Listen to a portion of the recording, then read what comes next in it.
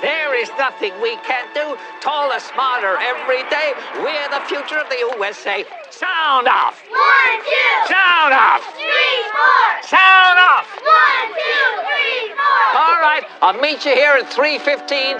Now you make sure you learn at least one new thing today. You nervous? No, I'm not. It's not a stakeout. They're fourth graders. They're not armed. Well, they go through metal detectors, don't they?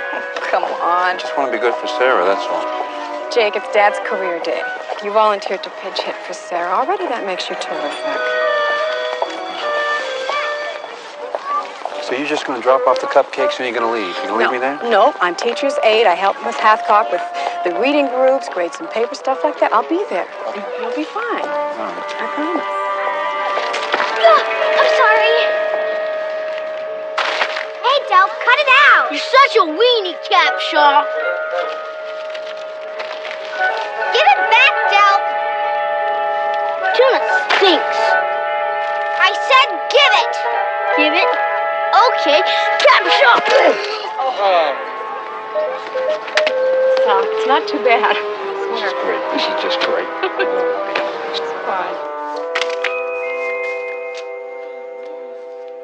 A lot of times what we'll do is we'll cross-check a list of suspects on the computer.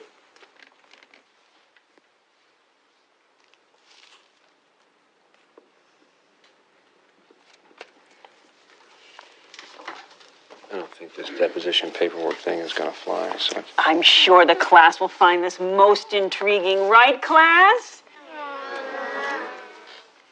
Maybe the children would like to see your badge, Investigator Stiles.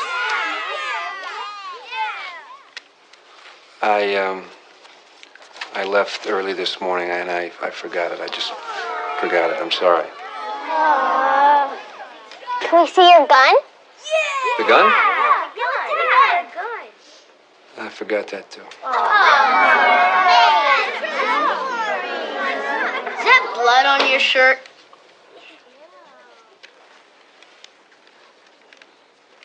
No, that's tomato. Thank you, Investigator Stiles. I'm sure we all learned something about the exciting world of police work. Where should I sit? Over there's fine, thank you. Our next speaker is Little Bud Delp's father, Big Bud, also known as... Slime Bang! Ah!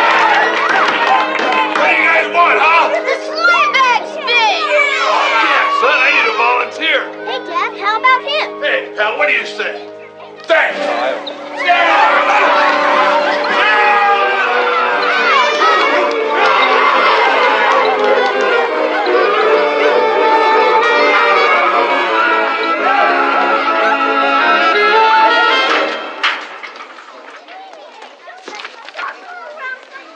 It was very nice of you to help Slimebag out. You're welcome. What did it feel like? You know, the... Felt like the flu. The fairy godmother. Who's the fairy godmother? All the mothers in the PTA are talking about her. Lauren Billing got $20 for returning a sweater to the lost and found.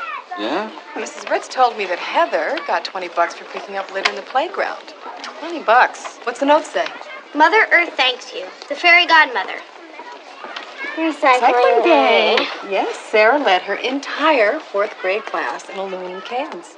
What do you say we celebrate? Lunch is on me. Okay, what we got here? For you. What is this? Turkey surprise. Where's the turkey? Surprise. No. This is what mothers are for.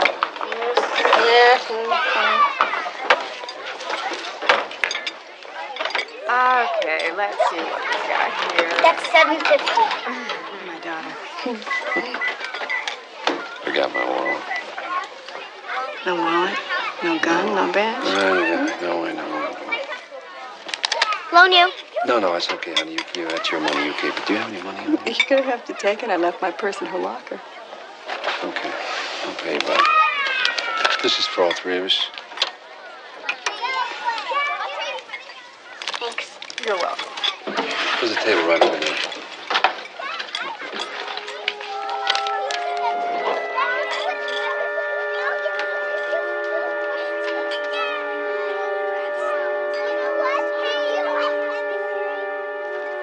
So, how is it? It's not that bad. It's all right. Yeah? Yeah.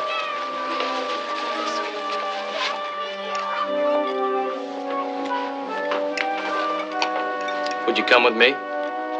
Why? You're under arrest. Who are you? Parnell, Chief Investigator, Federal Deposit Insurance Corporation. That's a government citizen. With a capital G.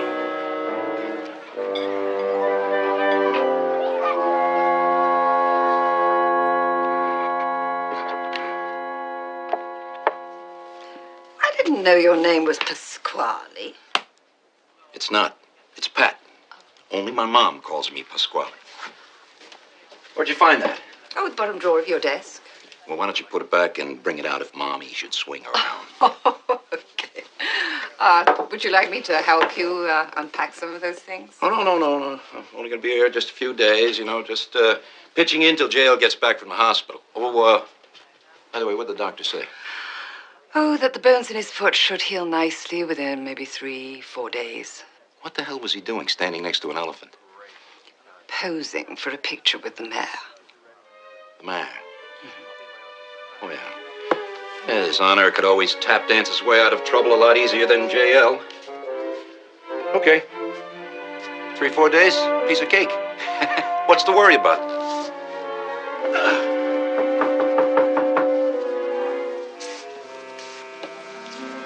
A fairy godmother? I've been on the job 5 minutes. I don't know what the hell is going on. Will someone please explain it to me? 5 years ago, $200,000 was stolen from the Howland Savings and Loan. A Frank Kubliansky was captured soon after the robbery, but the money was never recovered. Kubliansky is still in prison. Not one single solitary bill has turned up until a few weeks ago. So how do you get into this? I borrowed $20 from Sarah. We identified the bill he gave the cafeteria cashier. Its serial number matches one from our So you computer think I list. stole the money? You think I took it? A warning, mister. You trifle with the FDIC. You flirt with the wrath of Washington, D.C. Okay. Parnell, just take it easy. Take it easy, all right? All right, look, we're looking at a $200,000 unsolved robbery that popped up again. But, Tony, I hope you fully understand the importance of this matter.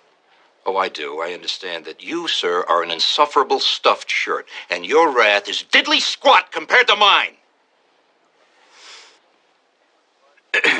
Excuse me. Neely, the fairy godmother? Oh, the fairy godmother has been handing out money anonymously to kids at school who've done good deeds. Not only there, serial numbers from bills matching the stolen SNL money have surfaced at shops and markets around town. Okay, so, who is this fairy godmother? Oh, well, no one in the PTA knows. The PTA? This is your source of information? Listen, when it comes to the juicy stuff, I'll match my PTA against your FBI any day. Latoni, the FDIC honored an insurance claim. It paid out $200,000. It wants it back. Obviously, your office failed to close the case in the Howland SNL robbery 5 years ago, and obviously, I'm going to have to close it for you now. And obviously, this fairy godmother amuses your provincial minds. But I won't stop until this fairy godmother is squashed.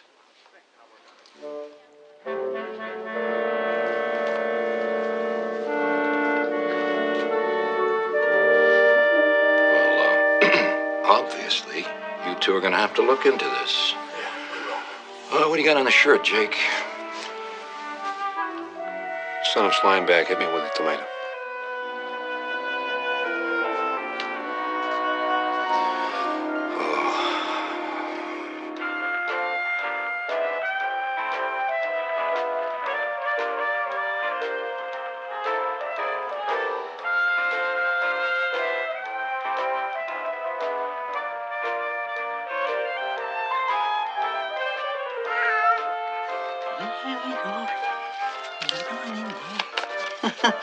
Big night ahead of us, eh, Johnny? Oh, I almost forgot.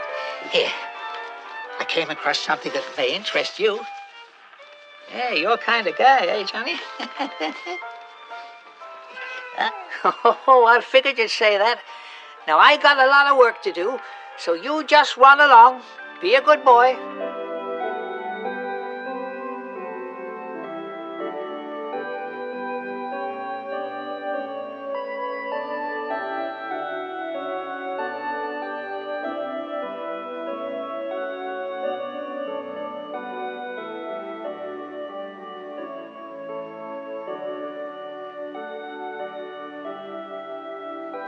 I've been hearing about your Feed the Hungry program, Father.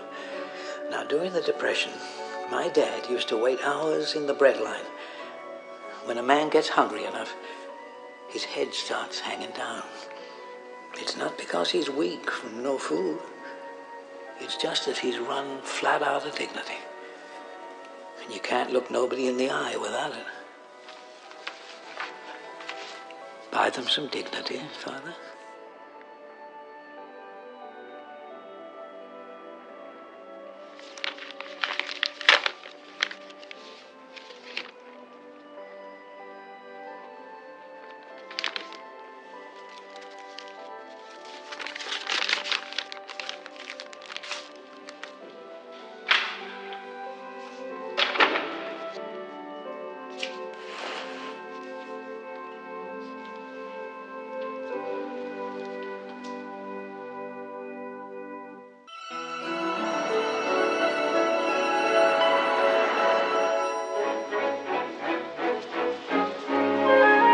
Investigator Capshaw, District Attorney's Office. What's going on here? This gentleman tried to buy this coat. Gave me $100 bill to pay for it. I checked the C-note against the list the cops were passing around. It's hotter than Aunt Minnie's hair curler. That true? First part is, have to take his word for the rest. You gonna arrest him? For what? For stealing. Well, the coat's still here. And he's still here. What did he steal? This. Did you steal that? Nope. When I got up this morning, I found this under my bedroll. Had the 100 in it and a note. Winter's coming. Buy yourself a coat. You're a good man. Nobody can take that away from you. Fairy godmother. You believe that? Come on.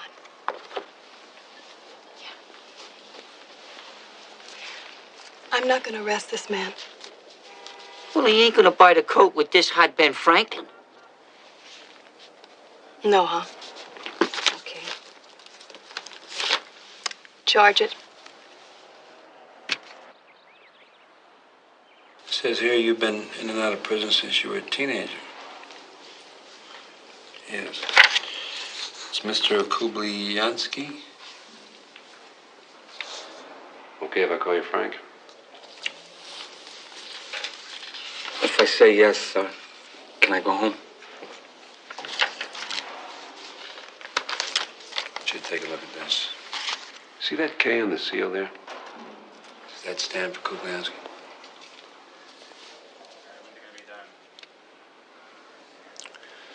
Maybe family heirloom or something like that. I don't have a family. You don't have a hell of a lot of friends either, do you, Frank? You know, I checked your prison records. You haven't had one visitor since you came here 5 years ago. Why is that? I'm a loner. You robbed the Howland Savings and Loan. Did you have a partner then? Friend? I'm a solo act.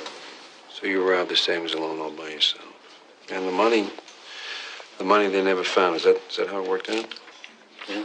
Must have fallen out of the car when I was trying to get away. Well, whoever found it, Frank, is giving it away. Do you want to say something about that? Visiting time's up. Well, not for me. I can stay as long as I want. Talking time's up.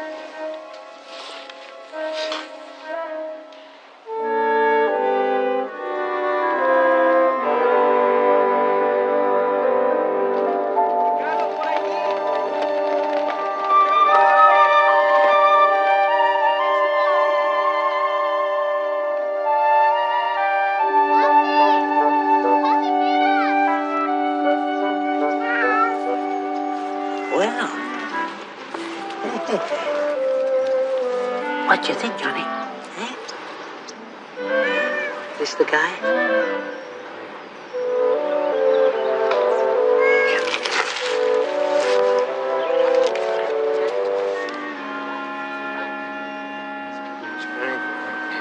Check out the old man.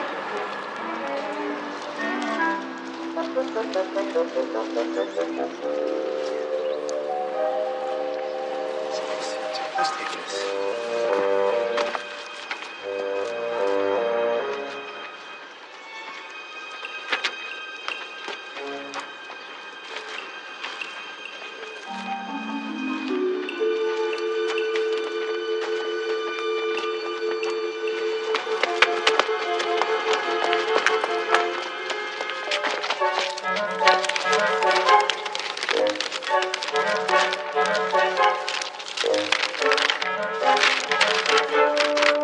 Saving the cat, the fairy godmother. This old man must be an escapee from a nut house. You know that old boat they're always talking about that's coming in? That old man's ours. What boat? Who's talking about it? Was I around, Tony?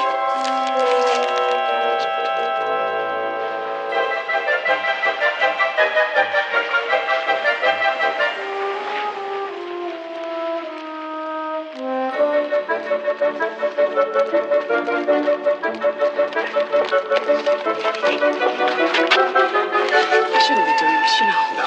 I'm a grown-up. Very childish and it's very immature. Yeah. Absolutely But right. Mom, they did it to us. Yeah, the Morons left a message on our answering machine. Put me down this instant, Bogdell! Spin her around again, Dad. Besides, we couldn't let Sarah do this by herself. In the dark? That'd be very irresponsible. You ready? Let's go.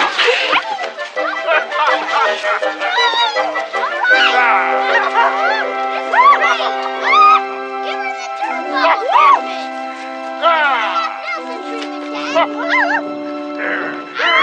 All right, yeah. Come on, do it again.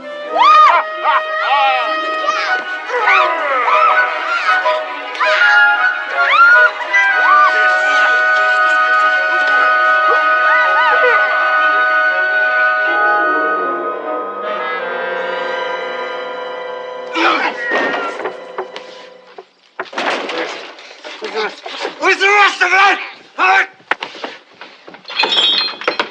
All right, old man. Where the hell's the rest of the money? This is your last chance. I don't know what you're talking about. This You got so much money you're giving it away to bums? That's not for you. Yeah.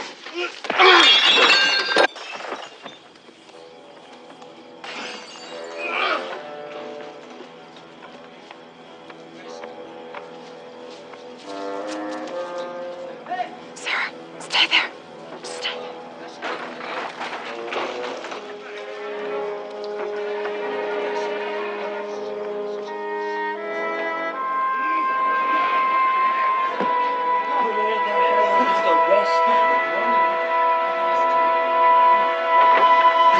Talk to me. Put the tray down! Hands in the air! Don't make me use this.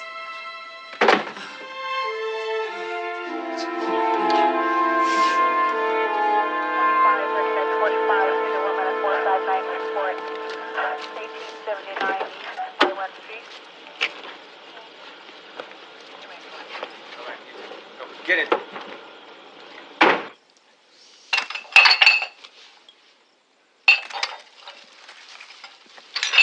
You should go to the hospital, Hubble. Have a doctor check you out. No, I'm okay, Missy. Uh-huh. You're very gentle. That hurt? No, that's fine. Thank you very much. You're welcome. Is that better? There. Papa, what does the K stand for? Kid. That's my name. Hubble Kid.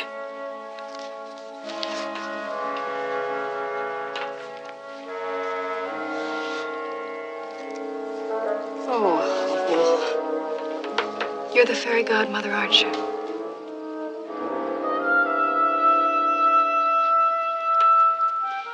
Really?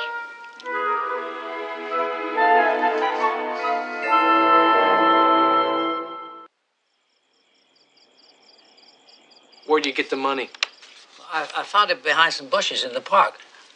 You found 200,000 behind some bushes in the park and decided just to give it away. Yeah, more or less. Mr. Kidd, how much of the money have you given away? Oh, about $20,000, give or take. You gave 20,000 to bums and mouth-breathing school kids? They're nice people and they can use it. Now, there's just me and Johnny One Eye. We don't need all that much. Don't try that sweet, kindly old man routine on me, mister. You cost the federal government money. You are a thief. You'll spend the rest of your days locked in a small cage. Would you shut up? You let your people speak like that, Latoni? Yeah, only when they beat me to it. Would you excuse us for just a couple of seconds? Now, Mr. Kidd. Hubble, it's friendlier. Oh, Hubble.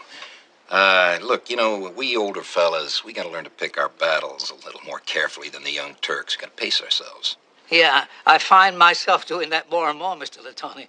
Oh, no, Pat. It's friendlier. Oh, you're a wise man, Pat. Well, thank you, Hubble. I size you up the same way. I don't want to butt heads with you. The rest of the money, why don't you just give it back? I don't have it here, Pat. Where the hell is it? Well, I don't keep that much money in the house. There's a lot of criminals out there.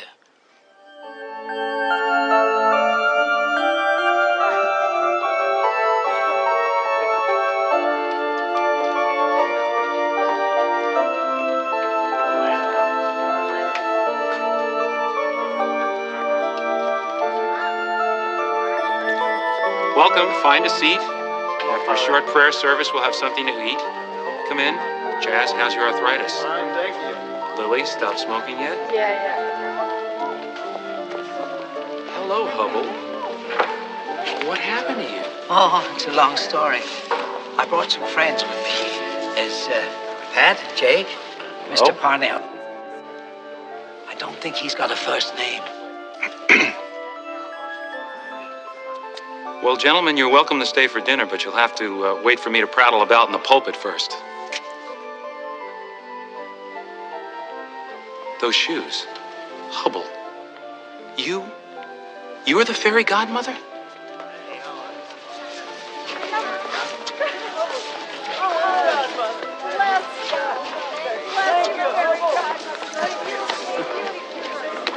You're right, Parnell. He's an animal. I'd have him locked up in a cage. Excuse me. Excuse me? Excuse me. Where's the money? I had it in the balcony. I'll go get it. I want to go with you. I'd like a minute alone. Well, I can't go anywhere. A quick prayer? A favor, please?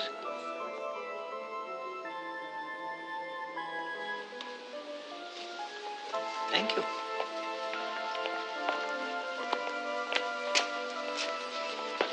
You see all these people? They can come in out of the cold night and have a warm meal because of Hubble. The fairy godmother gave $5,000 to the Feed the Hungry program. Nice touch. But it wasn't his money to give. It belonged to the United States government. He's a crook. Hope you see the point, Padre. If you don't see the hand of God at work here, then you are blind. Please take your seats. Let's go on with the service. Well, now, it's just you and me, God. I know. Well, that savings and loan that was robbed 5 years ago, was there a reward offered? That hardly matters. No, it does matter. Is there a reward? I believe there was, yes. 10% of the amount stolen. 10% of $200,000 would be $20,000. The man gave away $20,000. But he's returning the rest of it. So you take 10% of the money he's got coming to him for the reward, and you put that up against the 10% that he's already given away. The way I see it, it's a wash. Pat, I don't see what we can charge him with, do you? No, I don't. I'm a government official, not a guppy. There's not a lawyer in the world who can make a case with that poppycock. This lawyer could. And I will.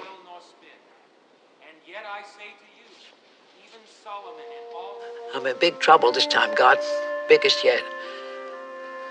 I'm running out of time, and I feel I got to do something real important. But I don't know how to do it. I could sure use some help. Amen.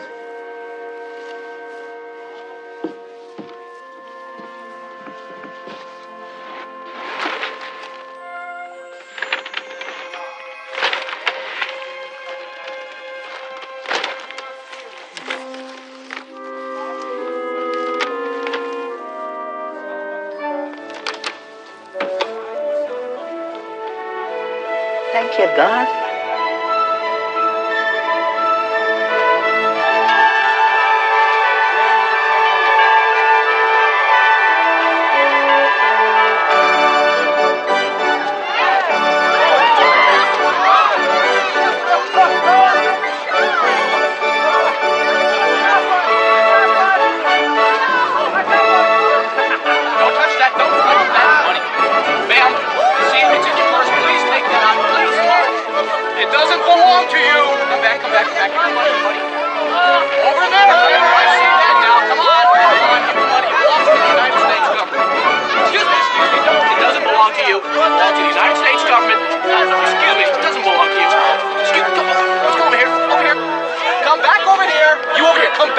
Come back.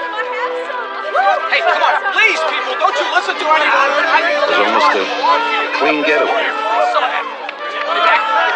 It belongs to the United States government.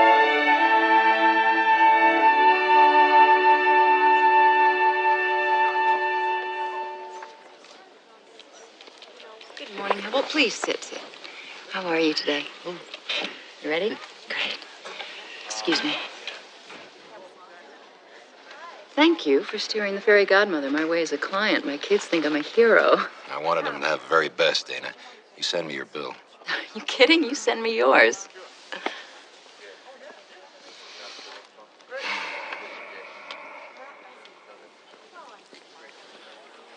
You okay? You look tired. Oh, well, I didn't sleep at all last night. I had a nightmare. I dreamt I prosecuted Santa Claus. I got him life without parole. I nailed 2 of the elves as co-conspirators. Shirley, do me a favor, honey. Would you get me a pitcher of water? Faucet's down the hall. Grinch.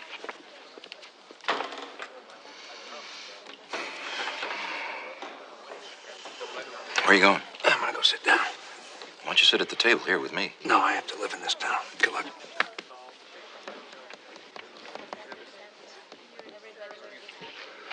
He could have returned the money.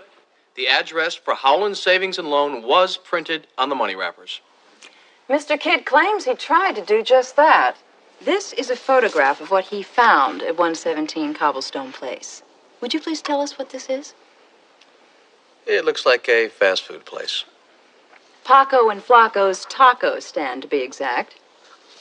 Defense Exhibit A, Your Honor. Howland Savings and Loan isn't at 117 Cobblestone Place anymore. Hasn't been in almost 4 years. You know why, Mr. Parnell. Would you share that with us? It went bankrupt, I believe. Correct. And why? The SNL officers, they made a series of bad investments. They invested in fraudulent junk bonds and personal yachts, blew the depositors' money, blew Howland Savings and Loan off the face of the earth. Now, faced with a choice, Mr. Kidd felt it unwise to turn over $200,000 to either Paco or Flacco. He could have returned it to its rightful owners, the Federal Deposit Insurance Corporation. My client claims he tried to. He claims he called your office. You personally, Mr. Parnell. I don't recall that. These are copies of your office telephone logs. Defense Exhibit B, Your Honor. On 5 separate occasions within 2 days of coming across the money, Mr. Kidd phoned you. Did you call him back? See what he wanted? My players all come from poor families. Well, we got some T-shirts, dyed them all, we cut out letters to spell Dukes, sewed them on. And when you took the field in your uniforms, what happened, Coach Littlehouse? The other teams laughed at us. Then one day, I go into the dugout, I find this envelope from the fairy godmother. The note says, give them uniforms. Give them pride. So I bought uniforms. And? Well, they don't play a lick better, but I swear they're all a couple inches taller. I couldn't have made it here without my new walker. Bless you, fairy godmother.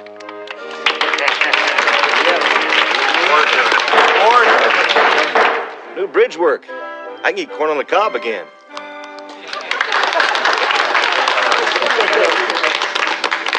No further questions, Your Honor. You may step down. You put this guy in jail, you can forget about re-election. It's not re-election I'm worried about. It's going home and facing my wife. Mrs. Scanlon? The defense finds no need to say anything at this particular time. Then this court will recess for lunch.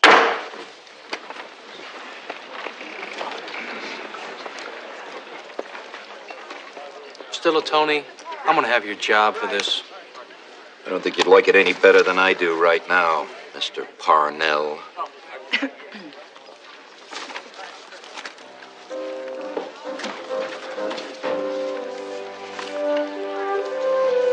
I didn't know better, Pat, I'd say you were throwing the fight. Well, I can make a mistake, you know. Contrary to universal opinion, I am not perfect. I think you're doing great. So do I. You had something you wanted to say, Mr. Kidd? Yes, sir, I did. Judge, I got a couple of favors I'd like to ask you. Go ahead, Mr. Kidd. Now, Mrs. Scanlon here, she's done a doggone good job of defending me, but I'd like to fire her.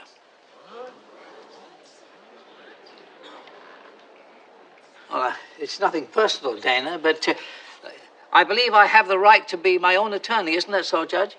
Well, yeah, it is your constitutional right, but I feel I must remind you of the old adage, a man who is his own attorney has a fool for a client. Maybe you're right, but I've thought it over, and this is what I want to do. All right. Mrs. Scanlon, you are dismissed. Good luck, Hubble. I hope you're doing the right thing. Yeah, so do I.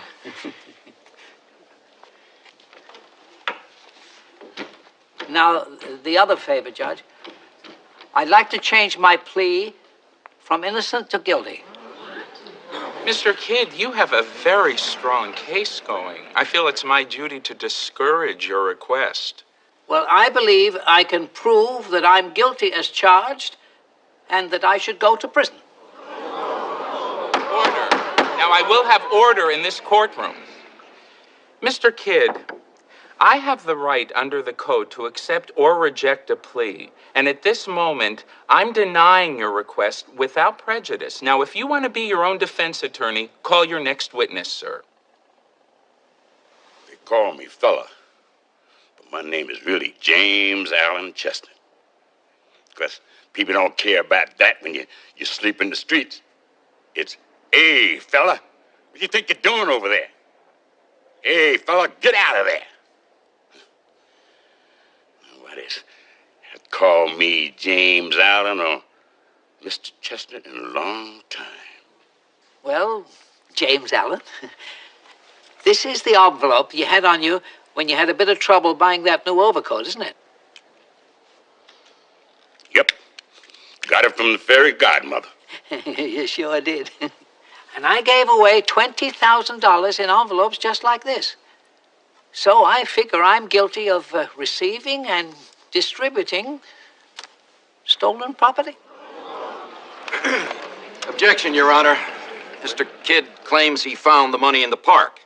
In order to prove the guilt he claims, it must be proven without a doubt that he knew the property was stolen in the first place. That's the People versus Martin, 1973. I have the case law right here if Your Honor wants to look at it. What I want is to speak to both counsels at the bench. You may step down, Mr. Chestnut.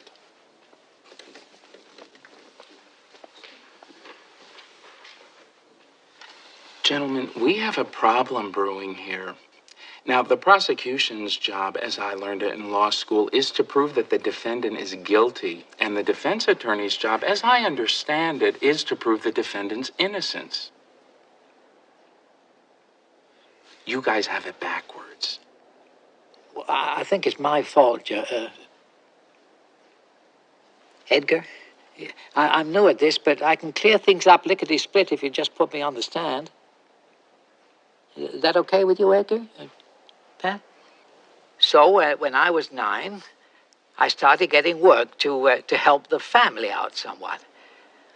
Now, the dock foreman asked me my name, but by the time they'd wrestled with the spelling, they just gave up and moved on.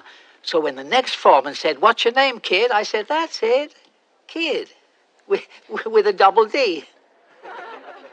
The extra D is just for style. So I became Hubble Kid. And I started working, and it stuck. Now, my real name, the one they couldn't spell, is Kubliansky. And Frank Kubliansky, the man who robbed Howland Savings and Loan, is my son. So, you see, I had to know that it was stolen property. I'm sorry, Pat. It's all right, Hubble. Mr. Latoni? I'd like to call Frank Kubliansky to the stand, Your Honor. I hadn't seen or talked to my old man in 15 years. Did he know you were in Ciudad prison for the SNL robbery? No. I couldn't tell him. I was too ashamed. I didn't want to break his heart one more time. But you called your father 5 weeks ago. Yeah. He's getting old, and he doesn't make much money as a crossing guard. I wanted to do something to make his life a little easier. Make up for what I'd done. So I called him up and told him to look in our secret hidey hole near the fireplace. I did it because I love you, Pop. But I didn't think you'd give it all away. Have you talked to your dad since that day? Yeah, I called him here in the judge's chambers. Will you tell the court what you told him? I told him I was doing a 5 to 7 year stretch and that I had 2 years left to serve. And I told him that the doctor in the joint said I got cancer. And at best, I got 6 months left.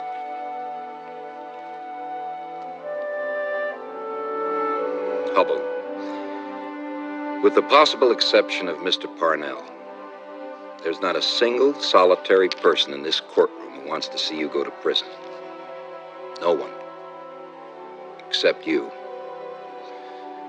Can you tell us why? I've been all alone since my Vera Rose passed on. Just me and Johnny One Eye. Frank's been gone for a long, long time. And I looked everywhere. I called everywhere. And at last I found him again. My son's dying. I want to be with him and hold him when he dies.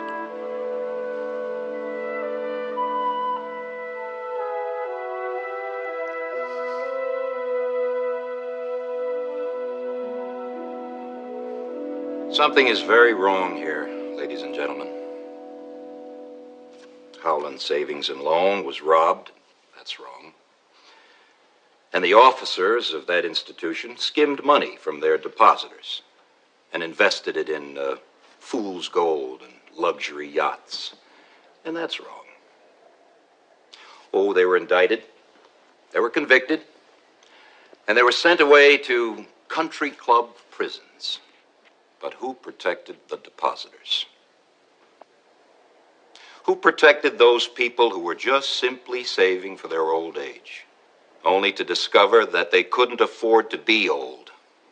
Who protected James Allen Chestnut and the countless people that shared the concrete with him? I'll tell you who did. And it was not Howland Savings and Loan. It was not the FDIC, and it was not you, Mr. Parnell. It was the fairy godmother, Mr. Hubble Kidd.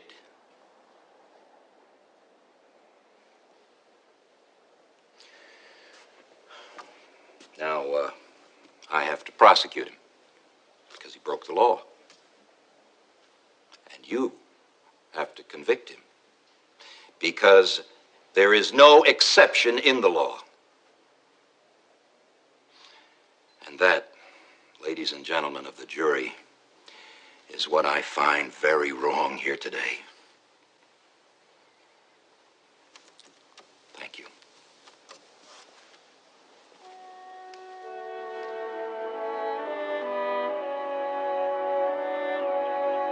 Has the jury reached a verdict? Yes, Your Honor. Please rise, Mr. Kidd. We, the jury, find the defendant, Hubble Kidd, guilty as charged.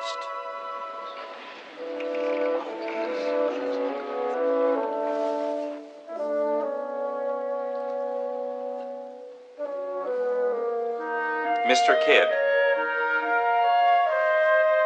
I sentence you to Ciudad Prison to share a cell with Frank Kubliansky for the remainder of his life. This court is adjourned.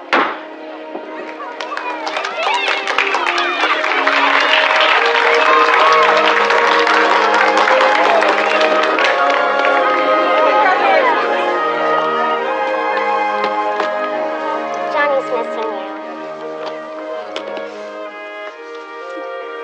Will you take care of this ugly, one-eyed old cat for me till I get out? Be happy to. Cat? Jake? Thank you.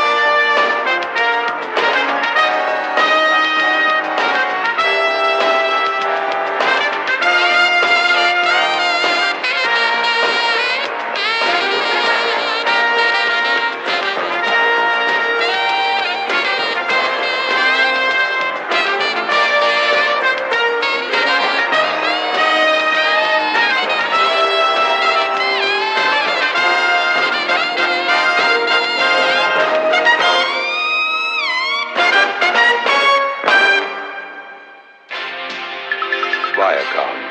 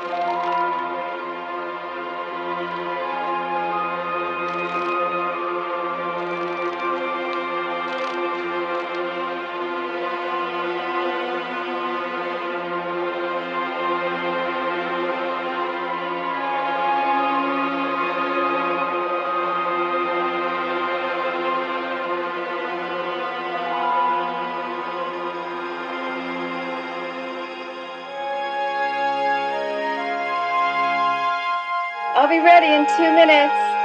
Is it girl time or guy time? What's the difference? About 20 minutes. 20 minutes, huh? You hungry? Go on, go eat.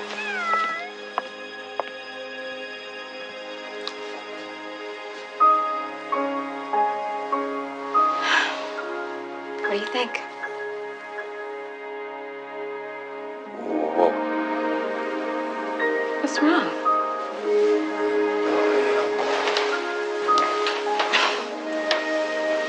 I didn't plan on the necklace. Planning? I don't understand. No. All right. I was going to take you out to dinner tonight and give you a nice little surprise birthday party, just you and I. Jake, my birthday's not for 3 months. I know, but if I did it on your birthday, then it wouldn't be a surprise. Surprise. Jake. Do you like it? Oh, it's beautiful. No, you wouldn't lie to me, would you? Huh? You like it? I love it. I know it doesn't compare to the one you have on. I know that. You're right. It absolutely doesn't compare. Yeah, let's try it out. Thank you. Here, come on. These things just come with a manual, you know that? I got it. Let me see. Look at me. Yeah? You like it? I love it. You know what I love about you? What? You're so thoughtful. And romantic. What else? What else? Sweet. Yeah. What else? More? Brave. Brave. Excellent typing skills. Heroic. You're leaving out so many things. I can't believe I left all those things out. Oh, and I love the way you kiss me. Hey, what am I going to do about these dinner reservations? Well, the dress won't work. I mean, with the birthday necklace, I need a birthday suit.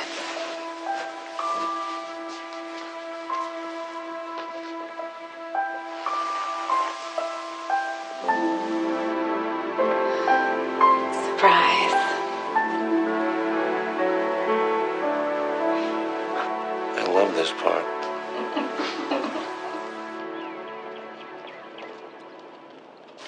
Come on, Liz.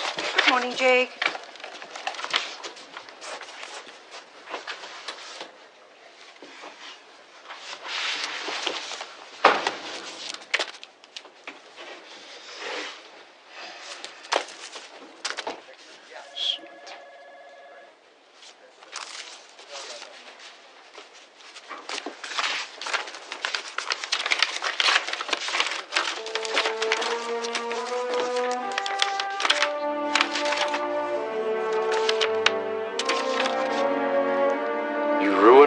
life. Now it's my turn. Tell the bitch she's going to die. It's probably just some nutcase. If it were just me, I wouldn't give a damn. But you're worried about Sherry. It's a good grade notepaper. After you check it for print, see who makes the paper and where it's sold.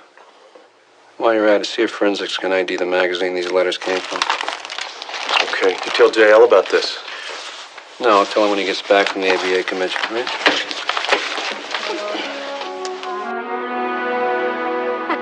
So, what do you want to do this weekend? You want to go somewhere? Yeah, sounds good to me. Well, how about my parents' place in St. Croix? No one is going to be there. Oh, St. Croix. Look, I'm on a budget here. San Diego, I can handle. Rosarita, I can handle. Look, it's no big deal. I'll get the plane tickets. And once we're there, it's... Yeah, Sherry. Look, we've talked about this before. Yeah, I stepped into it, didn't I? Sorry. Only up to your hips. It's all right. I know the money thing bothers you. I didn't mean to be insensitive. No, you weren't. It's not you, it's me. No, it isn't. I love that about you, Jake. You know? I don't want to lose you. That won't happen.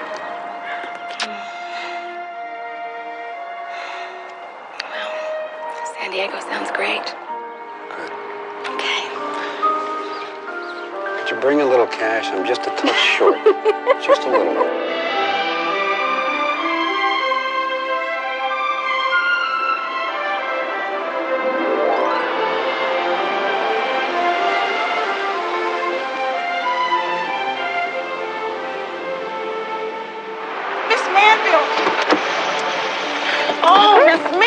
Miss Manville, I couldn't find you. It's terrible. Who can do such a thing? What happened?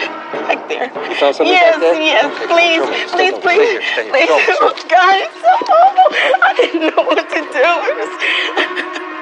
I didn't see anything. And I just came out here and it was right there. So it's awful. I feel so sorry for Miss Manville. Right there.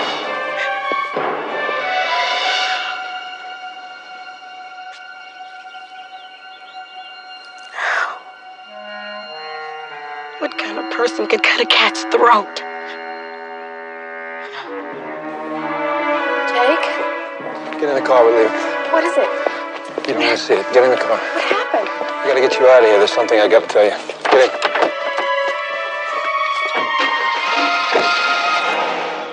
So you think that whoever sent you that letter killed Tabitha? They're tracing the letter right now. But these things take time, and I promise you we'll nail them. We'll get down to the bottom of this. I promise you that, okay? But you're not sure there's a connection, right? No, you can't be sure. Look, Sherry, I want you to go away. Go to St. Croix. You like St. Croix, don't you? Jake, I'm a big girl. Look, I know you're a big girl. I just want you to be safe, okay? So I want you to go someplace, anywhere. You go there, and I'll meet you there. I promise you, okay? Jake, I'll be fine. No, you'll be fine if you do what I'm telling you to do. Why won't you do that? Jake, you're worrying too much. I worry for a living. Just do what I'm telling you to do. Listen to me. I'm not going anywhere. I can deal with this. I don't want to go, okay?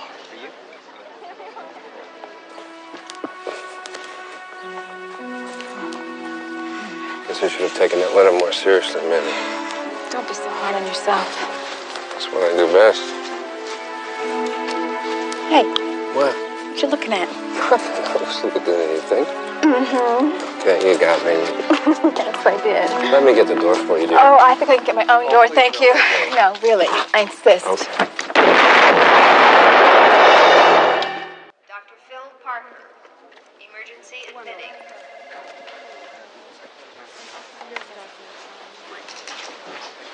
I got you some coffee. Thanks. I've been in there a long time, you know. Yeah, they're doing what they can. X-ray technician on call. Please call the emergency. What's up? Nothing yet, but the explosives were rigged to the passenger side door, but we got so few fragments and nothing looks traceable. All right, keep at it, all right? Yeah. Hey, we'll nail it, Jake. Don't worry. What? Tell me. We've stopped the internal bleeding, and we don't think that she suffered any brain damage. But she's still unconscious, and her vital signs are weak. It could go either way. I want to see her. Okay. Just don't make it too long.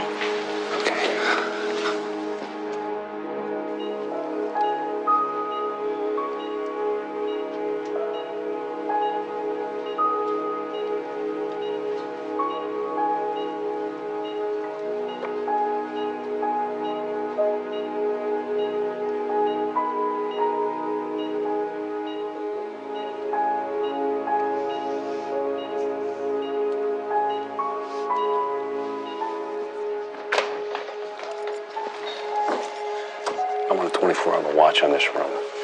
No one goes in and out except hospital personnel. You clear on that? Got it.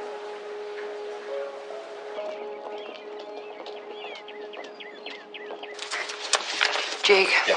Assignment memos for your signature. Well, any word from the hospital? No change. I got a call from forensics. The words pasted on that letter were all clipped from fashion magazines available anywhere in the U.S., but the note paper's another story. It's a special bond, manufactured and sold only in New England. New England, where's that ring the bell? Remember, last month we got a call from the New Hampshire State Police. Lisa Wilding escaped from a mental institution 5 weeks ago. I call the cops in Manchester, see if they know where she is. Okay. Who's this Lisa Wilding? It's a little before your time, Liz. Lisa Wilding was a thief and a killer. It's gorgeous. You know what I really need to do? See this in the daylight. I'll be over by the door. Certainly.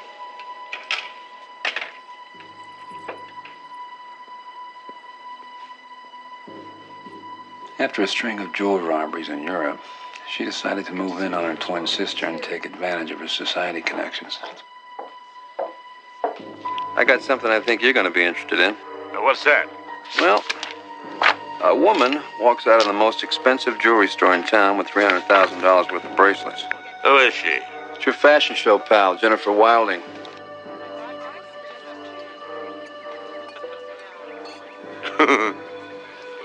Oh, really? Well, when did they say this happened? About an hour ago. I'm in the middle of a meeting with Miss Wilding and her committee, and it started just about that time. You were with her? Yeah, exactly. I'll talk to you later. Goodbye. Oh, dear. Look, Lisa, I've made a whole new life for myself here, and if you think you can just come in and... Do you mind not smoking in my house?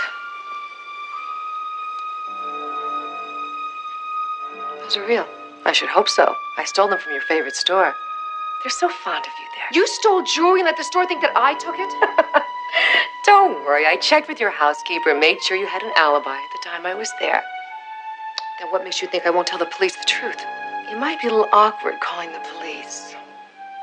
Not just explaining to your new society friends about me, but making the police understand about all those little robberies we pulled together brilliantly in Europe. It is delicious, isn't it? As a sample of what I can do to you if you're reluctant to help me. Then the guy she had ripped off in France tracked her down. She had to take care of him. I thought you didn't smoke. That's because I was a different woman at the club. You were with my twin sister then. You're joking. I wish I were. You see, I'm afraid she was very upset when you mentioned the police. That's why I wanted this afternoon to be the best you ever had. But why? Because it was your last.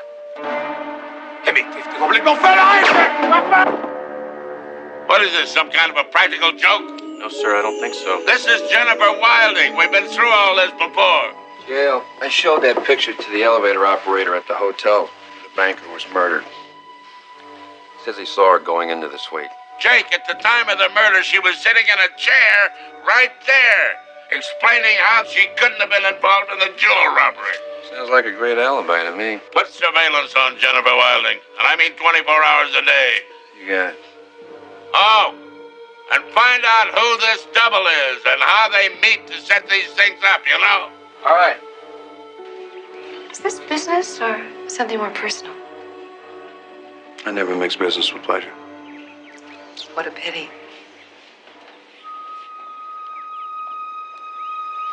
Oh! silk, coffee stains. Here, let me help you with that. We thought we knew what our next move would be, so I went undercover as a fence to make sure we'd be one step ahead of her. I always like something sweet before breakfast. I'll be right back.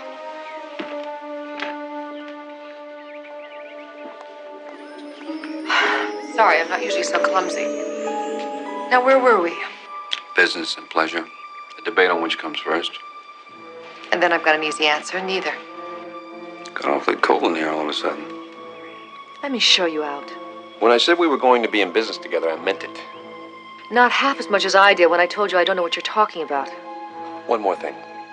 Just make it goodbye. Stay away from the fashion show. Job's too big for you.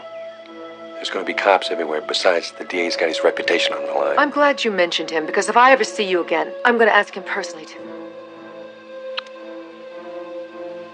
I'm sorry. I just wondered what happened to the lady with the coffee.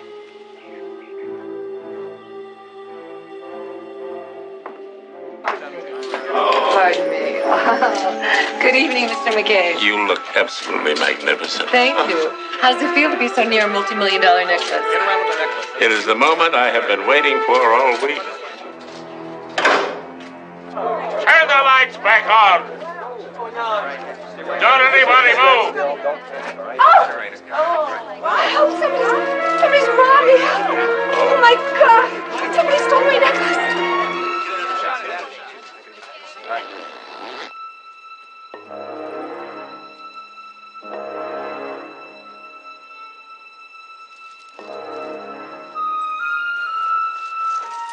I found it. It's too bad. I just want to make sure I'm arresting the right woman. What for? I have no idea how those got in my suitcase. Don't worry about the necklace. It's paste.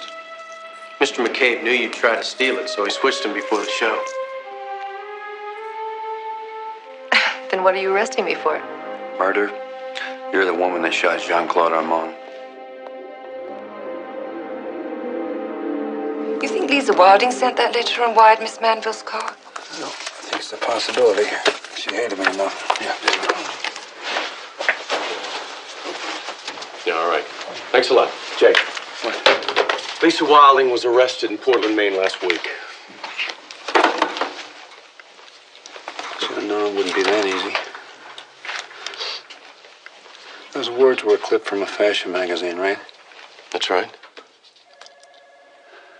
Go through all the women killers that we've put away. Especially the ones who've made parole. I put an authorization in for that an hour ago. I'll be at the hospital if you want me.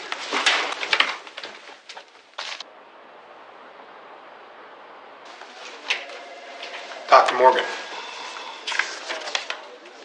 Go ahead, sir. Thank you.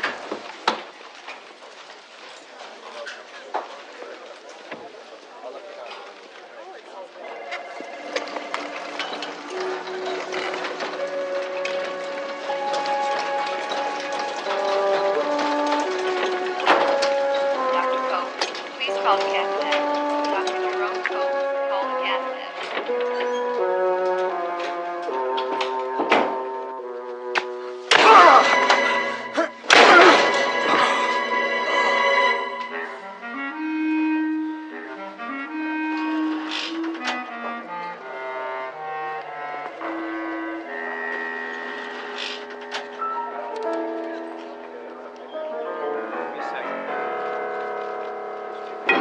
Grab that guy.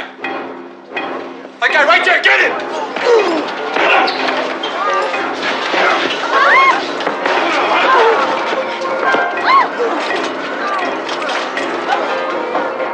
Security to third floor nurses station staff. Security to third floor nurses station staff. You all right?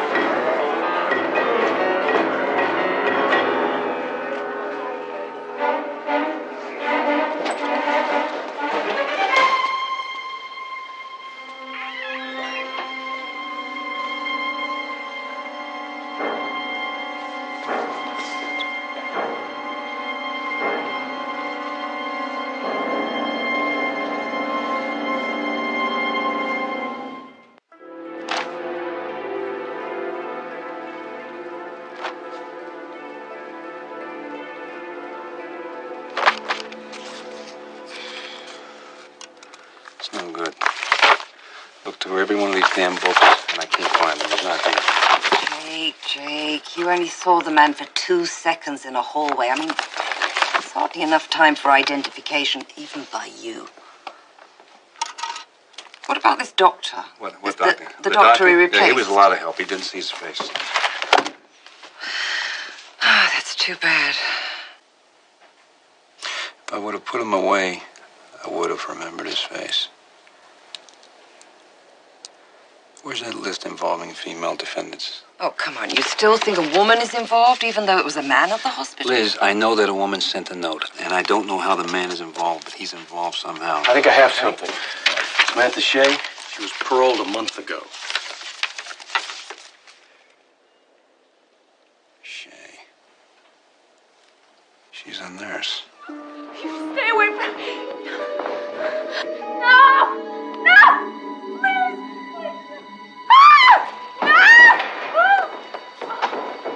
The rich woman she worked for was killed by a burglar. She struggled with the killer, fell down the stairs, and ended up blind.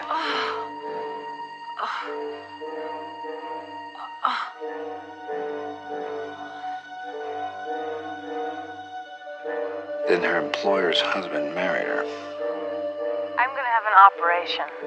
It's a new technique. The doctor thinks that there's an 80 to 90% chance that my vision will be restored. Damn it to hell. She's got a chance to see again. Derek, sometimes you positively amaze me. We still have Eileen Shea's murderer, Kyle Rankin, running around out there. The only person in the world who can identify him is about not to be blind. Yeah. Then her new husband started playing around on her. Package? It's from New York. It's from the hotel that you stayed in. It's a woman's slip. I know we haven't been together much lately. It's my operation. I've been so wrapped up in myself. I know that it's my fault. Come on. No, just let me say it. I never wanted to be a burden on you. Maybe marriage was a mistake. I was always afraid that maybe you did it out of pity. I hate to think that. But why don't we take things one day at a time?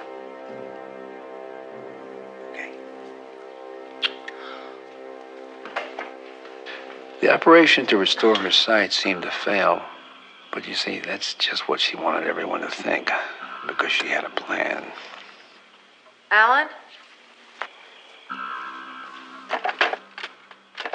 Alan?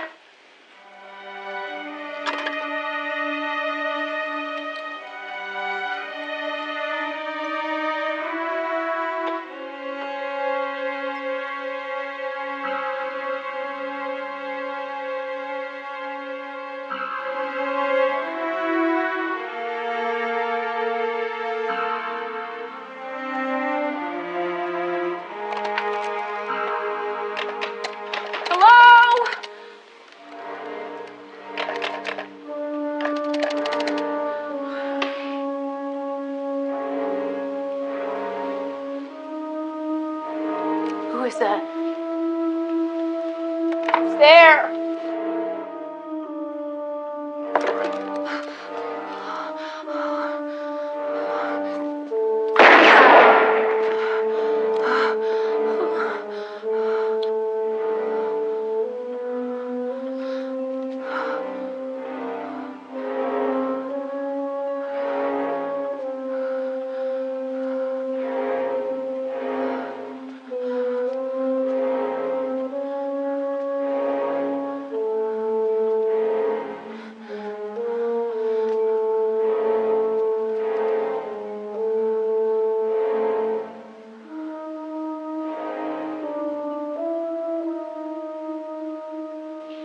The fun's over.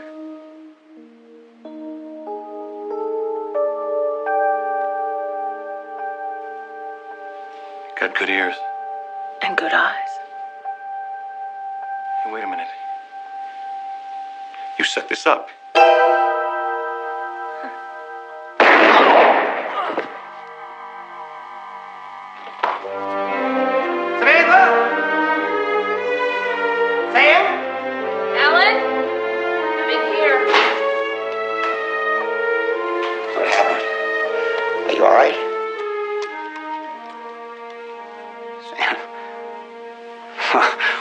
doing?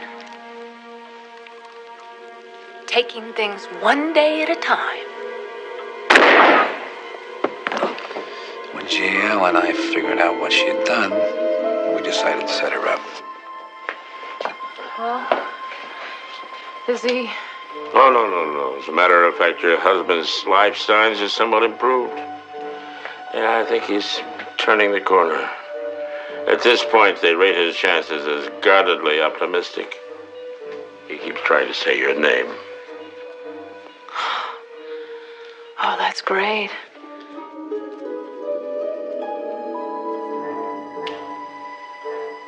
What are you doing in my house? Alan's very alert. He'd like to see you.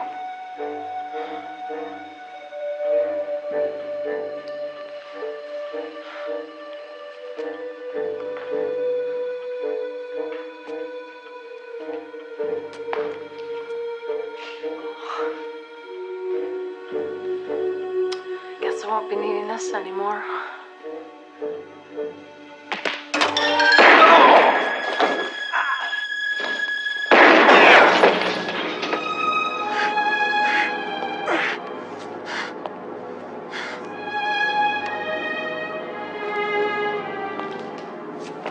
I know every inch of this house.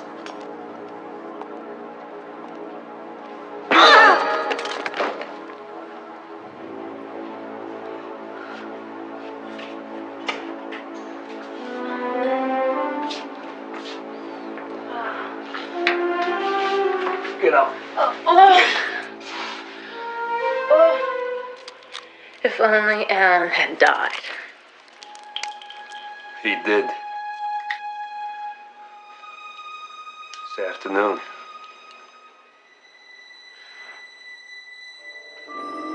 Find her.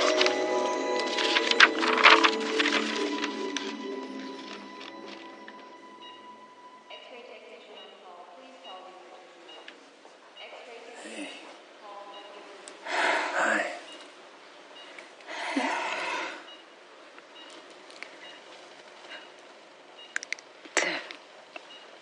There was this wind.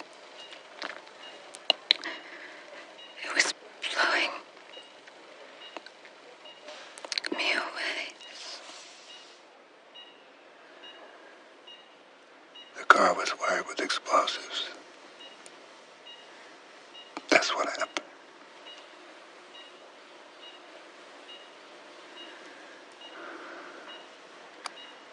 But I'm sure glad you're alive.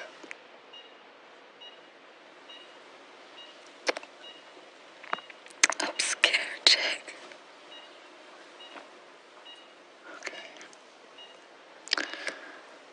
You know what? I don't want you to be scared. Everything's gonna be okay. Okay?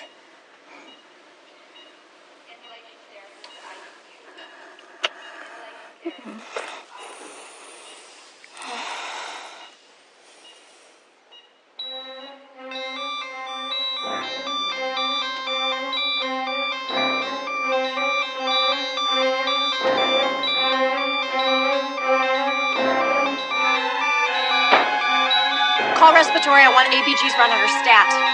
Get phlebotomy up here. I want somebody standing by right away. And find out who's on call for cardiology. I want him up here now.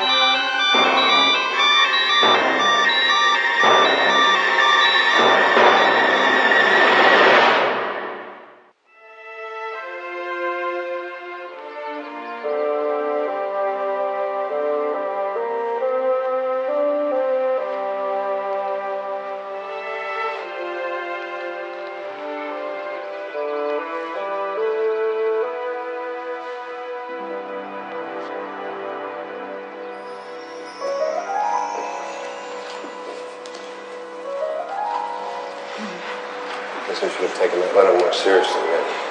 Don't be so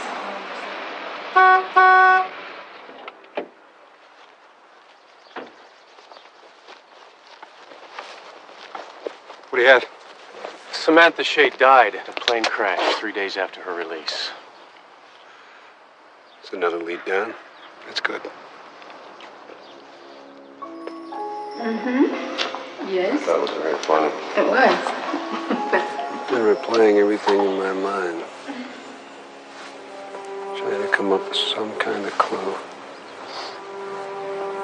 Something. Maybe I should have taken that letter more seriously, huh? Don't be so hard on yourself. I told her I was sorry. Hey, What? what you looking at? I wasn't looking at anything. Wait a minute. There was a woman. I remember she walked by us. And I kept thinking that maybe I'd seen her somewhere before. I turned back to look at her because I thought I'd recognized her. Do you remember anything about her? No. I couldn't see enough of her face. She was smoking a cigarette. She was smoking a cigarette. Did you see her toss a cigarette down? Did she toss one down? We were in there for 2 hours. If she followed us here, she was waiting for us the whole time.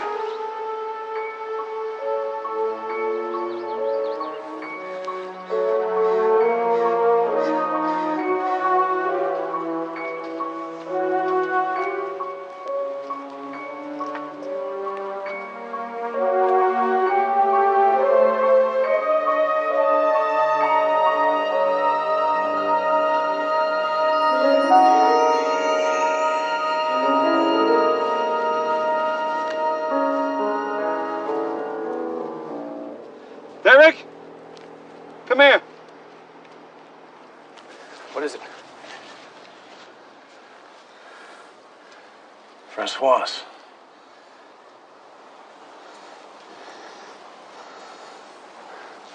Remember the woman we put away for blowing up the guy in the car?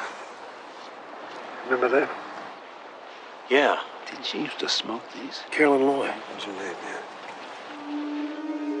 What would happen if I told you I could take care of this blackmailer? I'd give you anything you want.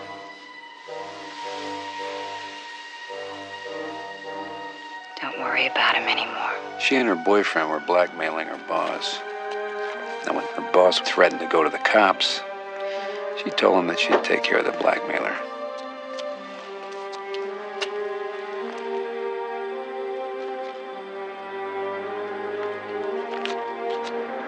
You want to earn $100?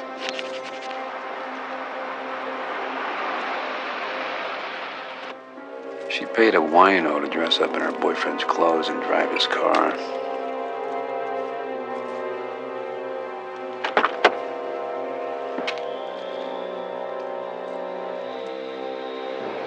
Slide over.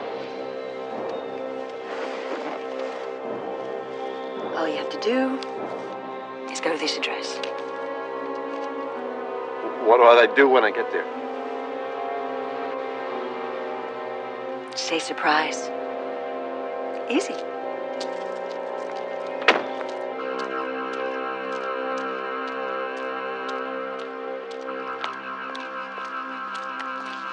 Surprise.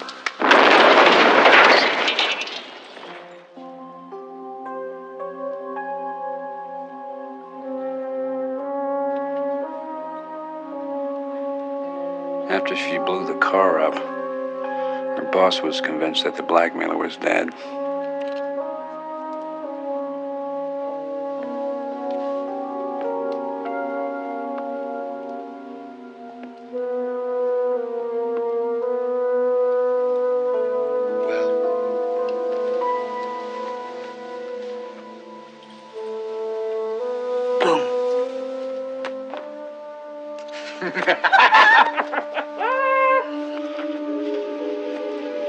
The boss was so grateful he married her.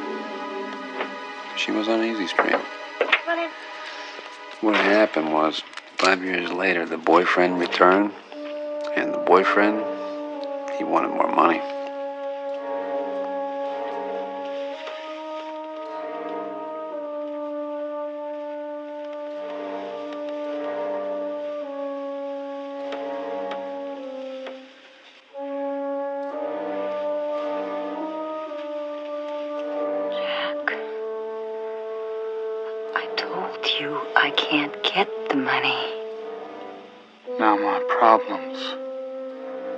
are your problems, darling.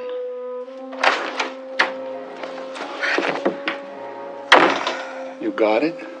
Yeah, I got it. Help yourself.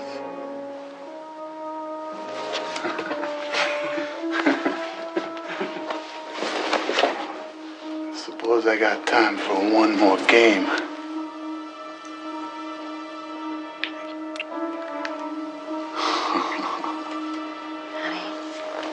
Your problems, they're over.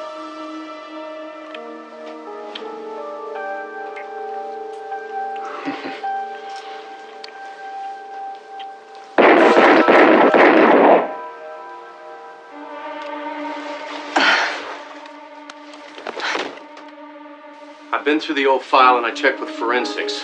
The car that blew up 5 years ago was ID'd as belonging to Jack Carpentier. Did they find anything in the car? Yeah, Carpentier had a signet ring with his initials on it. Some cash, some paperwork that was in the trunk, and a few other personal items. Well, I'll be damned. That's it. It's those French cigarettes. Here, there's some right here, see? So? When I went by Carolyn Loy's house yesterday, there was an ashtray filled with cigarette butts. And a pack of those fancy French cigarettes right next to it.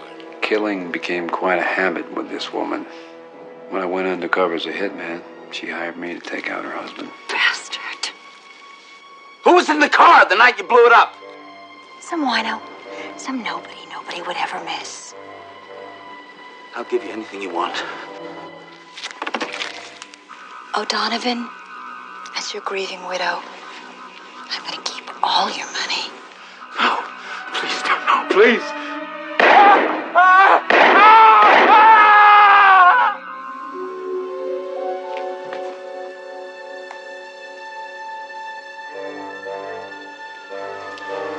I've heard about enough from you two. How about you, JL?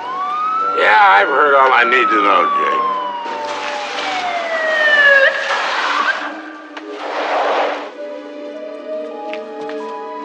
Yeah.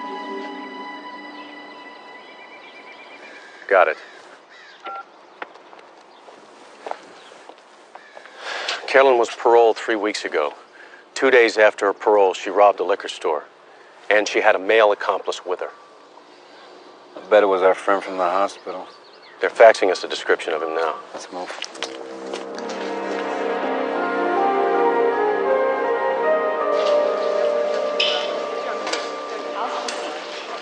Hey, woman in 308's being sent home tomorrow. I thought she was comatose. Well, she came out of it a few hours ago. Vital signs are up. EKG's normal.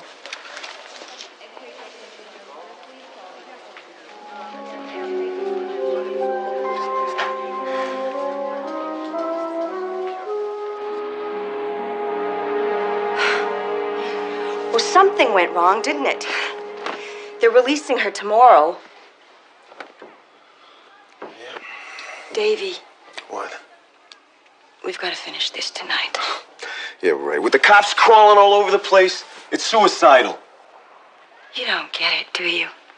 When she's out of the hospital, we can't touch her. no. That's it. I said no, all right? No. No. Davy. You promised me. No. I said Davy, no. Davy, come here. No! Come here. Think about all the things we You know talked something? about. You're crazy. That's right. But I'm out of here, baby. Okay? Don't walk out on For the me. next guy.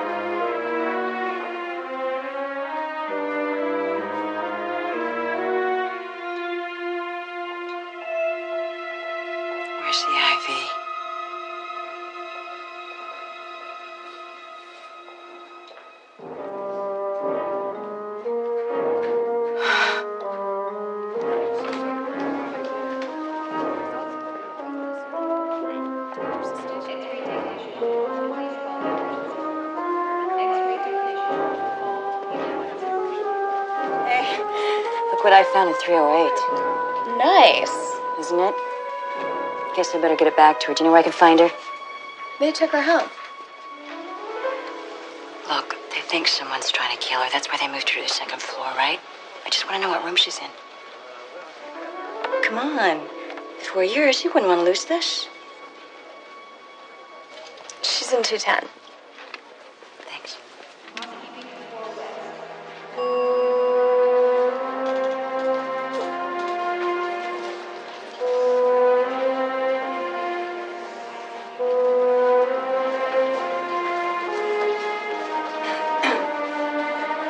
Excuse me, Officer Brown, yeah. There's a Jake Stiles on the phone for you. Just down at the nurse's station. He wanted to talk to you.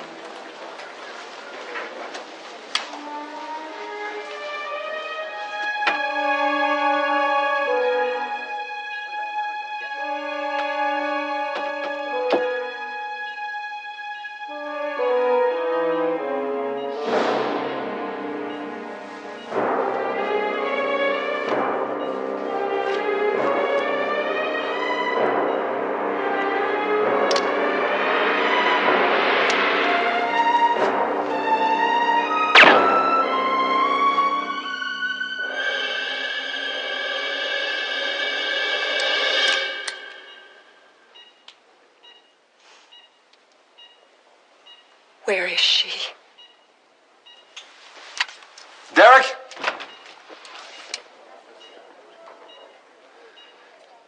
She's dead. She died last night. Get her out of here or I'll kill her.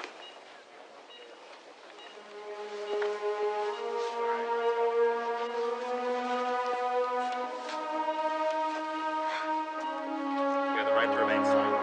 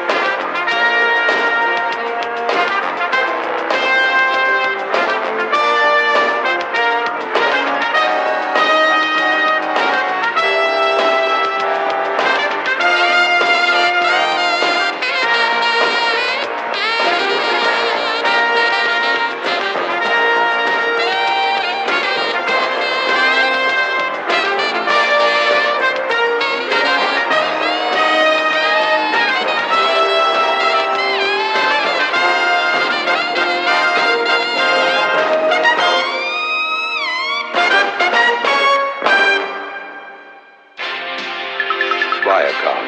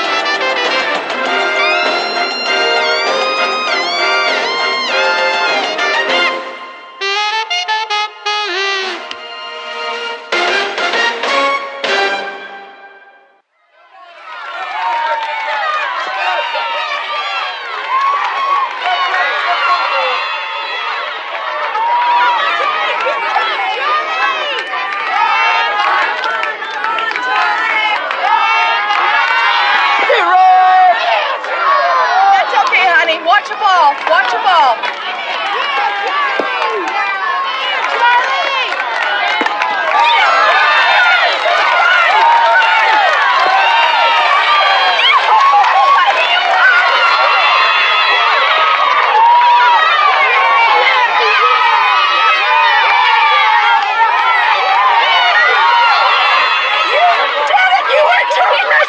I knew you could do it. It was my first day of the season.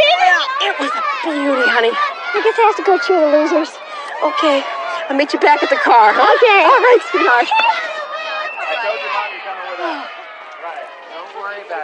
You have a lovely daughter. No, not a bad hitter either. Thank you. Very determined, just like her mother. Do I know you? Of course, I've changed, but then 5 years in prison will do that. Dr. Jameson. No. It used to be doctor. But you took that from me. What do you want? I want my life back. My reputation. You were convicted of fraud and malpractice, Doctor. You destroyed your reputation, not me. My trial was a farce, and you know that. Don't you have any feelings about what you did? Any shame?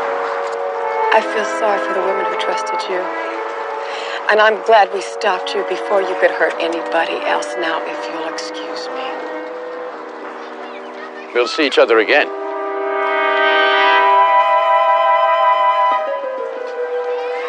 Sarah. Come on, baby. Coach says I'm going to be in the next game. It's good, sweetie. Good for you.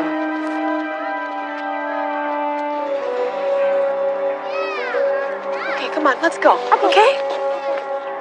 We believe Siegel assaulted you, but we need your help. Mrs. Laura, you realize that if you don't sign this, the deposition doesn't mean a thing. Now, you understand that, right? Yes, I understand. I just don't know about going to court. Having to just look at him.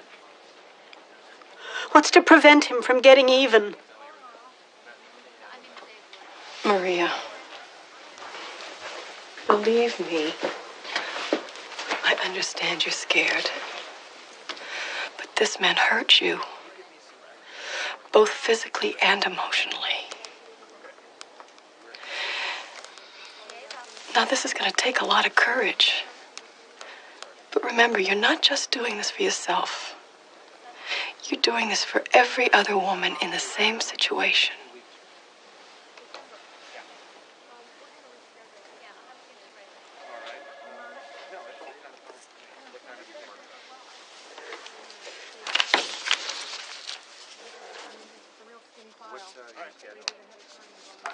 Yeah, if she'll testify, jail wants to go for attempted rape and assault. I don't think she's gonna make it. I think she will. You do? Mm-hmm. She's a lot stronger than she looks. I think you're right. Buy you a cup of coffee. Yeah. Jake, you remember the Jameson case about 5-6 years ago? Psychiatrist convicted of exploiting his patients. I don't remember the name. Why? Dr. Dashiell Jameson. Yeah.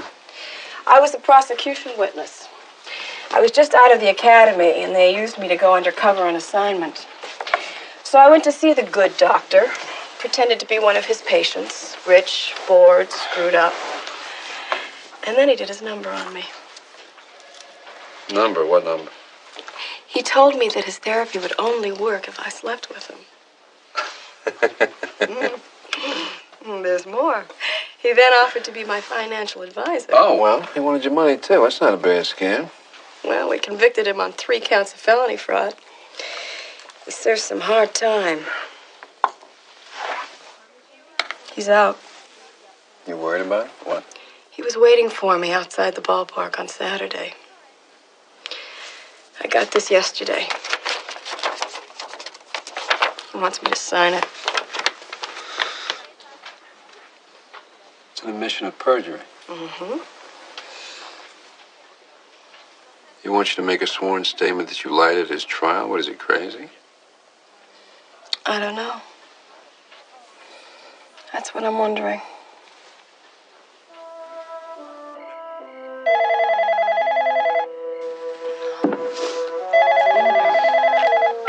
Hello?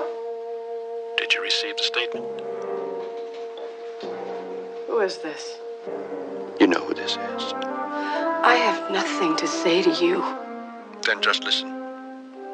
You're going to sign that statement because you know you have to. Because it's the truth. And because you have a lovely little daughter. You threatening me? Of course not. But you are concerned about your little girl, aren't you? You listen to me. You threaten me and I'll see you back in jail. I'm not threatening anyone. This is a dangerous world we live in, especially for children.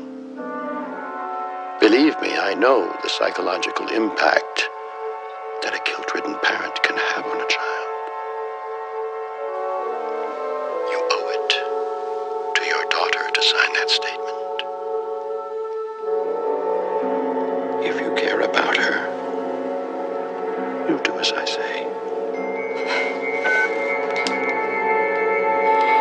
We can't file charges against him. He hasn't broken any laws.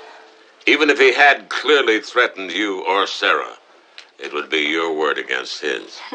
Do I know? He made a threat, all right, but he's smart. He knew just where to stop. Maybe he doesn't know where to stop. But one of the women who gave a deposition died before the case went to trial. The coroner called it an accident. Not everybody bought that. Ace Thompson didn't. He was the chief investigator. He thought that Jameson murdered the woman. But he could never build a strong enough case. This guy might be more than just a crank. Yeah. Well, I've changed my phone number. I have a new security code for the house. But I'm not worried about myself. It's Sarah. Jake, why don't you have a talk with Dr. Jameson, huh?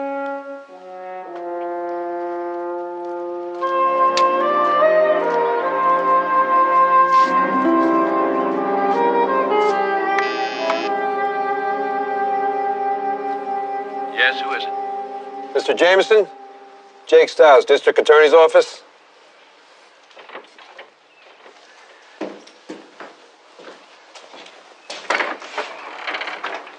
If you're here about my petition for a new trial, my attorney advises me not to discuss it. I'm here about the phone calls you've been making to Neely Capshaw. Why don't we talk? Come in.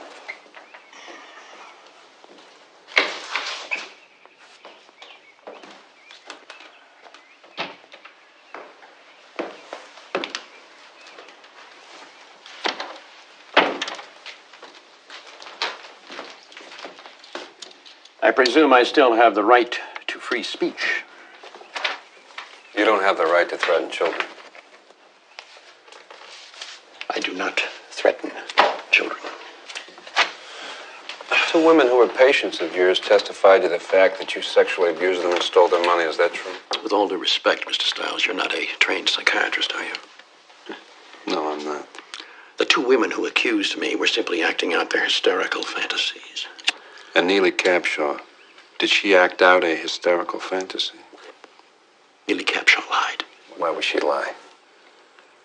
She's a professional person. She's a police officer. You think you know her? I was her doctor. Now, she may say that she was playing a role. A police officer or not, one cannot hide psychological damage. She's a very sick woman, Mr. Stiles, a neurotic, self-destructive. If she was an alcoholic. Recovering alcoholic. She's been sober for years and she hasn't kept that fact a secret. She does have secrets. Everyone does. You see, I was beginning to uncover her deepest fears, and it's a very painful process. I think that's why she subconsciously decided to destroy me. I'm going to get that new trial. And when I do, she's going to have to tell the world how she lied.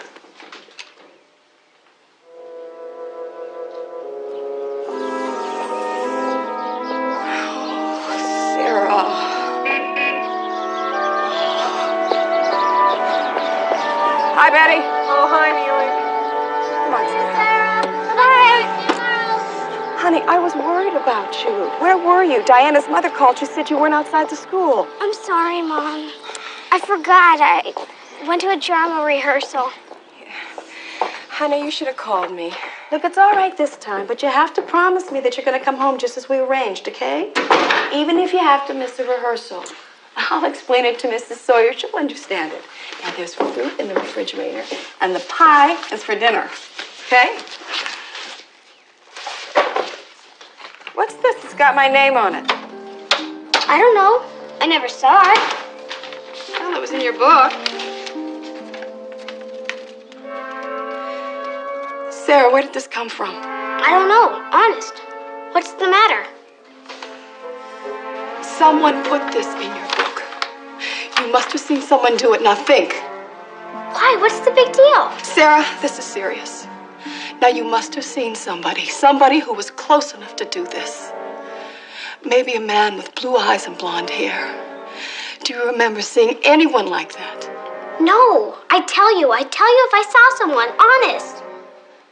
I put my books down on the bench during rehearsal. No one was around. Maybe somebody put it in there then. Mom, I didn't do anything wrong. Oh, I know you didn't, sweetheart. I know. Why don't you tell me what's the matter? It'll be okay. Don't worry. It'll be okay.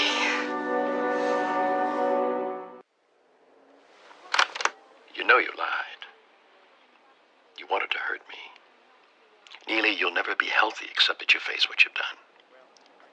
Sign the statement, admit your mistakes, and get on with the rest of your life. I can help you.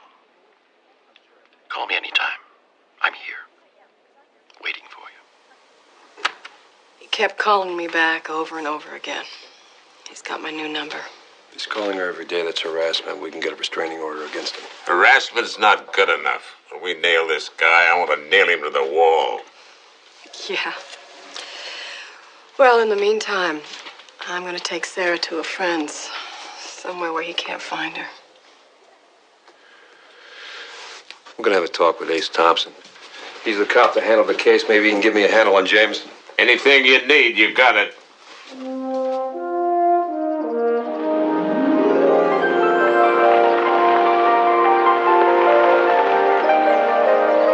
Hey, no long faces. It's only going to be for a little while. How do we know? How do we know this man isn't going to be around forever? Because he's messing with me and you, and we're not going to put up with it. And neither is Jake or Mr. McCabe, you'll see. I'm sorry, sweetheart. I know you're going to miss your friends and the play. I don't want to stay here. I love you. Now, I promise. It won't be for long. Come on. Come on, sweetheart.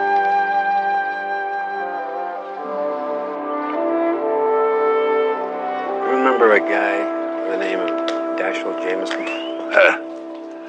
Not likely to forget that one. Jameson called me, you know. He did? Twice. About a month ago, some cock and bull story about a deposition for new trial. He's up to something, all right.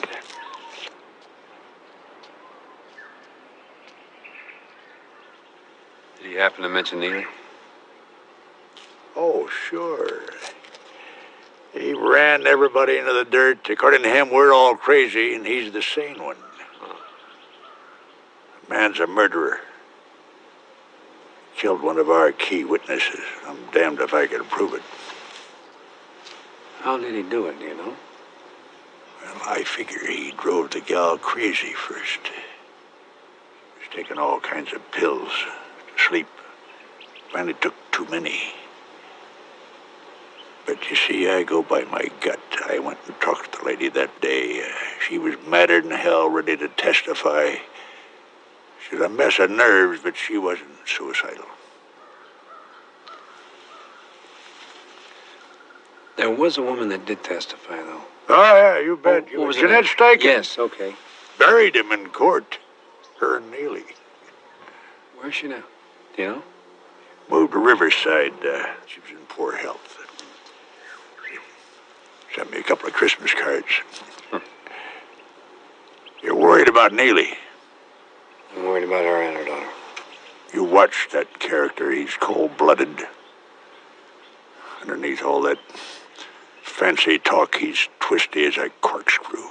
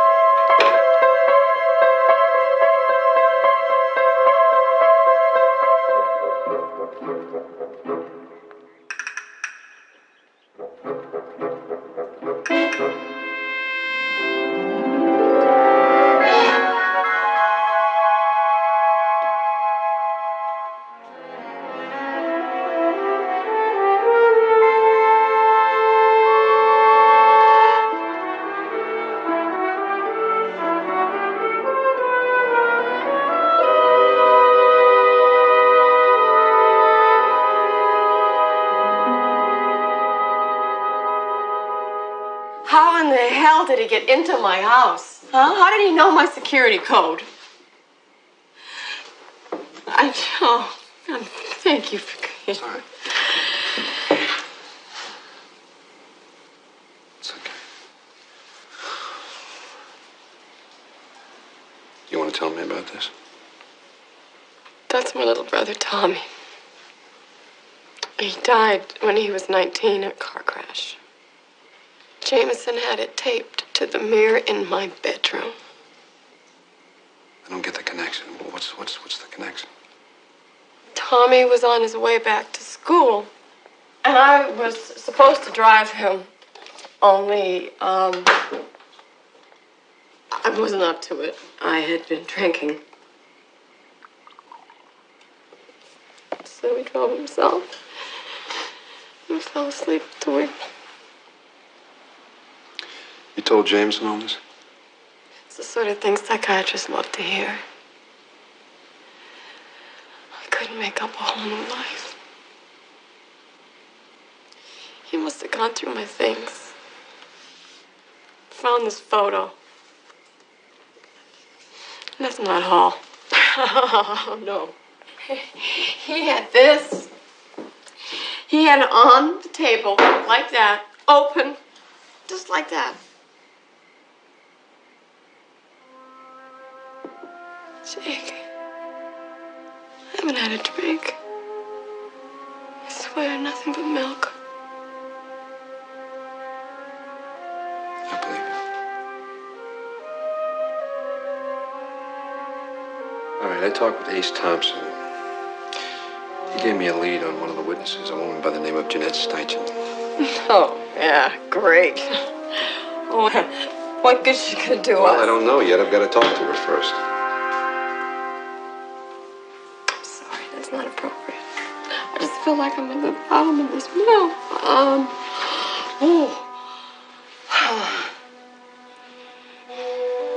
You talk with Sarah?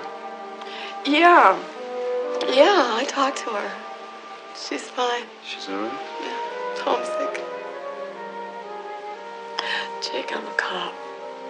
I'm supposed to be able to handle all these problems.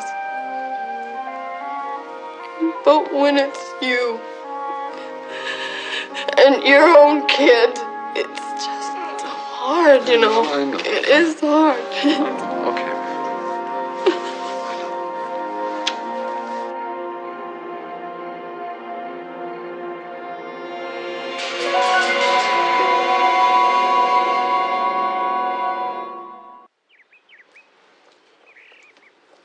Can I help you? Yes, ma'am. I'm looking for Mrs. Jeanette Steichen. And who are you? My name is Jake Stiles, ma'am. Well, I'm afraid you're a bit late, Mr. Stiles. Mrs. Steichen died about a month ago. I'm her housekeeper, Adele. I see. Do you mind my asking what happened? Well, there was a coroner's report, so I guess it's a public record. She took an overdose of sleeping pills. Do you mind if I come in and ask you some questions? That'd be all right? All right. Here, let me help you with this. Well, thank you. I took care of her for about 3 years. Her health was poor that whole time. She'd been hurt bad a while before by a doctor who treated her badly. She was all nerves. She couldn't sleep right or eat right. She was fragile, Mr. Stiles, like a piece of fine china. So you found her the day she died, is that right? That's right.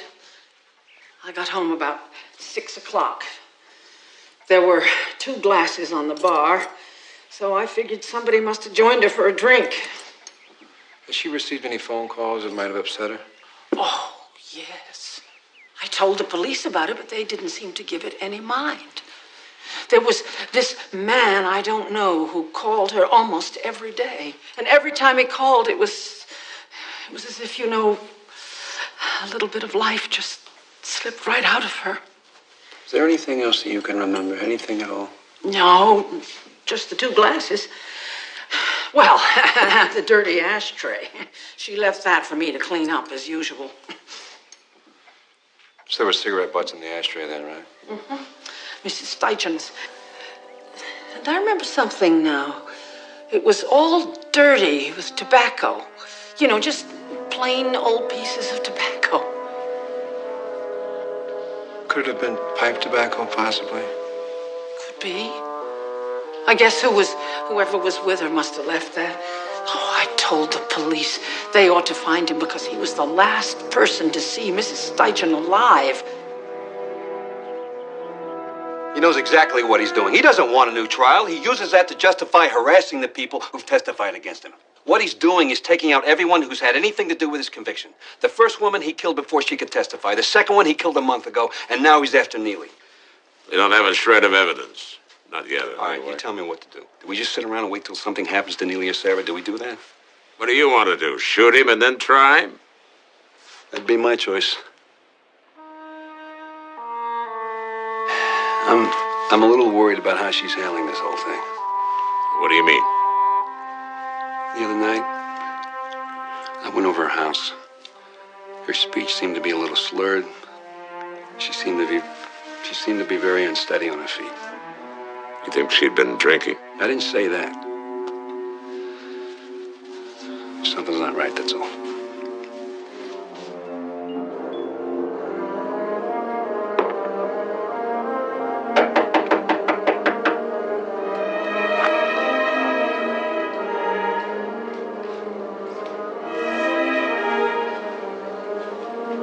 Who is it? It's JL, Neely.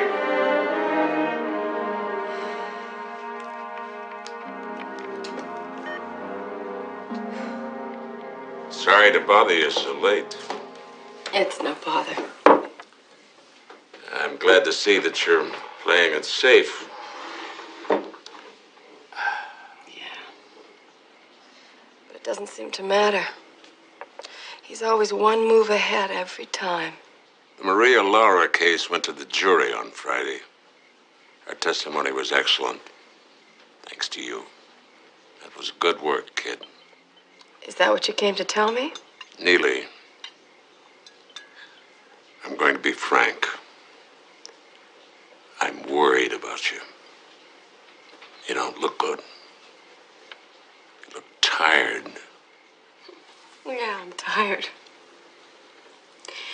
I'm tired of this guy getting away with this. I'm tired because the only thing I can do is sit and worry about my daughter. You've got to take care of yourself, kid. Maybe you need to get away for a while. By yourself. What you really want to know is if I've been drinking again, isn't that it? Did Jake tell you to come over and see if I was drunk or not? Look, Jake's worried about you, and so am I. I don't need people to worry about me.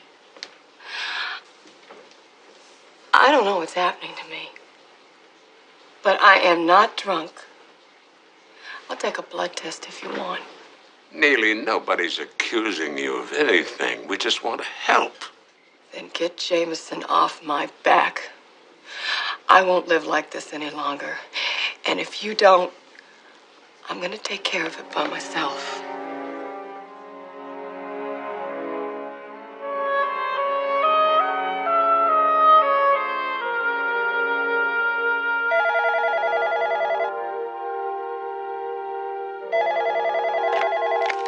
This is Neely and Sarah's answering machine, so please leave a message after the beep. Thanks.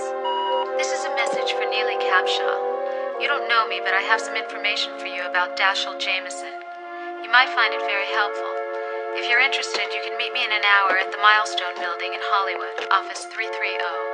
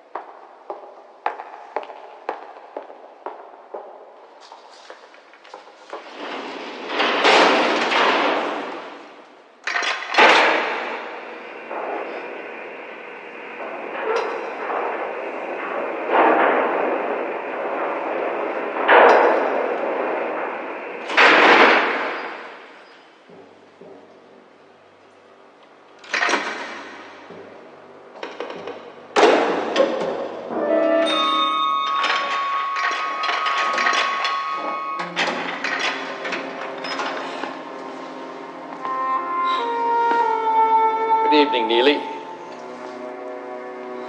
Seems the power's gone out. Oh, don't worry, you'll be safe down there. I'm sure they'll have it fixed soon.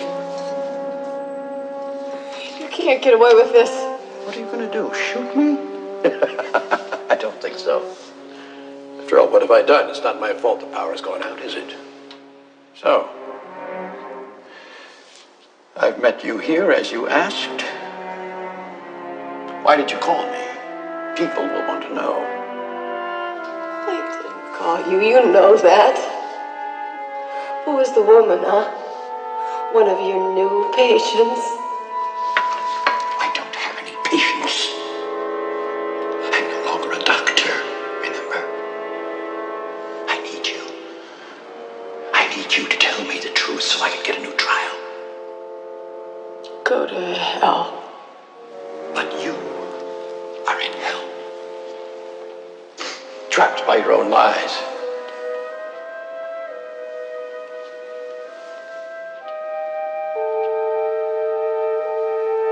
I can help you if you let me.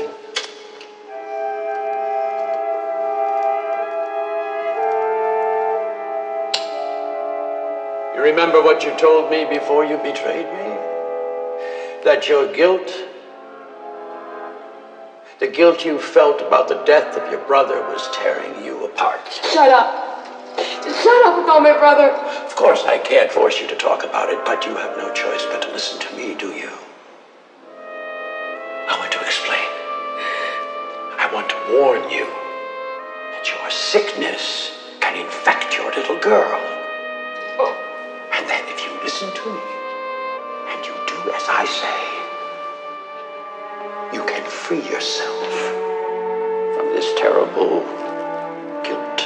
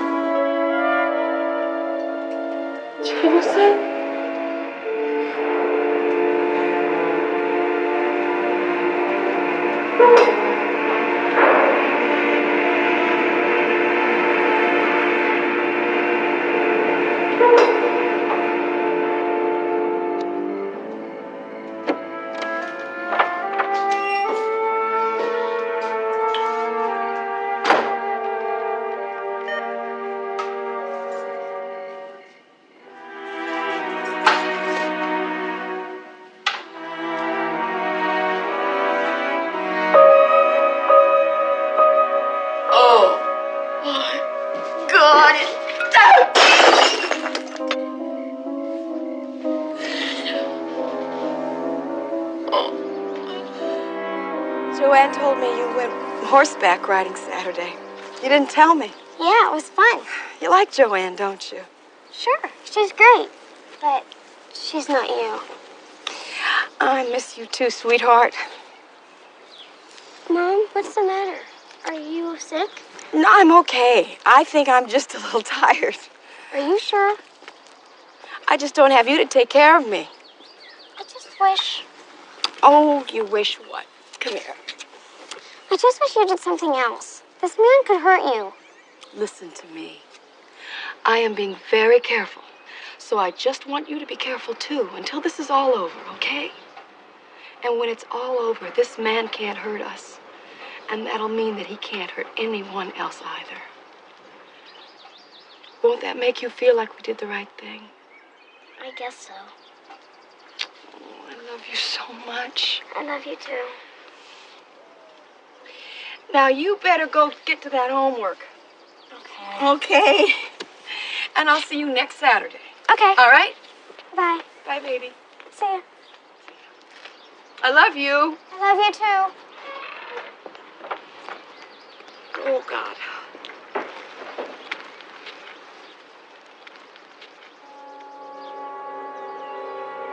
What are you doing here? Observing a mother and her daughter. It's very touching. Maternal instinct.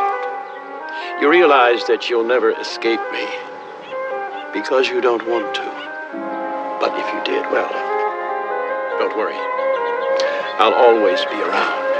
You son of a... Good. Go on, hit me. You'll feel better.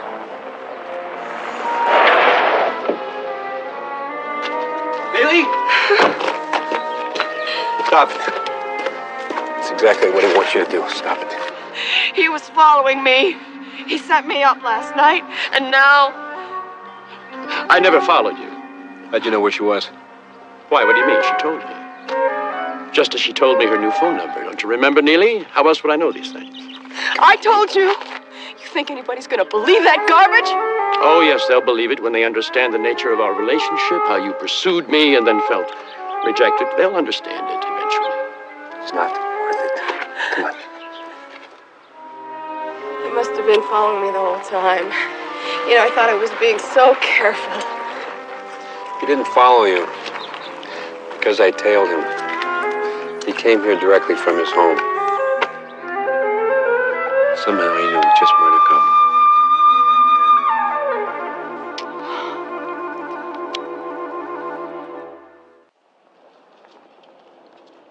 Mr. McCabe? Sit down, Mr. Jameson.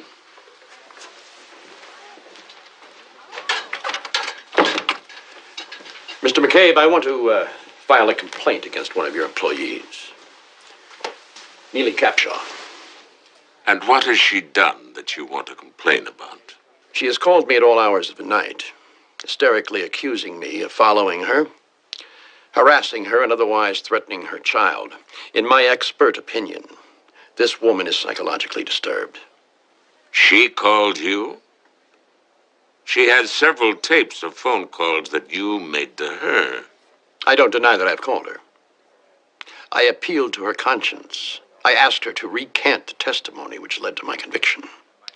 Neely Capshaw's attitude towards me has always been deeply confused, but I will not have her making false charges against me. Do you have any evidence of that? No. I thought perhaps you might intercede before this becomes a legal matter. You do have some responsibility around here. She does work for you. There's never been a complaint before, not one. But can you afford to take the risk? Should it be known that she's mentally unstable, it could prejudice any case she works on. I hope you'll take my warning seriously, Mr. McCabe. Oh, I've heard you. And I think I've heard quite enough. My attorney is preparing a petition for a new trial. In the meantime, I want this complaint to be a matter of record. If anything happens, if Neely does something desperate, I will not be held responsible.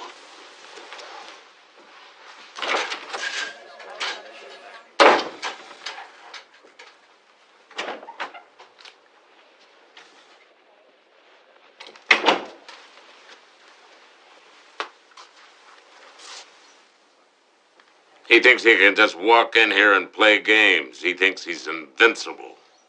He knows where Sarah's staying. He knows Neely's new phone number. And her alarm code.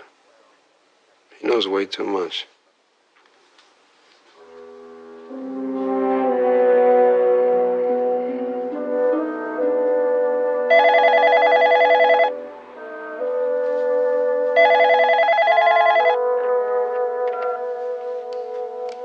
Hello? Hi. Look, I talked with Jael, and, he still wants you to take medical leave for about a month. Well, I tell you, if he feels like that, tell him I'm resigning. Obviously, McCabe doesn't have any confidence in me, and neither do you. Wait a minute, that's not true. Look, I'm on my own now. There's nothing that you or McCabe can do. And what I do from here on in, you know, it's my own business. Neely, wait a minute. Jake, I've had it. I can't take it anymore.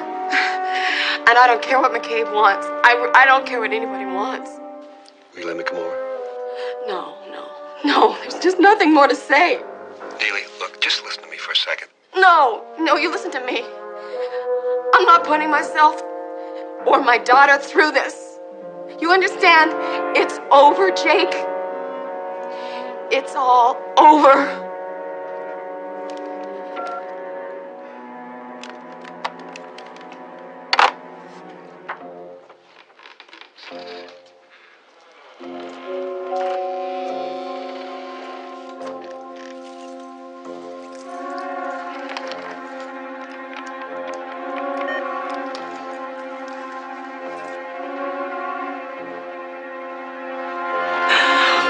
What are you doing here? You knew I'd come. Eventually. You've been waiting for me, haven't you? Get out. Oh, I've been here before several times. Oh, yes. I've gone through your things. I've read your mail. I know you, Neely. I know you like no one has ever known you. No. No. Don't. It's no use. I told your friend it was over, and it is. You're all alone now. I tried to help you.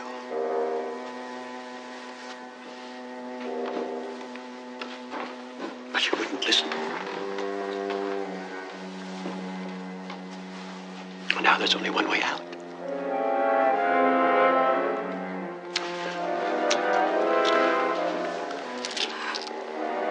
These will do fine. Your prescription. How convenient. What can you do?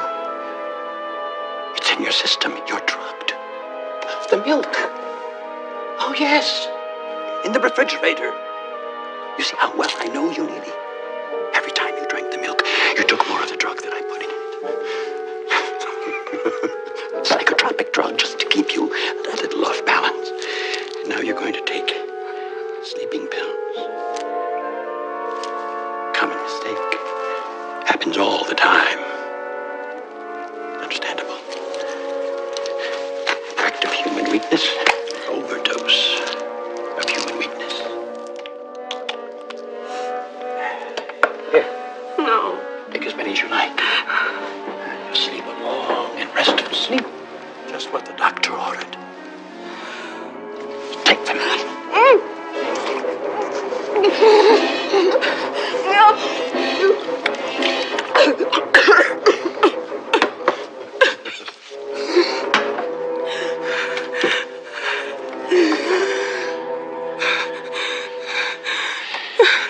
Somehow I thought you'd be more difficult. The others fought me, at least. But you were the easiest. The last to go. And the easiest. Strange. One never knows. You're absolutely right about that. One does never know. Call an ambulance. She's taken an overdose of sleeping pills. She called me, and I came over as quickly as I could. An ambulance won't be necessary, Doctor. I don't need one. These were a placebo.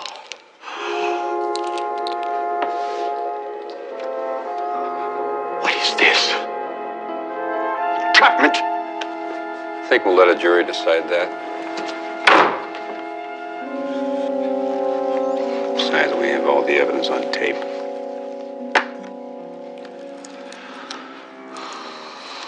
Hope you don't mind us borrowing the transmitter you planted here.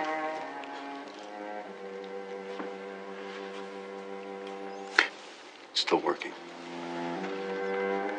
All we did was attach a tape recorder to it.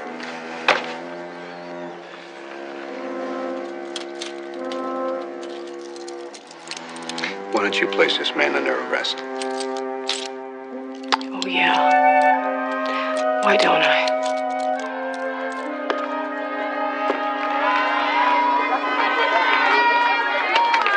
Order one, McCall! Order one!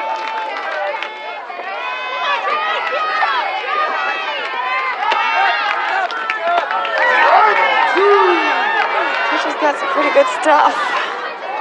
Come on, Sarah. You can do it, honey. Come on.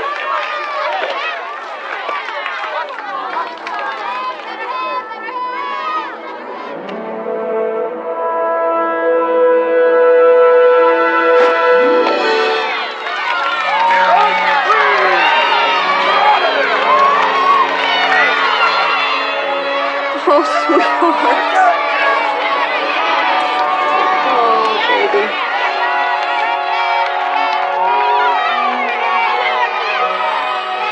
Oh, sweetie, you know, sometimes we just don't win them all. I know. Mom? What? I'm sorry we lost. Joe. But I don't think it'll seriously damage my self-image. You know what? What? I don't think it will either. Come here.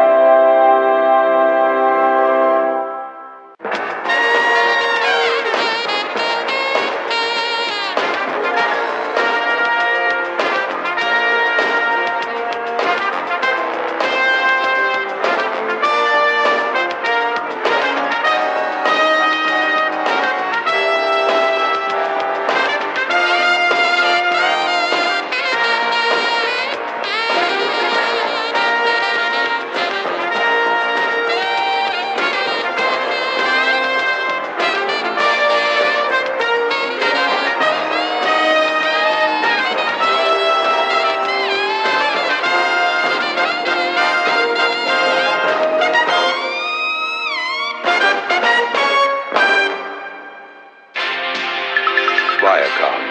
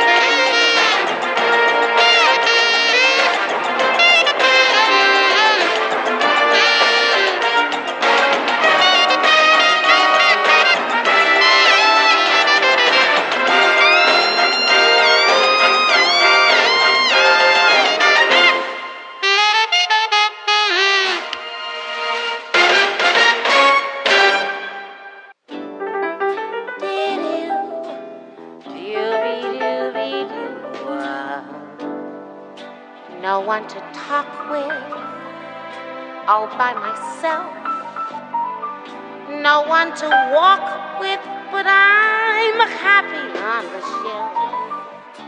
Ain't misbehaving, saving my love for you and you, you too. Yeah, don't stay out late, don't care to go. I'm home about 8, just me and my radio. Ain't misbehaving, saving all my love for you. Doobie doobie doobie doo.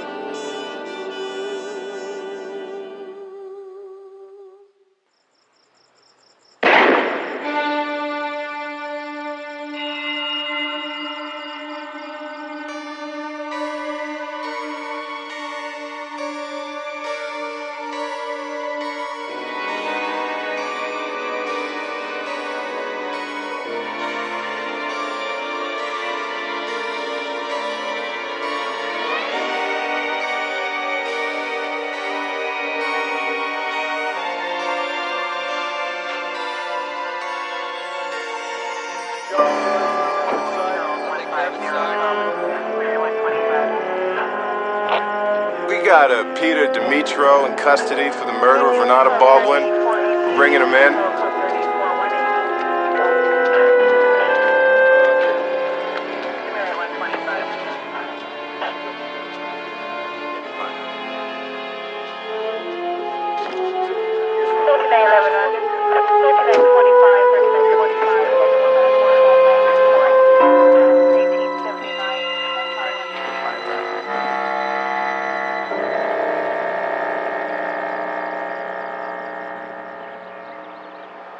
My Lord.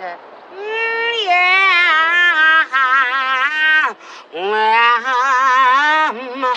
My Lord. Ooh. Brother Monty, come on here. Oh, yeah. Oh, yeah. Oh, yes, praise.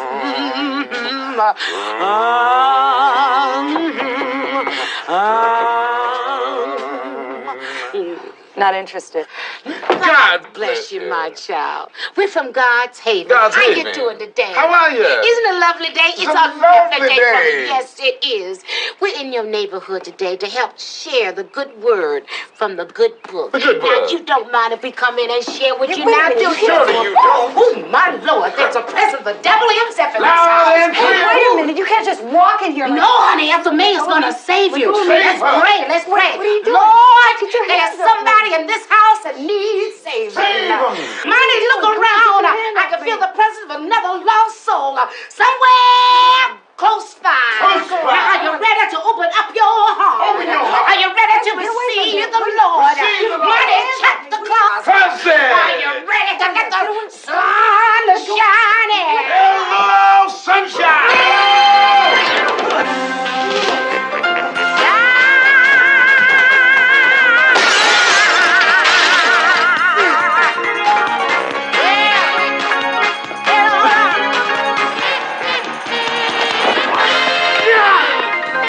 Slow down, partner.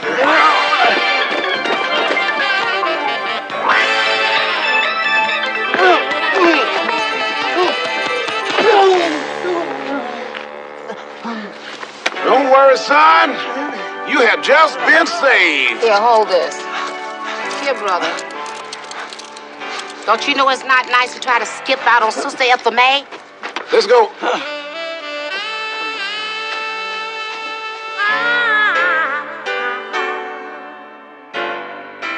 But I'm trying to be helpful, honey. Look, like my late husband used to always say, we are here to help you, but we are not a charity. Now, you either have to have a pink slip or a deed of trust. You know, some kind of collateral. You got what? Would you just hold on for a moment, please? Thank you. Hey, Carl, when you were on the police force, did you know an ex-con who called himself the Birdman at Pacoima? Yeah, he used to smuggle parrots. I busted him twice. Yeah, well, you better take this. It's on line 3. He needs bail. Thanks. How you doing, Herman? What's flapping? What do you want? Sorry, Miss Haven. Father Rodriguez is waiting outside. Oh, shoot, I forgot. I promised to make a donation to the shelter. Herman. Hi, Father.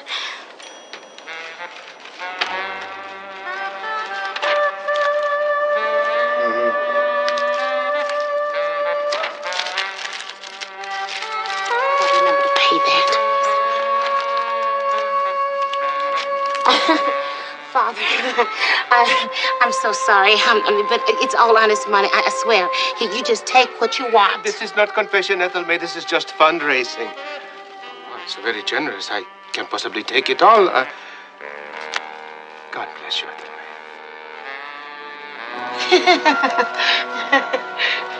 May. Just a moment, Herman. He says he's got a parrot worth 10 grand. He'll put up as collateral. I don't want any collateral that's got feathers, okay?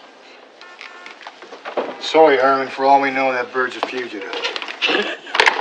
Listen, did Montgomery go to make sure that Demetri got to court this morning? So he says.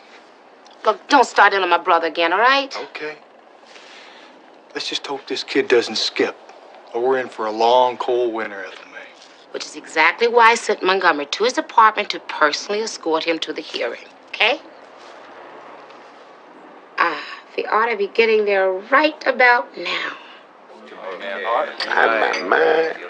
Aces over eights, the house is full, that's no bull. Come here, babies. Man, you are the luckiest damn fool I've ever seen. Luck ain't got nothing to do with it, brother. This is an applied science.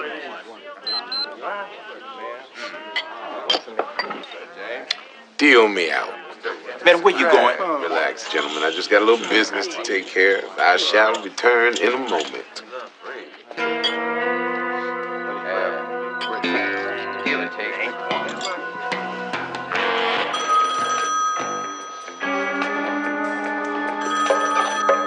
Yeah. Peter! Who is this? This is your friend Montgomery Dubois.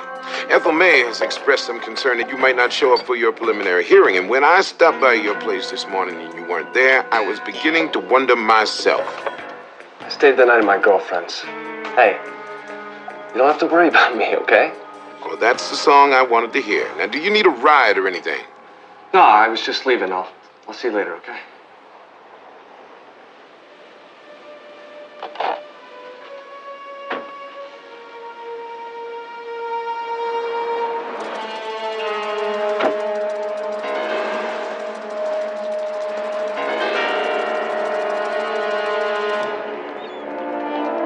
We are here at Superior Court awaiting the arrival of wealthy oil man and international philanthropist Alexander Baldwin. He is expected here momentarily as a witness in the preliminary hearing of murder charges against Peter Dimitro. Dimitro is accused in the brutal shooting death of Baldwin's wife, Renata, in the bedroom of their Beverly Hills mansion last month. And I believe that is Mr. Baldwin heading this way right now. Mr. Baldwin? Hold it! There will be no comments about the hearing. As for Mr. Baldwin's aid to Russia, we've just received word that his plane has delivered the food and medical supplies and is on its way back home. That's all for now. Thank you. Mr. Baldwin, do you think the prosecution can win this case on circumstantial I will only evidence? say that I have complete faith in Mr. McCabe's ability. Thank you.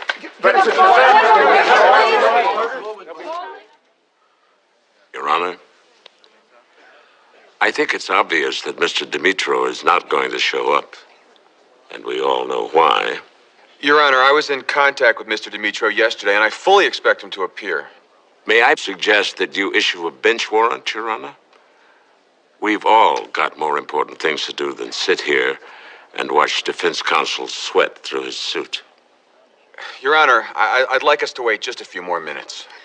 Bail is forfeited, and I am issuing a bench warrant for Peter Dimitro. I hereby excuse all witnesses. Now, that's it, gentlemen. Mr. McCabe, what are your plans now, Mr. McCabe? This trial will go forward with or without Peter Dimitro. And frankly, this was not the action of an innocent man. That's all. Thank you.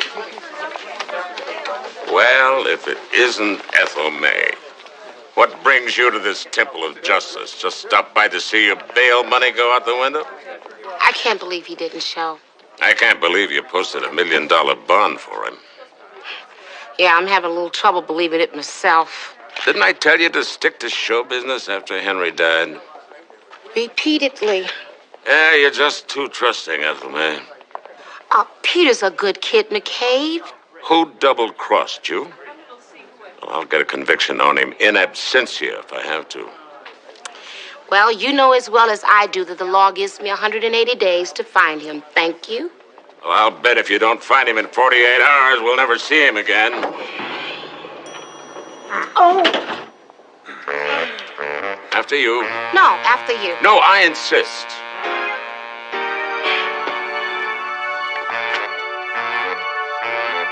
Remind me to give you a copy of my diet one of these days, my dear.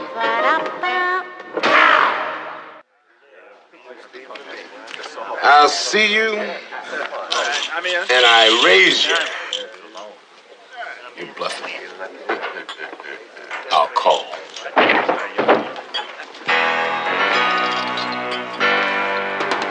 boys, this is your lucky day, because this pigeon folds. Fatman, what are you doing? Dimitro didn't show up in court today. That is not possible. Oh, yeah? Then I guess I just have to show you how possible it is, won't I? Now, Fatman, look, the boy promised me. He promised me that he'd be there. Oh, yeah, and you believed He it? swore to me on blood, otherwise I wouldn't have left him alone. Now you listen to me. When I get finished with you, there won't be enough left of you to even feed my dog. All right, sister. The boy is as good as found. Good as found.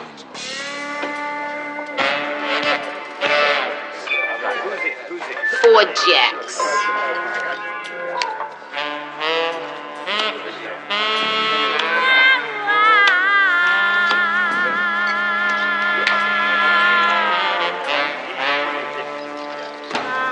Give me my jacket. What you looking at?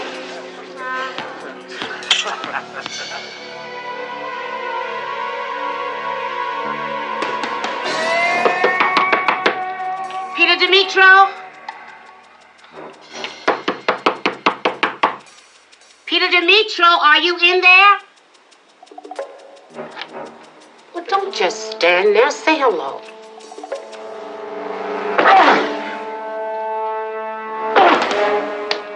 Get out of the way.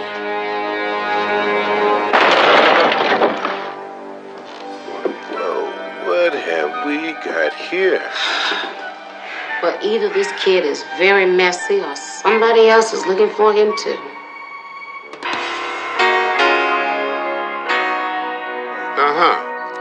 Good. Yeah, listen, do you have any fares around 1 o'clock today from 840 Beloit to the bus station, the airport, anything like that? Well, how many times did he call that number in the last week? Good. You don't say. And are there any other repeaters? Great. Thanks a lot, Max. Take care. Well, I just had to come by and keep you and your little pussycat company someday. No, thank you, sugar. Ooh, my. Who was that? Oh, that was Dimitro's landlady.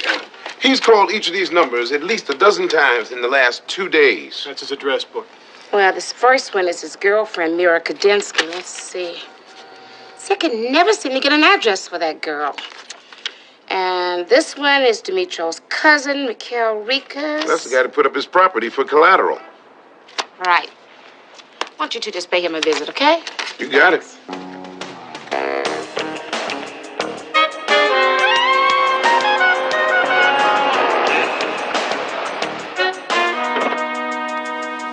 You coming in? So what am I supposed to do, sit here and guard the car? Okay, but let me do the talking. Something wrong with the way I talk? Yeah, half the time you're trying to put on the hustle. I beg your pardon, but I'm a professional.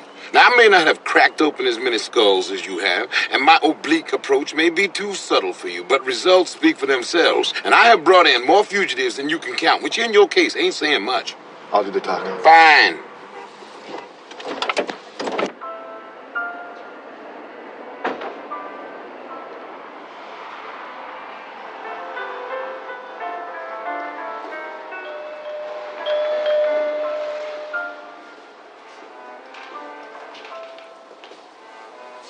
May I help you?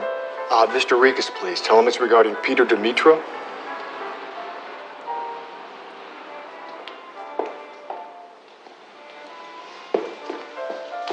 Now, how much do you suppose they get for this? That thing's probably worth more than you are. Put it down.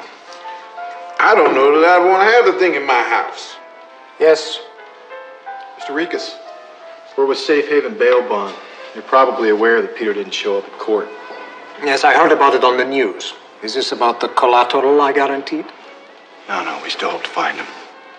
Any idea where he is? Oh, we thought maybe he might try to contact you. If he does, I'll let you gentlemen know immediately. Excuse me, Mr. Rikas. He had a girlfriend, Mira Kadinsky. Oh, yes. I do recall her. I may have an address on her. Just a moment. Sure, you lied. This can't be right. It says it cost $40,000. Yeah, but it was marked down from 45. I believe this is where she works. The Black Mustang Lounge? So Peter said. I wouldn't know. Yo, I've been meaning to ask you. Do you ever give a professional discount? No. No. Thank you. Nice catch, Holmes. Thank you.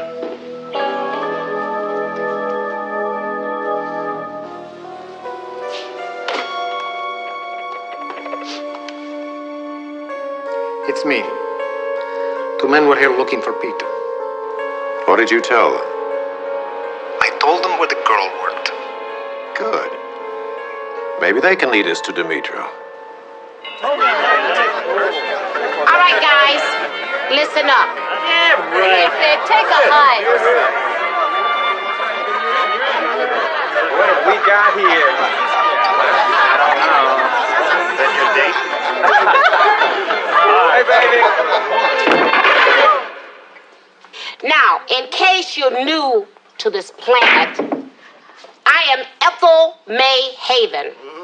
And right now, I am looking for somebody, okay? Whoa. Darling, I just put a quarter in that jukebox. Why don't you try humming something to yourself, son? And try and get the 6 ball in the corner pocket, okay? Whoa, hold on there, little lady. Not now, son. I'm busy, okay? Hey, why don't you just shimmy on over there and put a quarter in the jukebox for Big Gus? I just told you. I am busy. Hey, you heard me.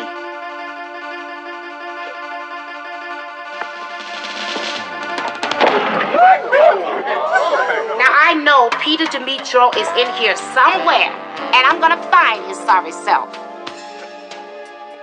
If you value your face, you better not be looking at me. Move. Now, either sit down or get in line. I'm telling you, you've got to get out of here before they find you. Too late, sweetheart.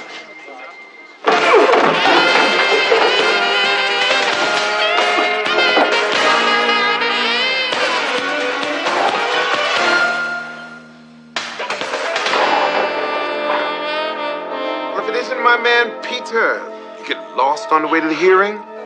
Hands, please. I had to run. I never would have made it to the hearing alive. Oh, yeah? And just why is that, honey? Alexander Baldwin wants me dead. He killed his wife in cold blood, and I saw it. He promised me $1 million if I take the rap for him. He said that there was no way they could prove it beyond a reasonable doubt. Only now, he doesn't want to take any chances. A couple of guys came to my apartment yesterday. Wise guys, you know. They work for Rikus. I mean, it's just lucky that I saw him first. Maybe you're just a desperate punk who's got nothing to lose. He's innocent. Please, you have to believe him. Look, honey, it really doesn't matter to me whether you're innocent or guilty. He's still worth $1 million to me either way.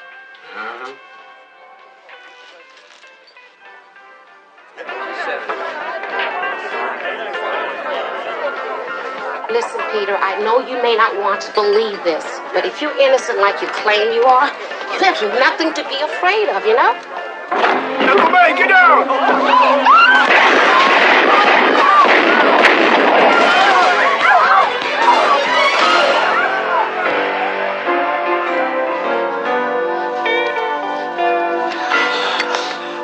You believe me now?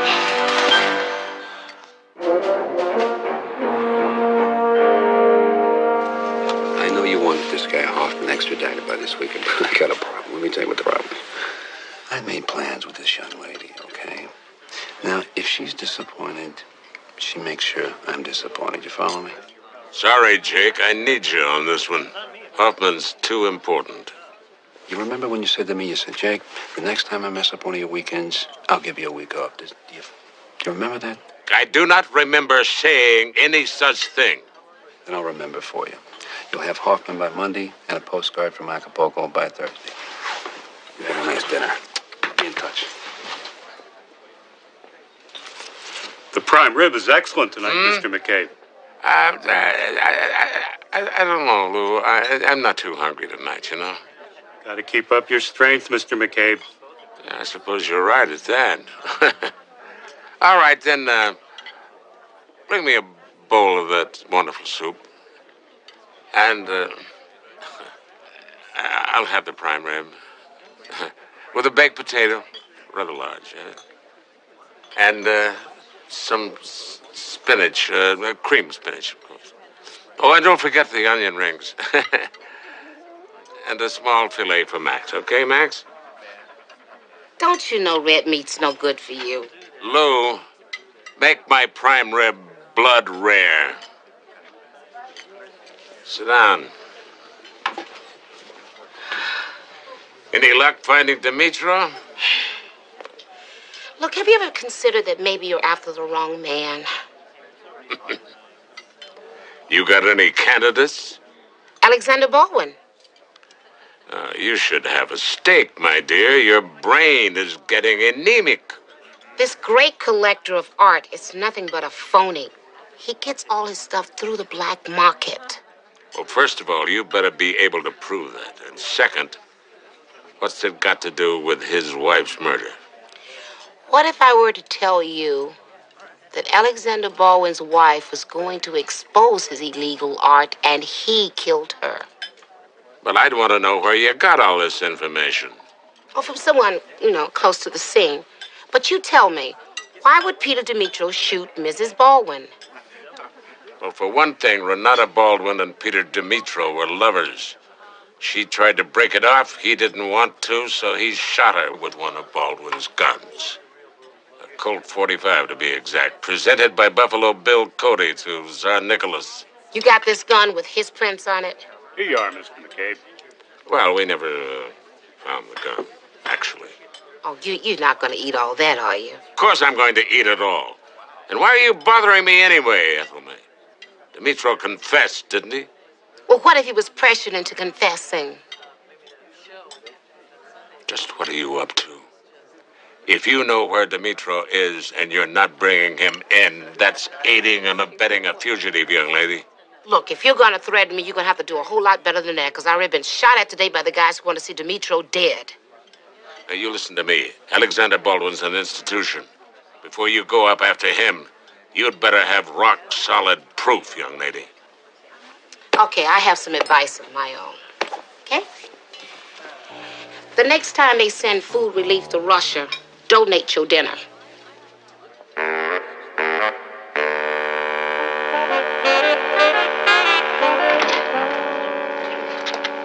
Montgomery, would you show Mr. Dimitro to a chair, please?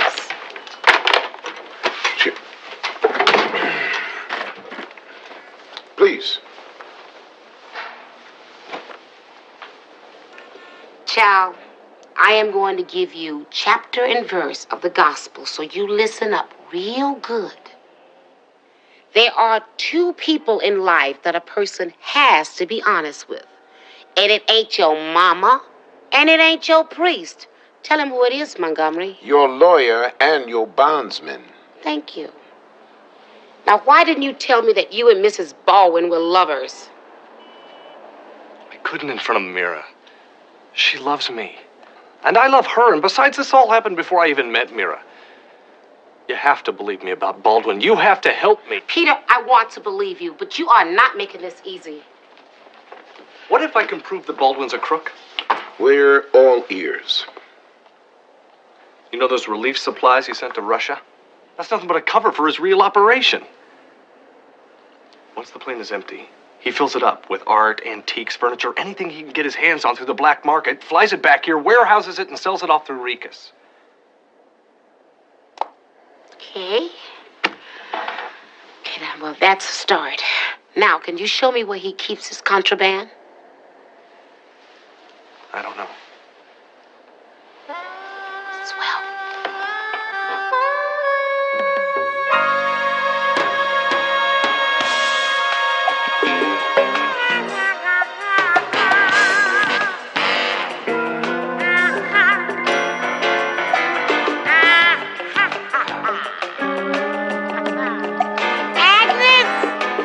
Agnes Robinson? Yes? Girl, this is your lucky day. Now, you just come go with me. Just come on, honey.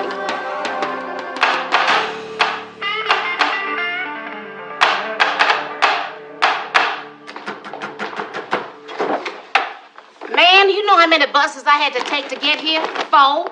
And 3 of them were late. I tell you, it's a good thing for you I had plenty of tokens, or you'd be up to your what's-it and dust by sundown. Just, who are you? Oh, I'm Ethel May Haven, honey. I'm filling in for Agnes today. She won't be coming in. She had a little, accident. Now, listen, I don't do floors. I don't do windows. I don't do nothing you wouldn't ask your mama to do. You got a little hot coffee? Not at the moment. Oh, then I guess I'll have to make some. Now, look. You got to put my purse someplace safe, because I don't be worried about my money. Oh, I'm working all day, you know what I mean? Now, we'll start with a little Java, and then we'll get to work. You know, Java, coffee. Okay. Do-da.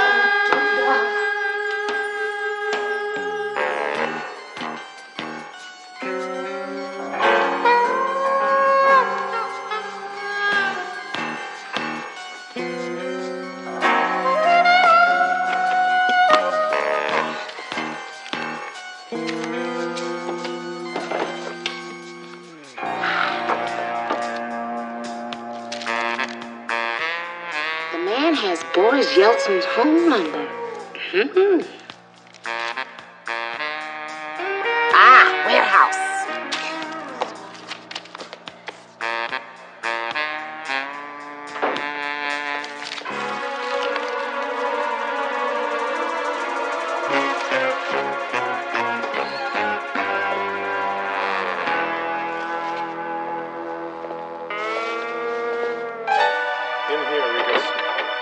I'm telling you I don't like it. First was bail bondsman, now the police have called. The police have called? Of course they've called. Call them back. Cooperate. Call them back? Rikus, your timidity surprises me. And worse than that, it disturbs me. I thought you had a grasp on this. I do have a grasp, but They have no reason to suspect anyone but Dimitra. Don't you see? Peter's running plays right into our hands. I'm certain we're in the clear on this. As long as we find Dimitrov before the police. Now, why haven't you taken care of it? Don't worry, I will. It will only be a matter of time. You're running out of time, Rikus. You find Dimitra. And you get rid of him. I do make myself clear. Very.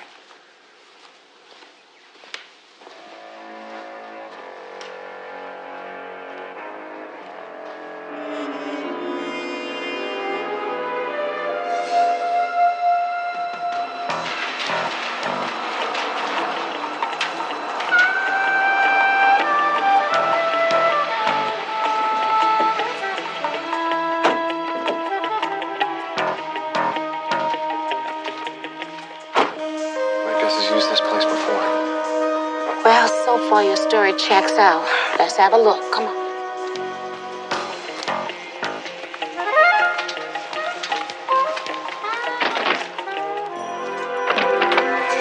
Move, baby.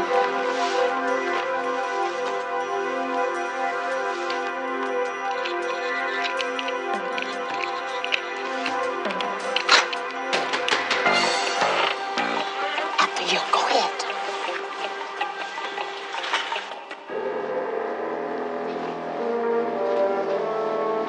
Down here.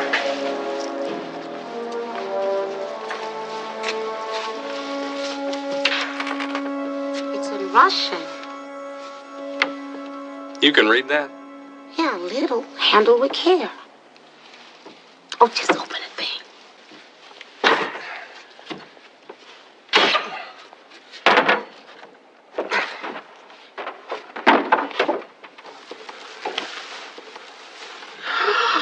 My Lord, look at this. You know it? Oh, I believe we're looking at part of Count Ostrov's private collection.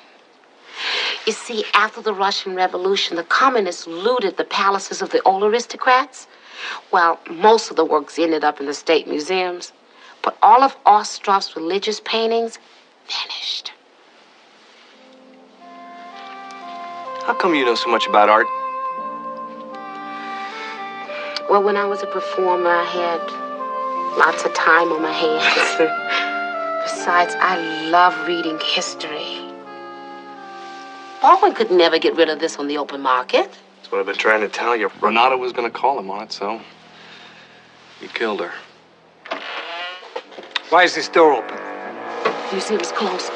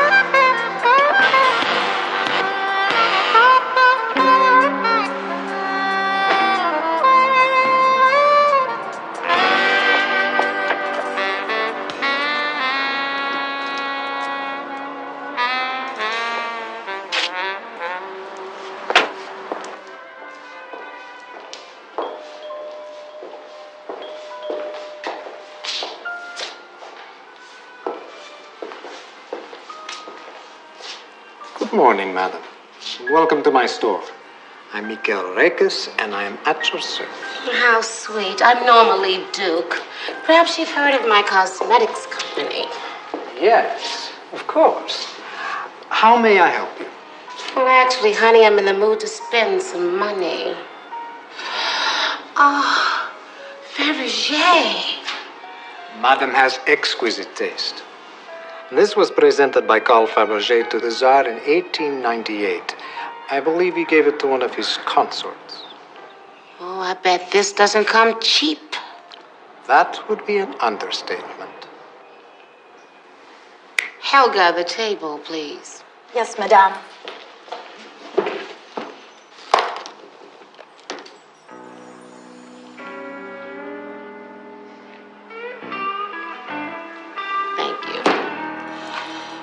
Frankly, Mr. Regas, I'm here because a friend of mine, Louis Giancarlo, told me that you might be able to convert some of my cash into fine artwork, particularly rare artwork. Ah, yes. Mr. Giancarlo, if Madam is really interested in some rare and wonderful Russian artifacts, I know a private party willing to part with some particularly fine items. Museum quality. I can be very particular. The gentleman I'm thinking of is above reproach.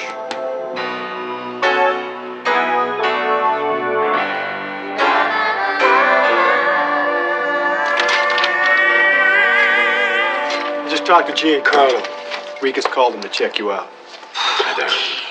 So far, so good.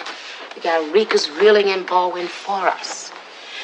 Now, all we have to do is to find a way to nail Baldwin. What good is that going to do me? If Baldwin is behind bars for trafficking in stolen goods, the DA would be a lot more willing to listen to your side of the story. Why can't we just go straight for Baldwin, Force a confession out of him. Hey, relax, partner. Yeah, this is our best shot, son. Look, I appreciate what you're doing. I really do. I want him, that's all. And just what would you like to do? Get the bastard before he gets me.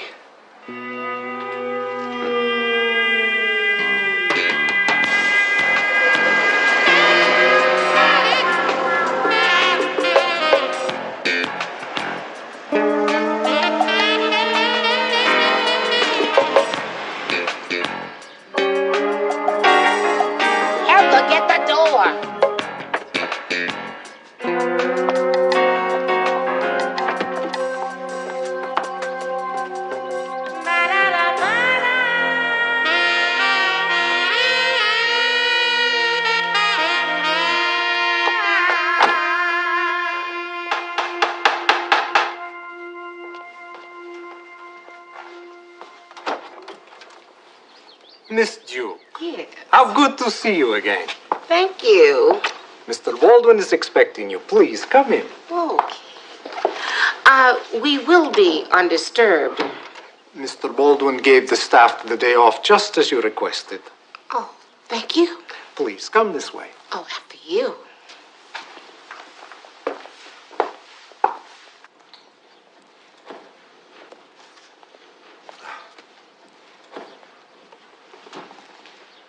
Mrs. Duke. Miss Duke, may I present Alexander Baldwin? What a pleasure. Why, thank you. Well, Mr. Rinkus tells me that you have an eye for Russian artifacts. Oh, it's a pleasure to meet another aficionado of fine art. Oh, no. I'm a novice, really. But I do believe that a true collector begins by obtaining a few core pieces any way they can. Well, I'm sure you'll be pleased with the selection. Let me show you the gem of my collection. Okay. I obtained this many years ago at great expense, and of all my possessions, it's the one with which I would have the most difficulty parting.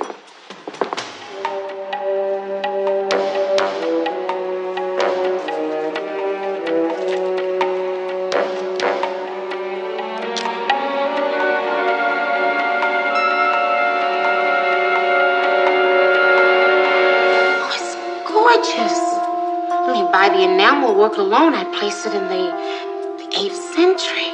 Oh, it's beautiful. Let me show you my most recent acquisition. It's an icon from the personal collection of Catherine the Great. My goodness, what's going on here? Put down the gun, Peter. It's you and me, Baldwin. I swear I'll shoot. I wonder.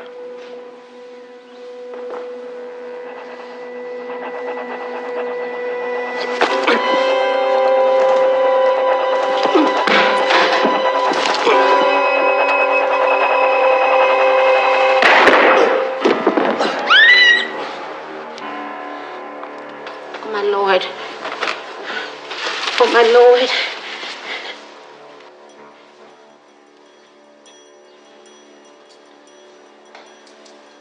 You've killed him. You saw it. He was coming right at me. What are we going to do? Look, guys, you're going to have to make this look like self-defense. What are you doing? The first question the police are going to ask is how this man shot himself from across the room with his own gun. What you need is another gun. Wait a second. Yes.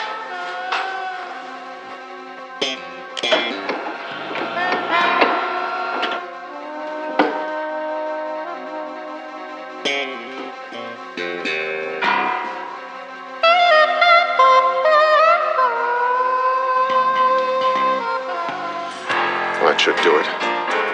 Sure does. Come on in, guys.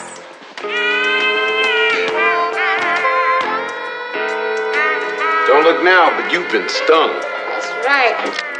Blanks. Alexander Baldwin, you're under arrest for the murder of Renata Baldwin. You can't arrest nobody. Bert, there's an old friend. He just let me say it for old time's sake. You know, I have a sneaking suspicion that this is the rare gun that you used to kill your wife with, Mr. Baldwin. All right, let's go. So hold it, fellas. If you need to make bail, call us. I'm just trying to drum up a little business. Come on, guys, let's go home, okay? You know, Ethel May, McCabe should thank you for cracking this case. I am not speaking to McCabe. He told me I should go in his diet. Ladies and gentlemen, in my capacity as district attorney, I'm pleased to announce that all charges against Peter Dimitro have been dropped. He is currently in the custody of his lovely bride, and she is extraditing him to Hawaii for their honeymoon. And now, I'm going to take this occasion to do something that I've always wanted to do. Introduce a great singer, Miss Ethel May Haven.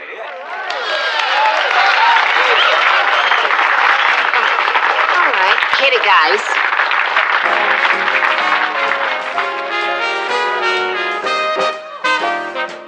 Thank you. Stay right here. No one to talk with all by myself. No one to walk with, but I'm happy on the shelf. Ain't misbehaving. I'm saving my love for you. I know for certain the one I love. I'm through with flirting, it's you that I'm thinking of. Ain't misbehaving, I'm saving my love for you. Like Jack Horner In a corner, don't go nowhere. what do I care? Your kisses are worth waiting for. Believe me, I don't stay out late. Don't care to go. I'm home about 8. Just me and my radio. Ain't misbehaving, saving my love for you. Well, Ain't misbehaving, saving my love for you. Yeah. Aw, show off.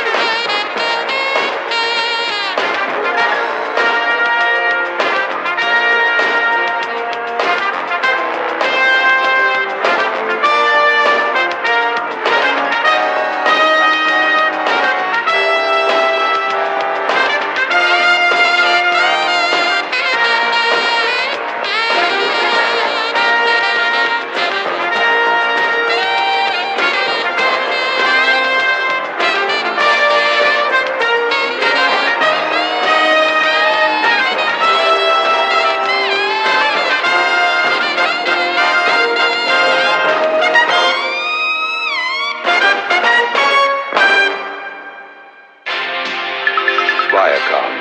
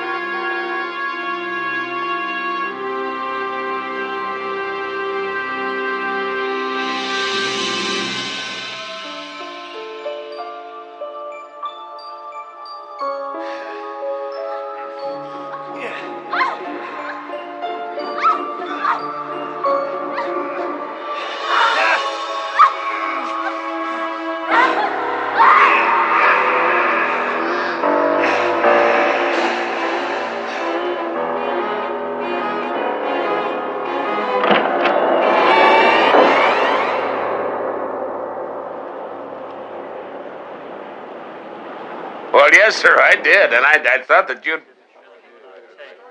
be... Well, no, sir. But you don't understand, sir.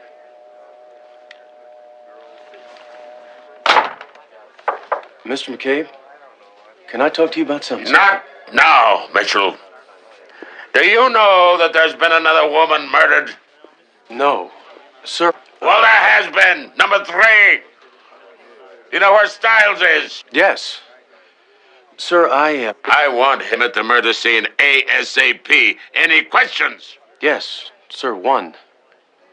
Why are you yelling at me? Because the mayor yelled at me. And it rolls downhill, sonny boy. You feel better now? No. All right, what the hell did you want to talk to me about? About the dent on your car. Where? About here on the right side, where a black Jeep door would hit it if somebody were to open it too fast. But it can wait. I'll get Jake ASAP. Mitchell!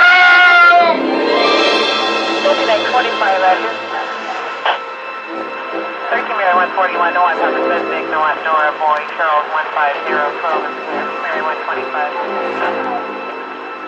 The bruisers tell us he's a big guy who hits hard and leaves Major Wells slightly to the left, which would indicate he's right-handed. And the knife wounds ought to bear that out.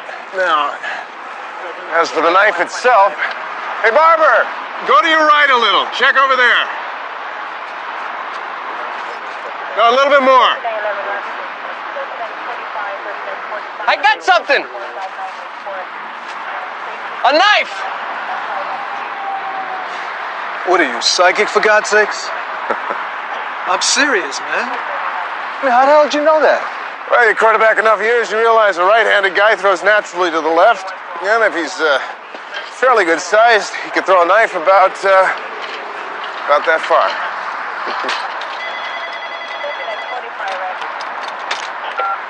Goldman. Yes, sir. I'm on my way. He's a big guy, about 6'1", 6'2", probably on foot, and right-handed. Hey, Goldie. Yeah. What do you have for breakfast?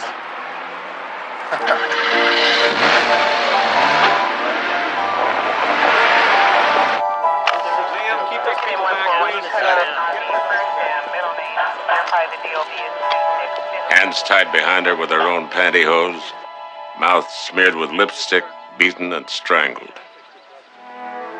Same M.O. Yeah, just like the other two. It's so strange, all the signs of rape, but no consummation. Okay, Chris.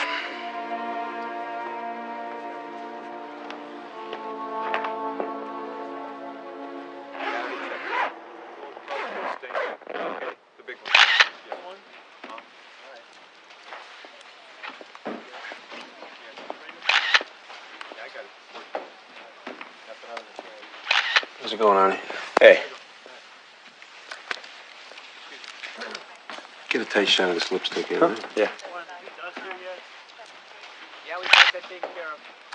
Ah, jeez, 12 shots. That's all they give you, 12 shots. Can't shoot a crime scene with 12 shots. Get a reload. Get the film. Reload. Well, just go get some more film. Yeah, I'll get some film. I'll be right back.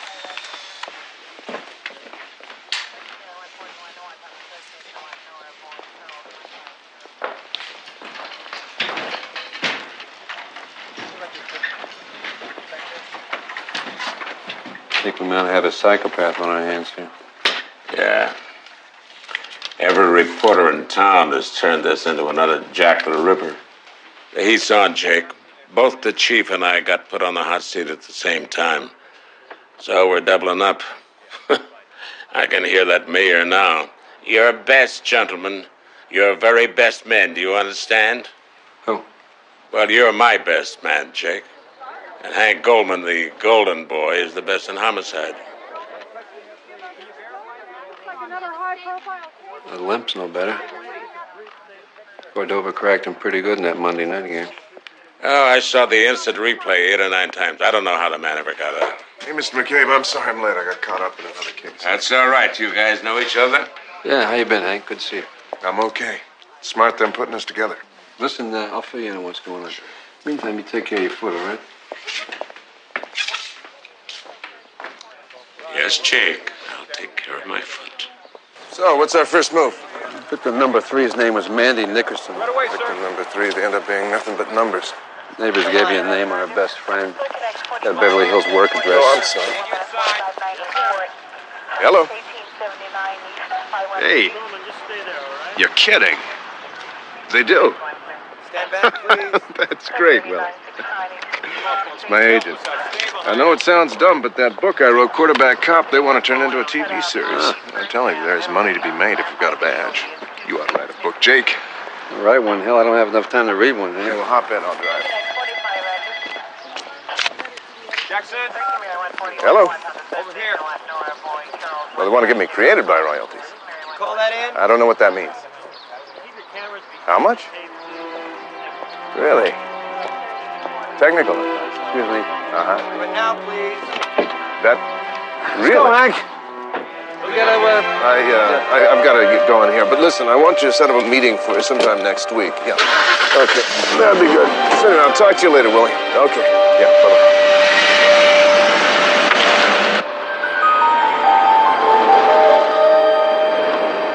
Do you own this place, Miss Ross? No, I just work here. But you live in the marina. It's got to cost. And you bought a $300,000 condominium on what, $8 an hour? I saved. Miss Ross, your friend's murder is identical to 2 other victims. Both victims worked for an escort service called After Hours. Now, we know that Mandy didn't work for that service, but we suspect that she did work for a service somewhere. And you suspect I do too. Suspect? Well, you don't make the kind of money she made, and you don't make the kind of money you make by selling dresses. Escort services are legal. Exchanging sex for money isn't. Lighten up, Hank. Yeah, right. We get tips. They're legal too. All right. Miss Ross.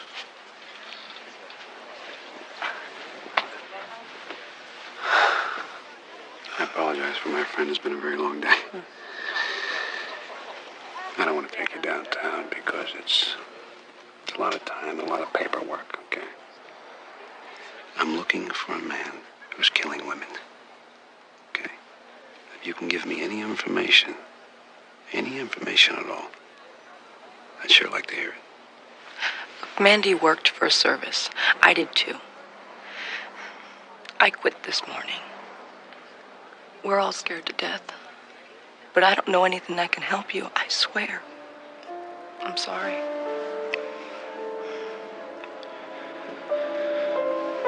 Thank you for your time.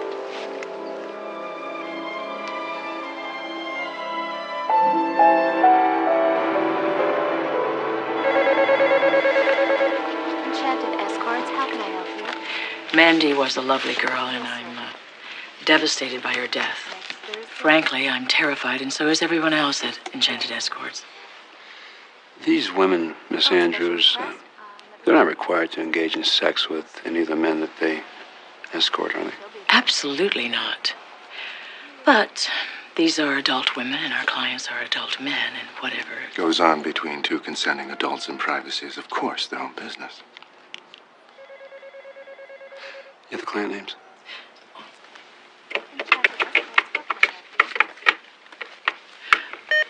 Mandy's date last night was with a Mr. Carter, William Carter. He was a stockbroker from Chicago.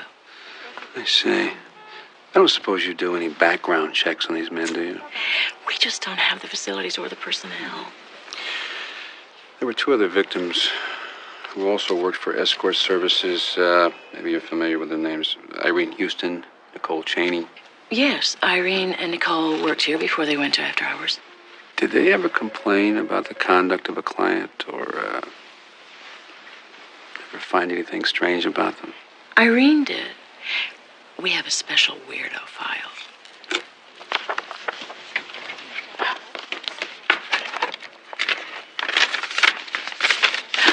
Here. His name was John Blackman.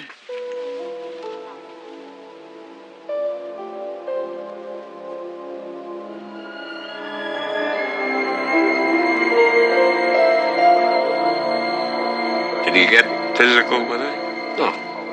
Didn't get physical. You know, I've seen guys question people before. I've seen them come on kind of hard, but this was different. I don't know. There have never been any complaints lodged against him. Maybe not. This town's full of everything sleazy. 11 years I've been a cop, I've seen more human sewer dwellings. I guess we'd be out of a job if this were a city of saints. Oh, speaking of garbage. Oh, hey, the golden boy. Number 11, Prevert Parade. That'll do it for tonight, thanks.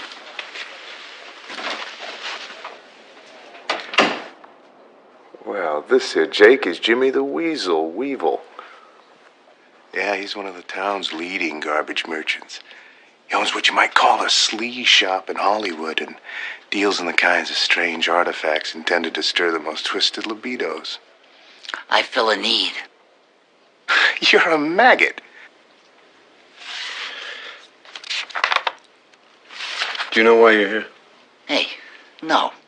They wouldn't say, you know? I mean, they just pick me up. Is that constitutional, huh? Can they do that? I mean, hey, this is America, brother. You're here concerning the investigation of 3 murdered women. What? Hey, man, I do a little bit of sleaze on the side, you know? I mean, the man is right about that. Come on. But, hey, murder? Hey, no way, man. I mean, not me. You're lying, Jimmy boy. Telephone.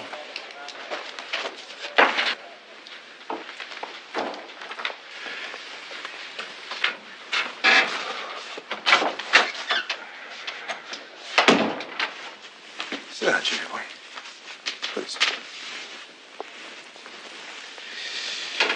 Now, let's you and me engage in a little straight talk, shall we?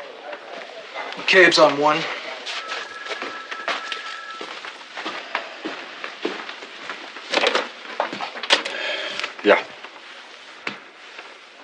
Yeah, I know. Look, JL, I know the mayor is anxious. If he thinks he can do a better job, why doesn't he come down and solve the case? Tell him that. All right, I'll get back to you.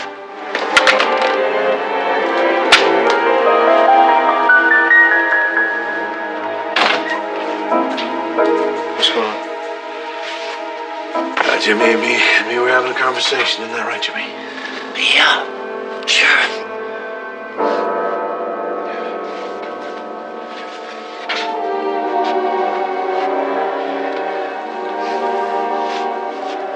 Kelly, clean him up.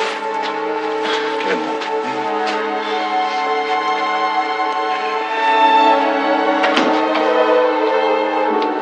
What you just did is not the way I operate.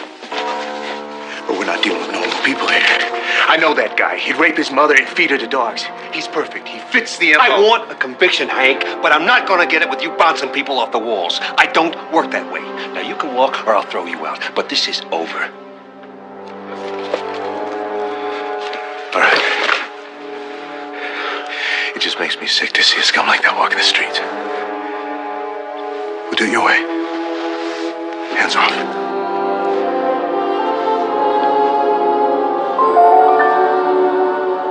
Have any luck running down Weevil's alibis? No strong evidence. For one, he claims he was at a party, but was too stoned to remember where it was or who he was with. Right. Number 2, he swears he was in Mexico. All right. Where in Mexico, did he say? Specifically? Quote, someplace hot that started with an X or a Z. Well, that helps. Okay. Number 3, anything? At a new products convention. He You're kidding me. Oh, yeah. They have him. I'm checking the unofficial guest list to see if someone can corroborate Mr. Weevil's attendance. He could be our guy. Yeah, maybe. Goldman slapped him around pretty good, huh? Oh, yeah. Hank's taking this whole thing way over the top. You, want to have McCabe go to the mayor and try to have him taken off the case? No, I thought about that. If something's wrong, I'd rather have him close to me so I can keep an eye on him. You think he knows something we don't? You're talking about withholding evidence to get a bust? It's a pretty big one. He's got a big ego and a flawless track record. Maybe he intends to try to keep both intact.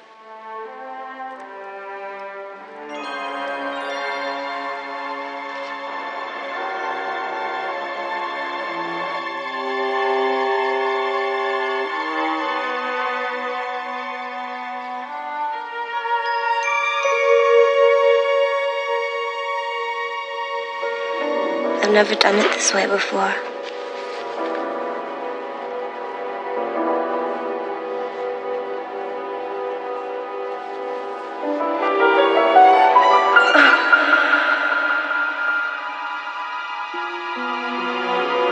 You're gonna be nice to me, right?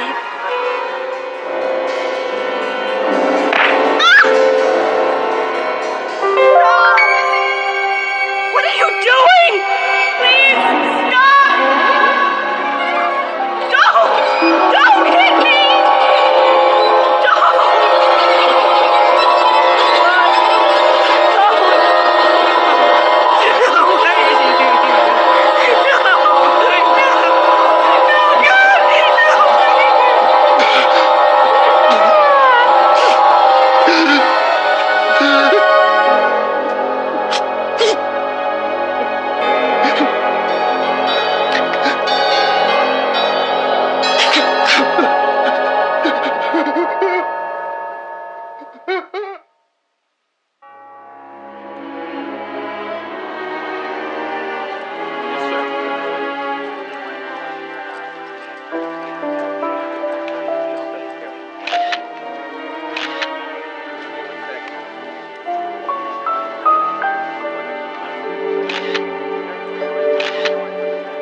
Hey, Arnie, get a shot of this. We'll be moving it. Yeah, all right.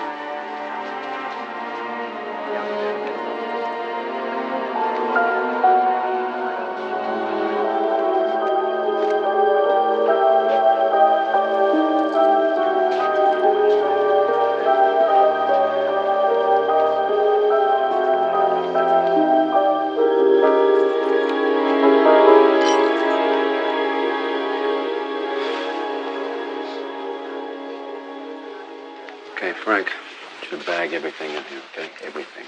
Right? Yeah, okay. No lipstick this time. Maybe he was in a hurry to get out. Sorry, guys. Let me just get in here and get some shots. Usually don't change the patterns. Why would he change it now? I don't know, maybe the phone rang, maybe she screamed. She's got some blood on her earlobe. Took her earring. He's never taken anything before. Why would he do it now? Yeah, well, you know, they do stuff like that. It's a signature. I had this one guy, he took a shoe from each of his victims, another took a lock of hair. Now, I'm telling you, this whole thing smells of Weevil.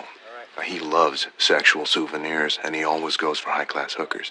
I mean, you can call them what you want. You can call them companions or escorts. They're still hookers.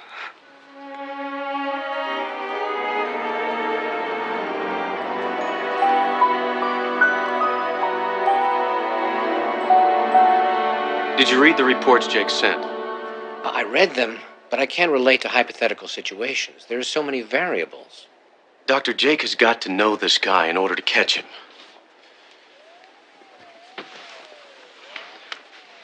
He ties his victims up, beats them, and kills them.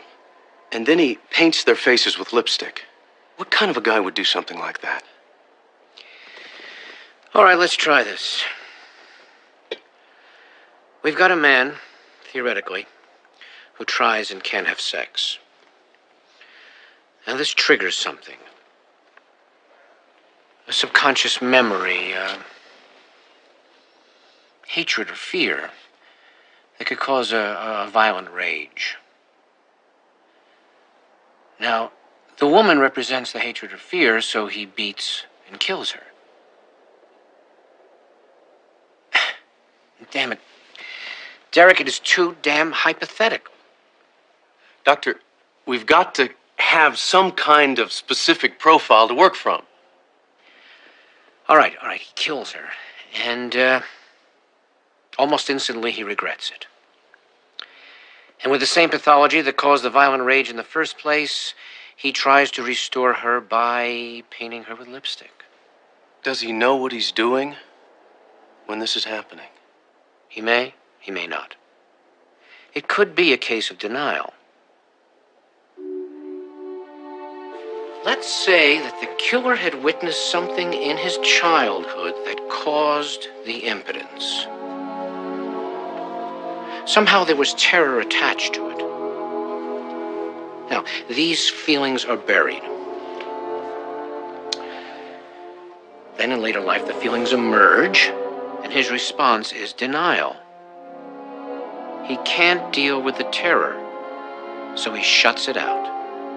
Then he kills. Yeah?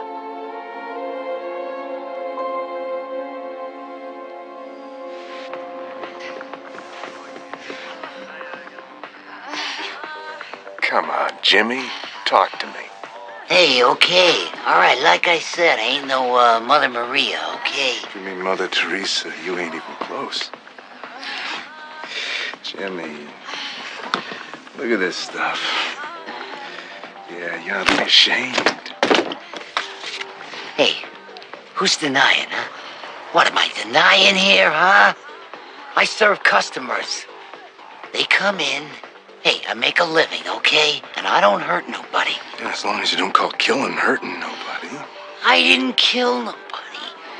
All right, okay, you're right. I am slime. Maybe, huh? Because I carry the slimy merchandise, whips and chains and bondage. But I don't kill people. Okay, Jimmy. But you're under a microscope. You understand?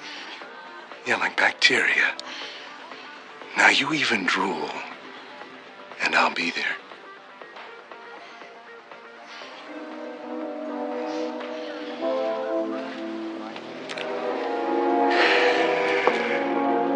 Yeah, sure.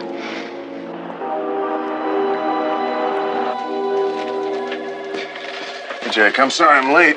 You know, sometimes I think I spend more time talking to my agent than I ever did my ex-wife. Maybe that was a problem. How long were you married? Long time? Yeah, 14 years. I was a football hero. She was a cheerleader. Yeah, you read about stuff like that in the paper, right? Yeah, perfect marriage gone to hell.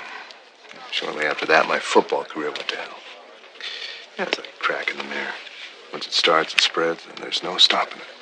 Well, I don't know about that, Hank. How many guys ever make it to the top of two careers, huh?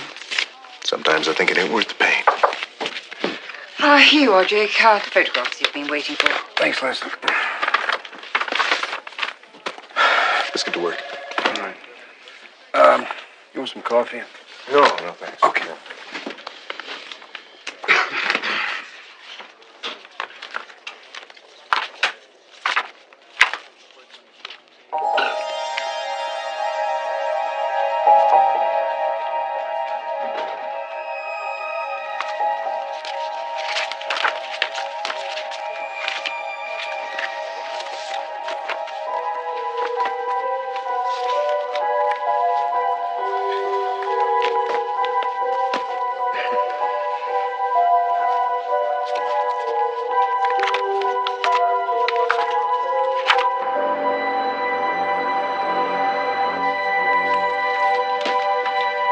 Leave it off.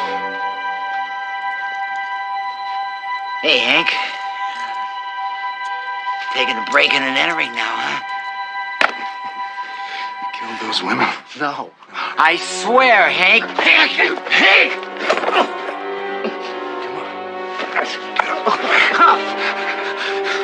Oh!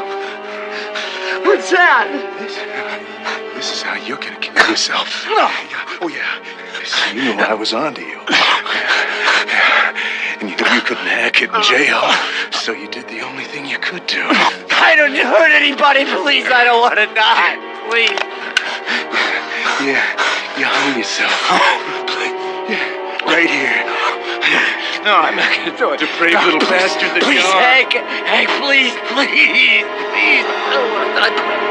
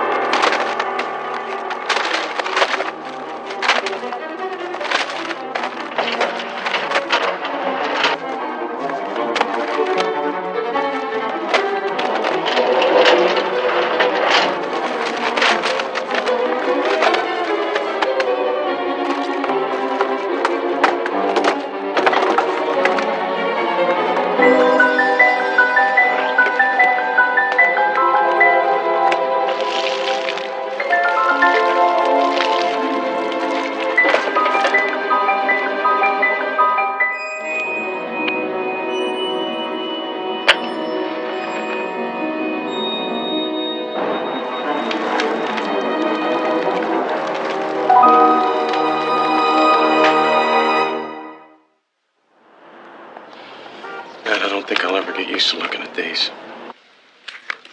Good. You're not supposed to.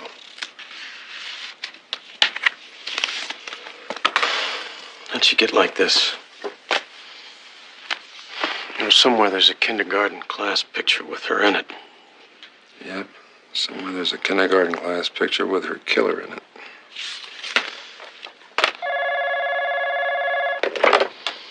Yeah. Jake, it's Kelly. What's up? We need you down at the pleasure parlor. Jimmy Weevil is dead. All right, I'm on my way. They found Weevil dead.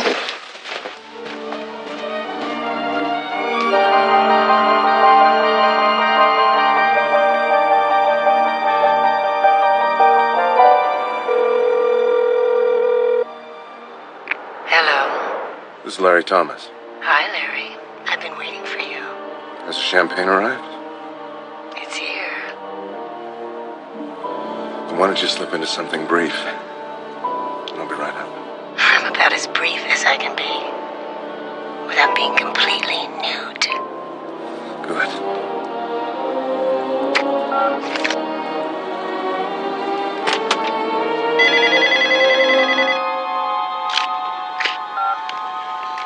Goldman. Hank, this is Kelly. Hey, what's shaking, partner? I'm at the pleasure parlor. Jimmy Weevil committed suicide. What? Damn, I'm on my way.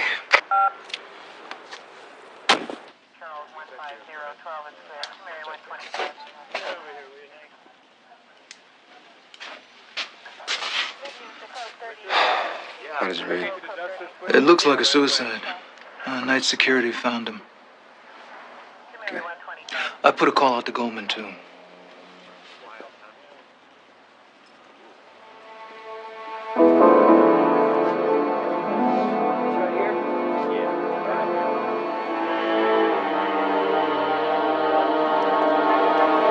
He was a toilet dweller who finally even made himself sick, so he strung himself up like a piñata. I mean, who cares? The world smells better. Pretty rough on him, Hank. Yeah, well, I make no bones about how I deal with scumbags like Weevil. You think maybe I made him want to off himself? Yeah, maybe I scared him to death. You blooded him up pretty good. I pushed him around a little. I mean, it was kid stuff. Maybe one of his regular customers just got a little too playful. Maybe. We'll find out. You know what you're going to find out, Mr. McCabe? You're going to find out he knew just as sure as there's fire in hell I was onto him, and he preferred his own way out. Now, as far as I'm concerned, this case is closed. If you don't mind, I'm tired. I want to go home. I want to go to sleep. Okay? As far as I'm concerned. There was a fire earlier tonight. The staff darkroom. Arnie Crane's on his way over. I think it was arson. Arson inside the police department? How comforting. You know, maybe Goldman was right. Maybe Weevil was our killer. Jimmy the Weasel wasn't exactly the epitome of sanity. And suicide isn't the epitome of reasonable acts either. But Dr. Massinger, the police shrink, he said that our killer might not know what he's doing when he's killing. I mean, he might go about his business totally unaware of what he's done. Jimmy Weevil didn't know he was a murderer. Why did he hang himself? Exactly. Do me a favor. Have Arnie look at those pictures. What do you want him to look for? I don't know. I'm going to go to Weevil's place and look around. That's where I'll be.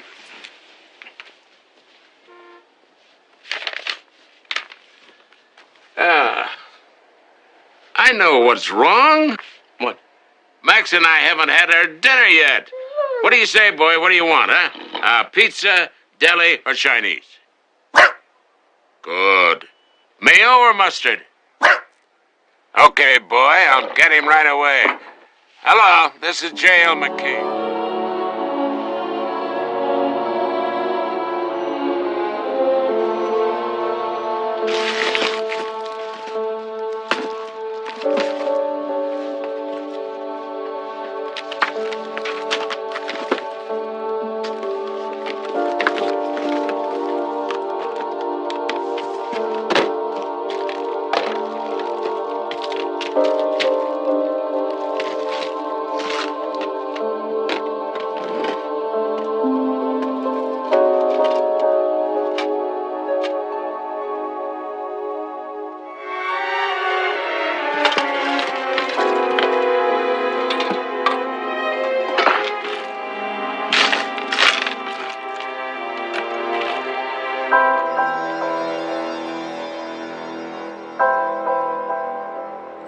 Jake there? Yes, sir, he is.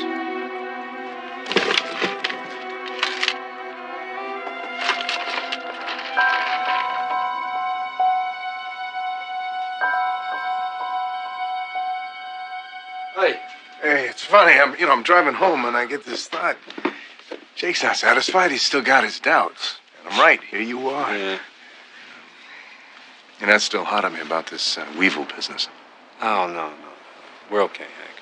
That's it's in the past. Don't worry about it. Good. Because, I admire you. Just wouldn't sit right with me if you didn't think well of me. Yeah. Hey, some people won't spend money on. Tell me about it. So, do you get a chance to go over everything again, looking for evidence? Oh, yeah. I've been up and down this place. Up and down. I haven't found anything yet. Want any help? No. Matter of fact, I think I'm going to go on home. Why don't you do the same thing? And I'll meet you in the office in the morning. Yeah. Thanks, Hank. Yeah.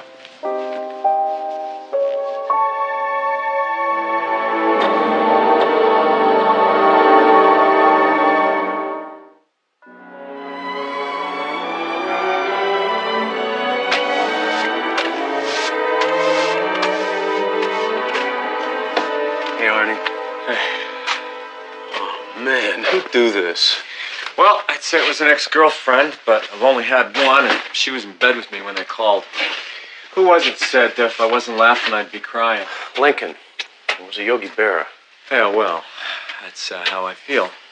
I hate to intrude on this with police business, but... Oh, no, go ahead. Take my mind off reality. I mean, man, will you look at this stuff? See, this was it, Derek. God, this was everything. My history with the department. Maybe it'd be better if I came back later. No. It's okay. You sure? Yeah. Okay. Look, these have been bothering Jake. They're your shots of the Megan Rand murder scene. What's wrong with them? I don't know, beats me. I looked at all 33 of them and I couldn't find anything wrong, but Jake seems to think that there's something missing. Well, he's right. If you looked at 33, 3 of them are missing. What are you talking about? I take 36 pictures. Always. Not 32, not 51, 36. When I started in this business, a sergeant told me 36 was all I'd ever need, and he was right. Somebody took 3. Some nut, probably. People save pictures of dead people. Newspaper guys do that kind of thing. I mean, you think maybe this time... 36. Arnie, you take a lot of... 36. Yeah, I know. It's all too easy. First-year rookie would have found this here ring. If Weevil was the murderer, he would have beaten this damn thing to keep it from being found. Besides Arnie, who else was in Megan Rand's apartment when the pictures were taken? Golden and myself. Let me guess. All of Arnie's film was burned, including the negatives. Am I close? Yeah. But Arnie's a world-class warrior, Jake. He worries about earthquakes, hurricanes, floods, and fires. All right, okay. What's the point? What are you saying? He always double prints and dupes his negatives. He has an extra set in the darkroom at his house.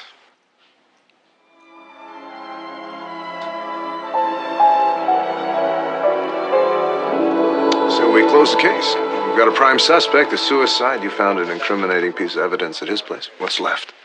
Arnie Crane may have one last thing I want to check out before I close the door on this one. What are you talking about? Well, somehow there are 3 pictures missing from the original negatives. Now, Arnie's got backups. He's processing them now and waiting for his call. So, Excuse me. Jake, Mr. McCabe would like to talk to you. if the phone rings, Kennedy. Yeah, sure.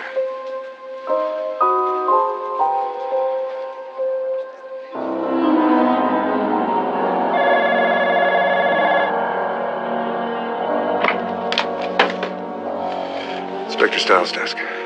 Jake? No, it's Goldman. Oh, hey, tell Jake that I've got the negatives and I'll have the prints in about an hour, so come on over. Yeah, we'll be there.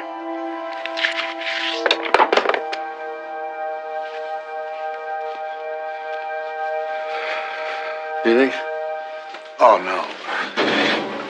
Listen, I'm going to run downtown. I want to get the guys up to speed on all this. Okay, when you get back, we'll go over everything, okay? Sure.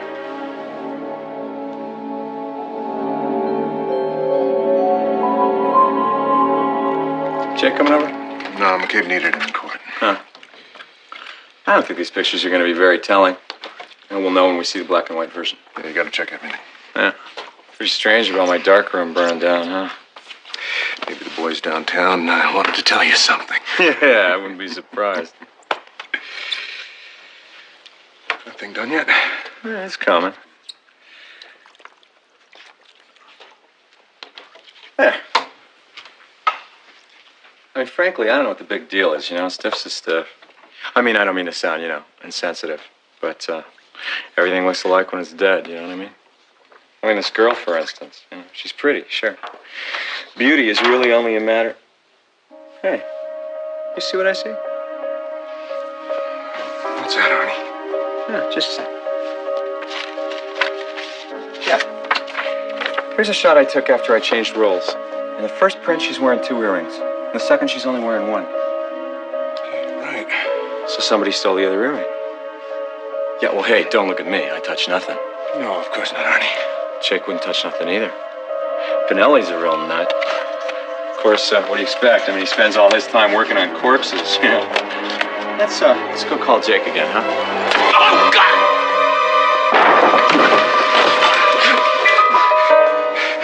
You set me up. Is that what this is? Yeah. That's what this is, Hank. When did you know? When he came up with the 3 negatives, it all fell into place. But I had to be sure. And you proved it for me.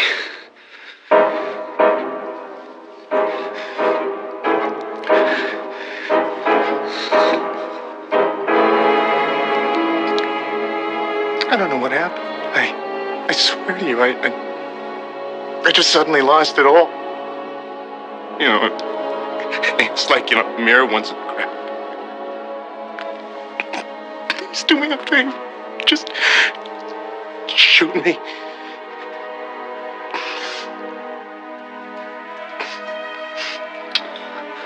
We're going in, Hank. I'm not going to stop you, Hank. No good cop I know would stop you right now.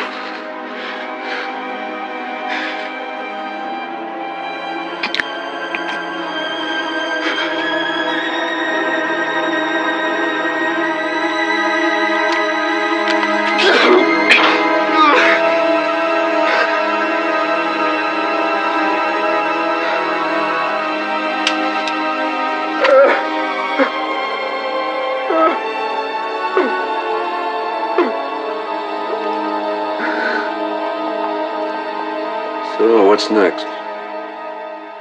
I've got Massinger doing a psychiatric workup. What triggers that kind of hate? You ever think about that? Where does it start? It's probably buried in his head, Jake. In the deepest, darkest part of his brain. What do you think's gonna happen to him? I may go for commitment. Whatever happens, sane or insane, Hank's never going to see the outside world again.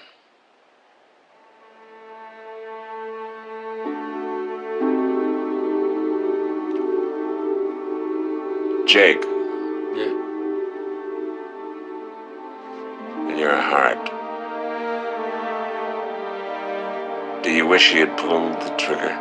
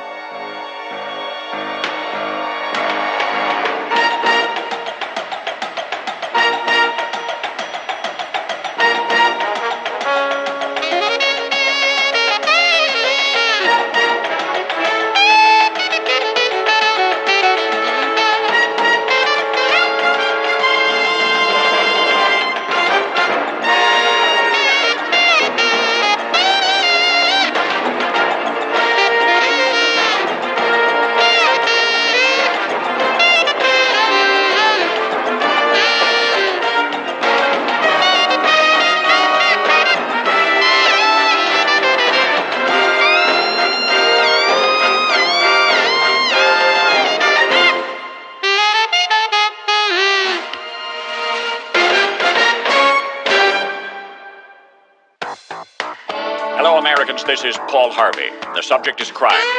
Homicide detective Michael De Silva is nicknamed Mickey Daytona because of his tendency to run over any obstacles in his path. Hailed by supporters as a brave and brilliant detective, assailed by critics as a loose cannon with little regard for proper procedure, De Silva's shoot-from-the-lip style has landed him in hot water again.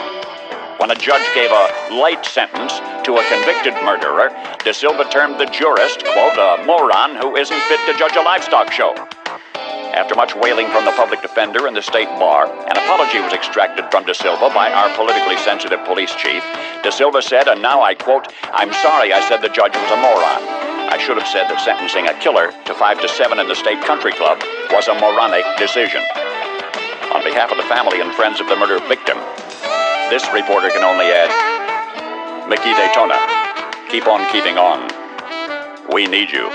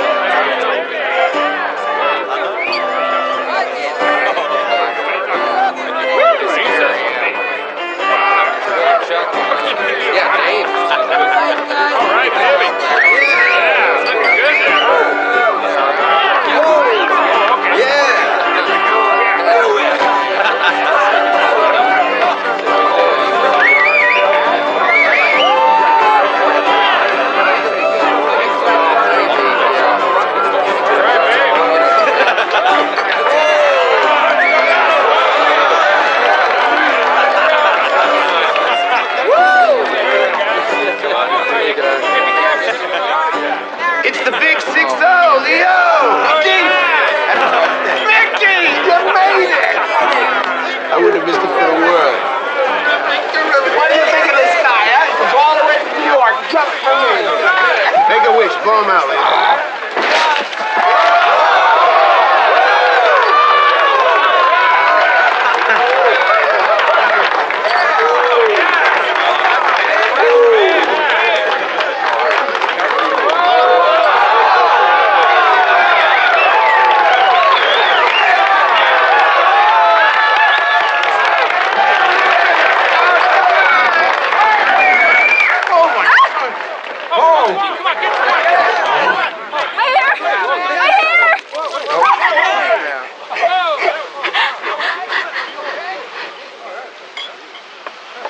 You okay?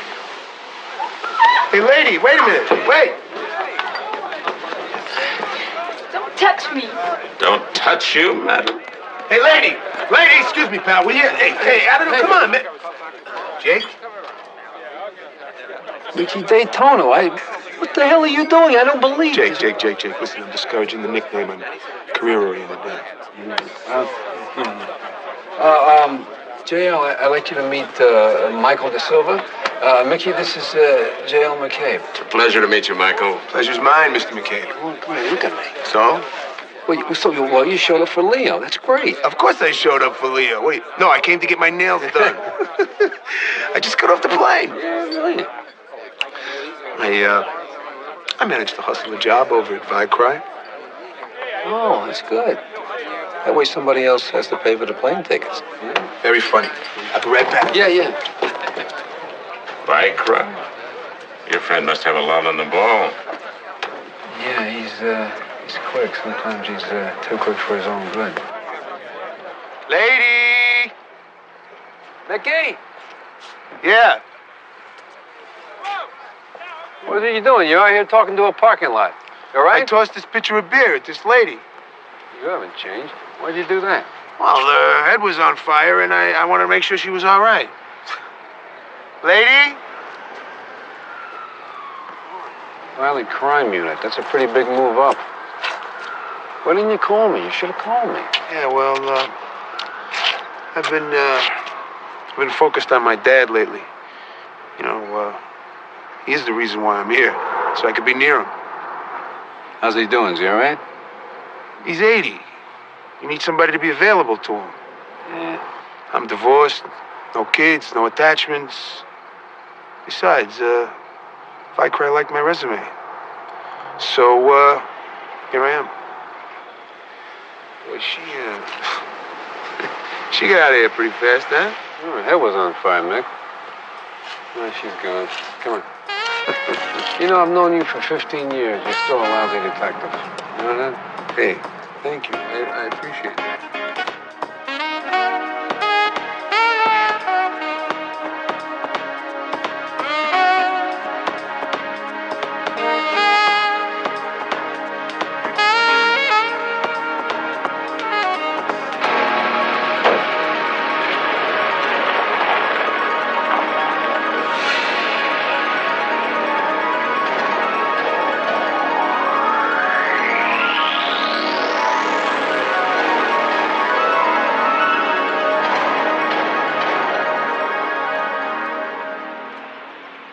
Excuse me.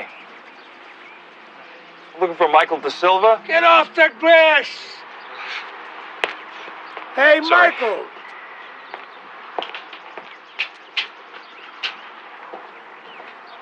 Hey, Detective Michael Da Silva. Yeah. I'm Detective Edward Bolton, Vicry. All right. Welcome to California. We have our own welcoming committee. There was a body found in East Hills this morning. It's fresh. And Adamson thought that you should see it before we go in. Let's go.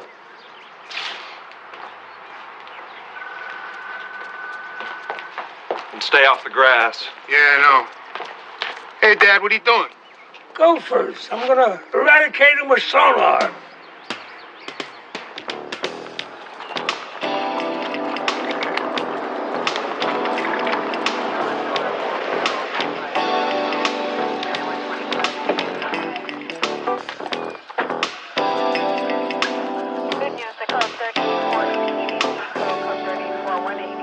Oh, yeah. I need to see this, huh? You should have said, what do you got? And I say gas and housed by you. Compassionate guy, huh? Hello, Bolton. Who's your buddy? This is Michael De Silva. He's a new man at Vicry. Max Levy. Talk to me, Max. What do you got? Female, early 20s, broken neck, post-mortem bruises. Rape? Need an autopsy. No signs of resistance. There's an odor of beer, and her hair is singed. But there's a number 6 painted on her left buttock.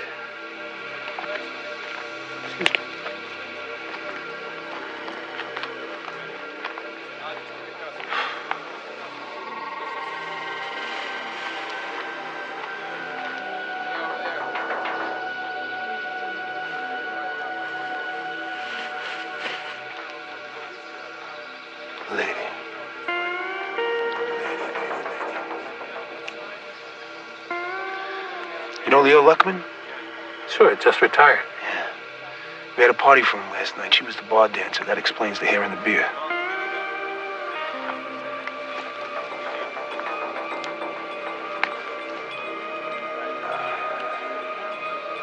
There's nothing there. That's what's so weird. It's almost like complete surrender.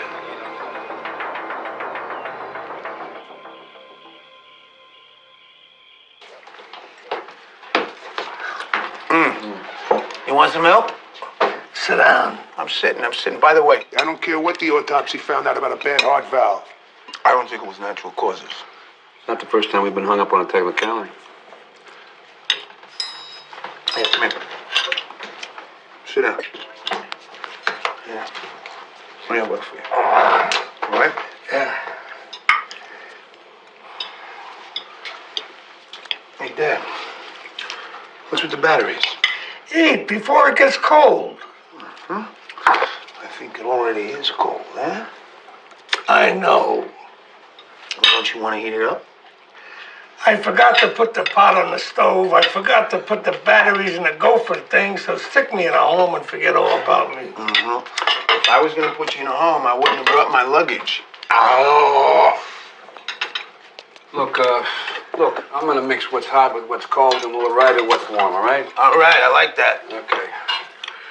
Here, let me warm that up for you. Let me just warm it up. You, take your pills? Pills aren't for me, they're for you, for the doctors.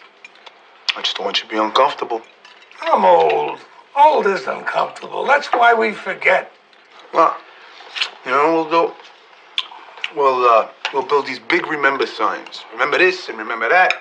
And if you forget to look at the sign, I'll take the pills and we'll all be happy. You know, this warm isn't bad, guys. Pretty good. Where you going? Where you going? Bermuda! I'm going to the toilet. Where else would I be going? You did a great thing coming out here for him, you know that?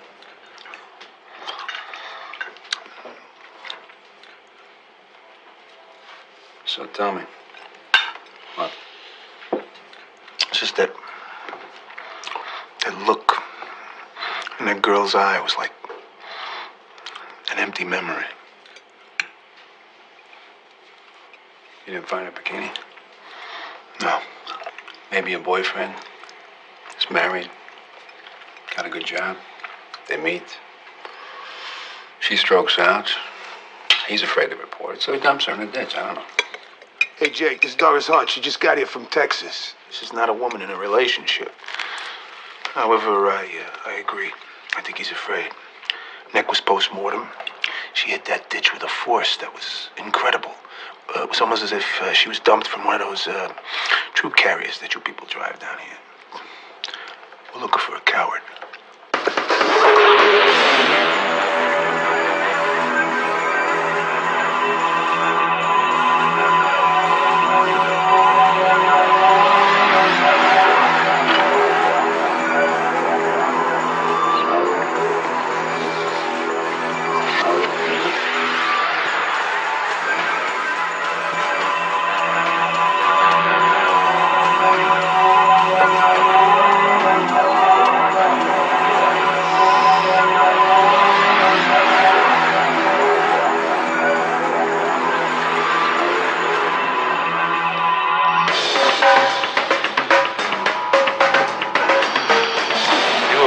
69, right? Very popular in 69.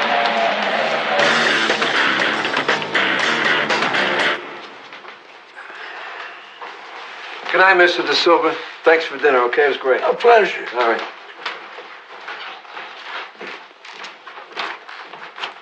What? Maybe she didn't go home. She's all wet and all she's wearing is a butt-force bikini. Where else is she gonna go? She grabbed her raincoat on her way out from the bar, okay? She's dry, she's covered, her nerves are shot, she's flipping out, right? Maybe she needs a drink. I don't know, mate. You know. Jeez, I ate too much. I gotta go. All right? All right. Good night. Good night.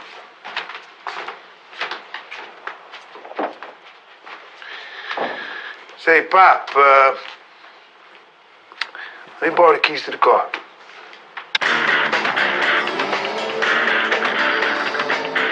Can't dance to this music. But it's good for other things.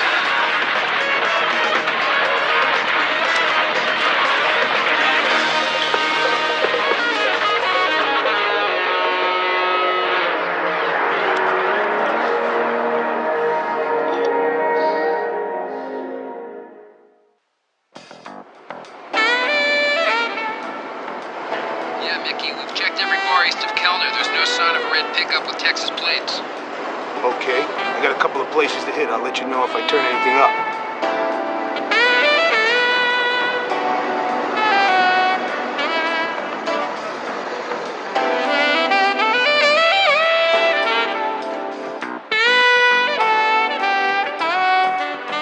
Bingo.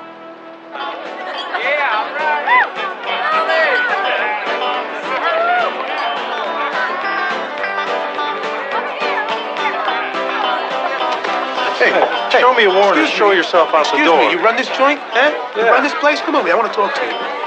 Yeah. Are you a wise guy?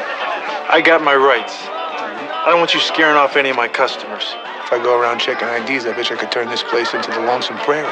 Got it? Yeah. What you going with last night? I don't know. You know what truck's in the parking lot? Well, if it's that Toyota, it's been here since last night. Give me a name. Look, I don't know. He comes in here once in a while. What is he, white? Yeah. How old? I don't know. Come on, take a guess. Over 30, under 40? Over 40. Over 50? Under 50. Good. Now you're in the semifinals. He's in his mid-40s. Is he fat, thin? Normal. Tall, short? Watch my hand. Watch my hand. Tell me when to stop. Stop. That's 6'2". You're in the finals now. Let's talk about eyes, color. Tick-tock, tick-tock, tick-tock, tick-tock. Light. Light. Light what? Like green, like blue, like pink? Light. Hold that thought. When I come back, we're going to practice learning to draw. That's good. That's him. Hey, where'd it go? You found the car? Yeah? Listen. I figured that the guy comes to the bars to pick up girls and they go home in his car. No, she didn't have sex. The guy who dumped her didn't either, right? Which means? He's probably out looking for her. Look, the bar's closed about a half hour ago. I talked to PD and I have asked him to check all the bar parking lots in this area. So you and me, why don't we wait around, okay? Great.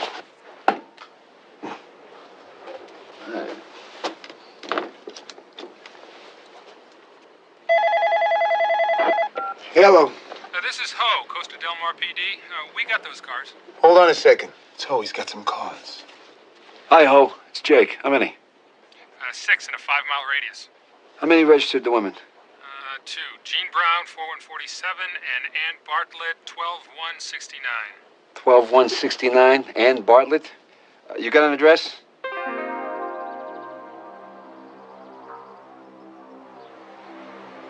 Hey, wake up. Come on. Here we go. Here we go. It's a match. Oh. Yeah, we need the backup right now.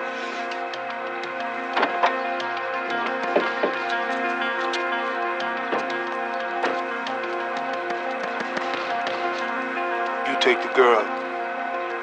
Hey, Bob. Bobby, baby, what are you doing here, man? Bob. Hey. Nicky, stop. Get up. What the hell are you doing? Get up. Okay. What are you doing? Hey, I'm subduing a suspect. He didn't need to be subdued. He was just standing there. Look what he did to her. She's drunk. Shut up. Don't you ever pull that stunt around me again. Ever. She needs to go to a hospital. McCabe put you up to this, Styles? No, this is great. What? This is Tom Chetwin, legal counsel to the police commission. Say hello. Have you got something to say? I got her. Easy You're under arrest. On what charge? Lewd in public display and littering.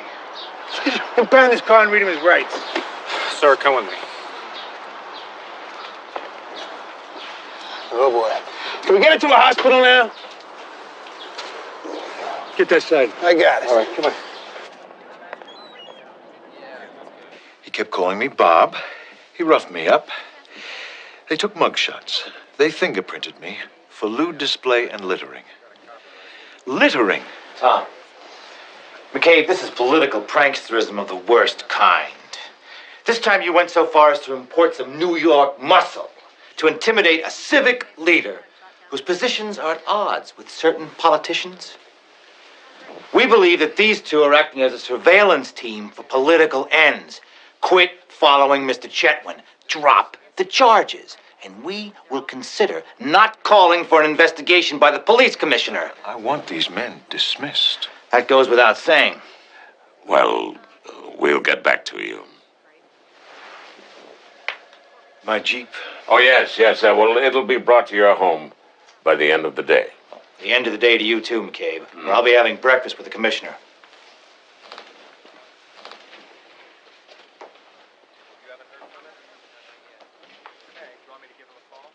All right. Now, who's Bob? You call a guy by his right name, he figures he knows you. You get the name wrong, he figures you mistook him for somebody else. Either way, his brain's gonna deal with that first, and it's not gonna deal with the fact that he's being confronted by a cop. My, how bright of you. I just hope that you're going to be half that clever when you try to get your tail out of the sling that you've constructed. I beg your pardon? You've been in town one day and you've managed to disgrace the legal counsel to the police commission with this dumb, stupid stunt of yours. Look, jail. You too, Jake. This isn't a case either one of you is assigned to. Hell, this isn't a case at all. So what are you acting on? The bartender at Pony's saw Chetwin leave with the victim hours before she died, all right? We can get a warrant to search your home. And you charged him with littering? What do I tell the judge we're looking for? Refuse? Doris Hart's raincoat and bikini. She died of natural causes. They're not material evidence in a criminal matter. Yeah, but if forensics can find evidence that she was in the Jeep, we could put them both together at the time of her death. Bingo. His Jeep was detailed yesterday. The only prints they found were Chetwin's and Bartlett's, and the impound driver's. Excuse me, Mr. McCabe. Not for nothing, but I looked into Doris Hart's eyes, both in life and death, and I'm telling you that it was something vicious and sinister that got her. Well, let me tell you something. Something vicious and sinister just left this room. Now, I've been at odds with Chetwin over police procedure for years, and now because of you two, it looks like I'm out to get him politically, which means that he's going to try to get me first. Well, let me tell you something. You're a heartbeat away from dismissal. Both of you. Now get the hell out of my office!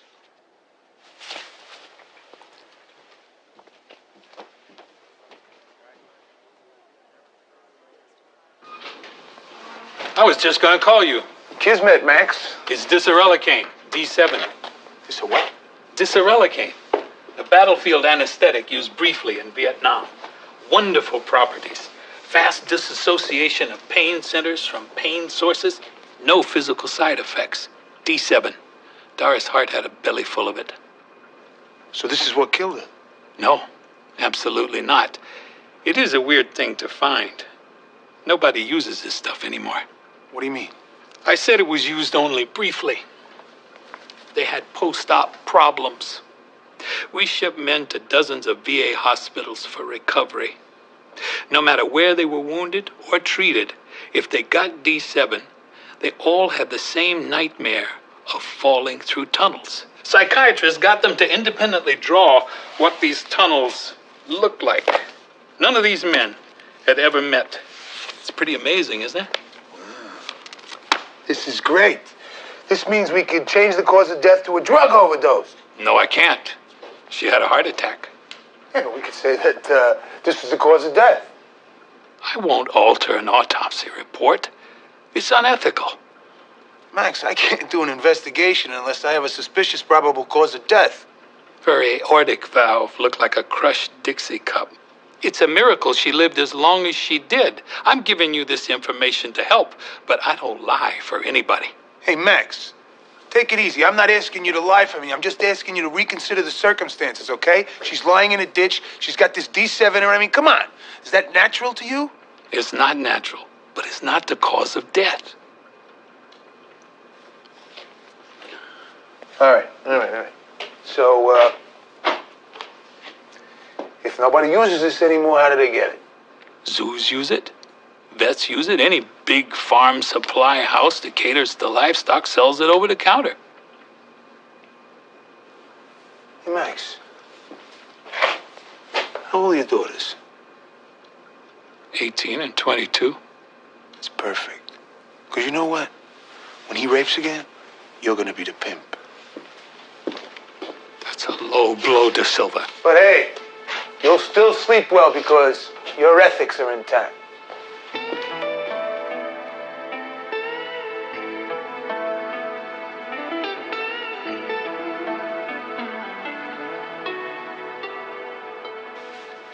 Do you remember having sex with Mr. Chetwin?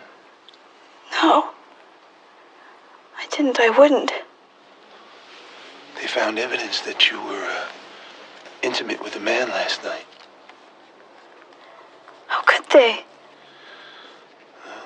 Police brought you in. You were pretty disoriented. It's not unusual for them to check for evidence of assault or rape. I was raped. You don't know?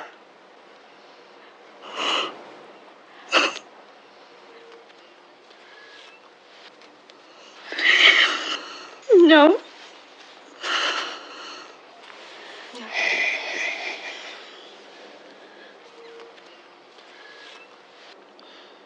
You remember a dream?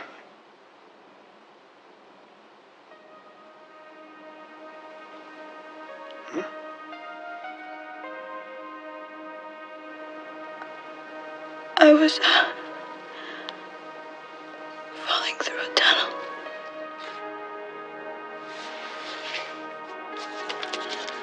Did the tunnel look like this?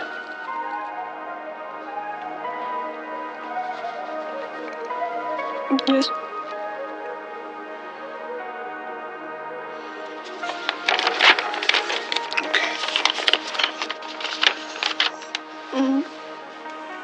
It's gonna be all right. You're gonna be all right.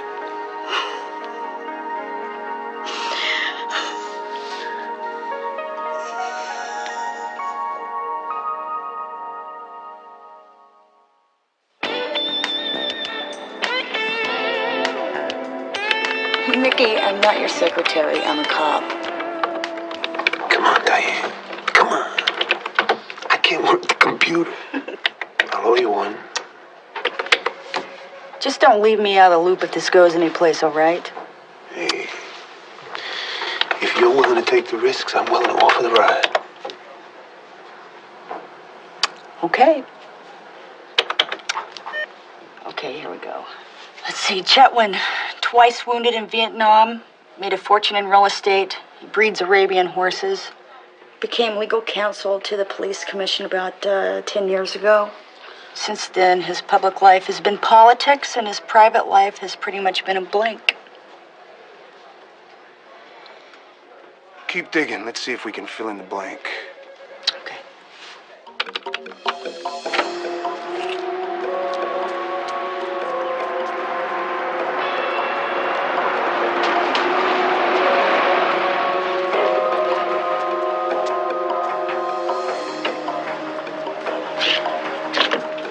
What'd you do, steal it? Returning Chetwynd's Jeep. Are you nuts? Why? Listen, Max found an army anesthetic in Doris' heart system. The hospital found the same thing in Annie Bartlett. I need your help, Jake.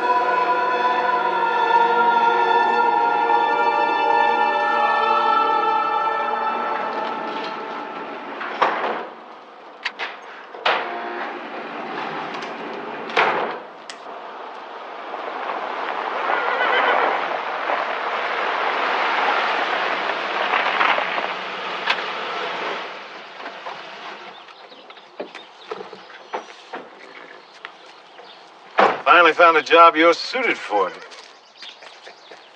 Hey, I heard you're a tough date. You know how women are. I know how Annie Bartlett is now that she knows you raped her. I also know how Doris Hart is. Miss Bartlett filing a complaint? No one's filed any complaints. No one remembers anything. Let me ask you a question. How do you have sex with a woman, like, when she's so numb? You know? I mean, isn't she supposed to be, like, a part of it? Of course, I wouldn't know the answer to that question, because I've never been married. So maybe we should ask your ex-wife.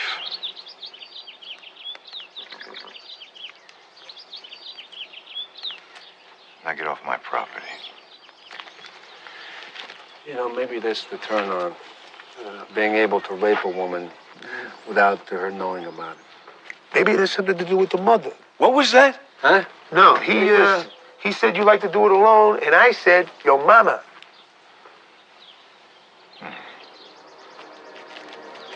No. Just him.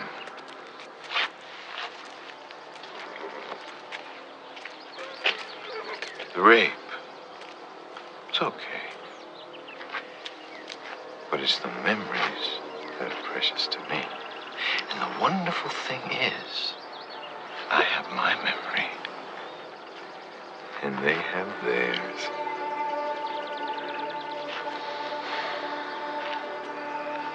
You'd love for me to take an unprovoked swing at you, wouldn't you? Didn't think you had the discipline not to. Hey, pal.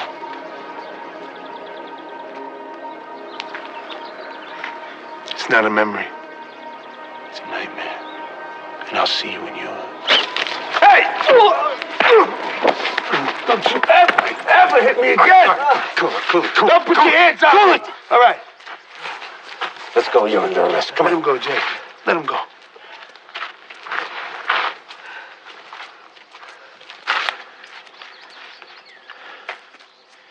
What's in your pocket? Lint. Uh-huh. Can't believe you still carry that damn That thing. son of a bitch. He just confessed to me in there, Jake. Yeah, that's why he wanted to talk to me alone, because he knew it wouldn't be admissible. He did it to make me crazy. I guess he succeeded. You promised me no more rough stuff, Nick. You lied to me.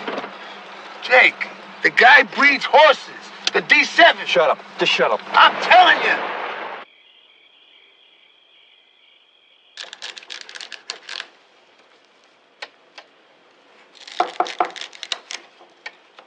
Yeah. Me.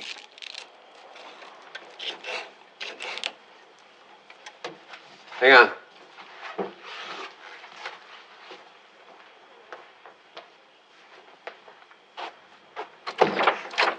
sorry. Yeah, I know you're sorry. I'm apologizing to you, all right? Yeah. Listen, I won't do anything like this with you again, I promise. It's not what you did. You went too far with it. You understand? You went way too far with it. Jake, listen to me for a minute, okay? I'm listening. I wasn't trying to pull a John Wayne back there or anything like that. But, guys like Chetwin, don't you fantasize about putting one in their head every once in a while? Yeah, sure I do. But you? A frog? Mickey, a frog? Come on. What's the best part? You're a piece of work, you know that? Totally out of control.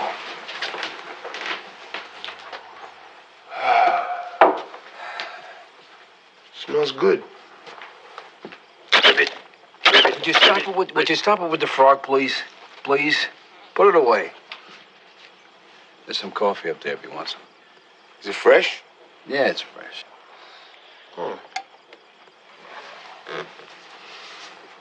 Mickey, what happened with you and Denise? It got dark and cold and she slipped away from me. Sorry.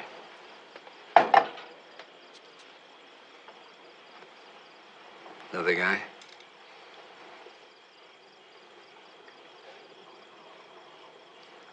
You know, I never told anybody this before. No. It was another woman.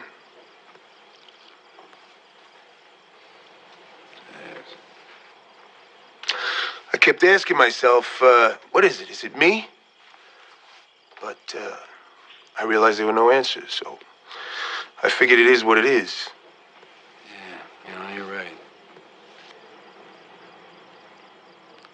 Gets pretty lonely out there sometimes, doesn't it? Oh, yeah. Well, everybody's looking for that special someone. Yeah, but if they end up looking at a guy like Chetwin, they're in trouble. Jake, listen, I can make this work. I want to hear it. I can work it out. I'm serious. I'm serious. I'm serious. Listen, I got Mickey. a way. I got a solution. Trust me. Jake, I need you and McCabe to help me set this thing up. Come on, Jake. Can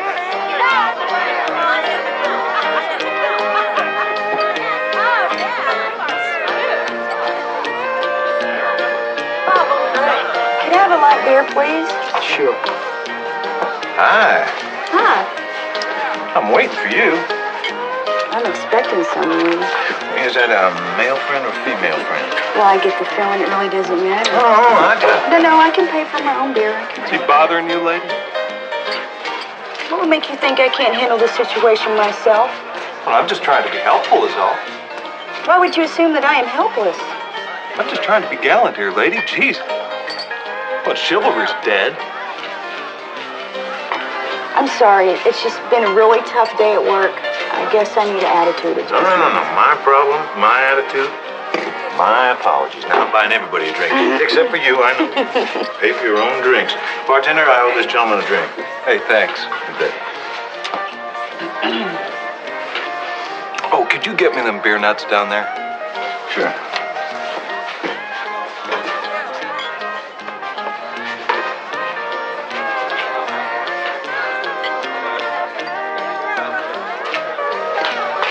There you go. Hey, thanks again. Here's the stallions and women to ride 'em. Yeehaw. Here it is. Get this to the lab. How's it going? Like clockwork. Great. I'm out on the limb for you, Daytona. You better be right. I am right. I can feel it.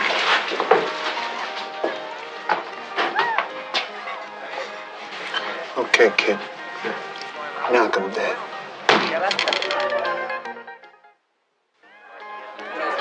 Those beautiful equines or Arabians, you know. They have history with them. They march with civilization. Look at that. Are you all right?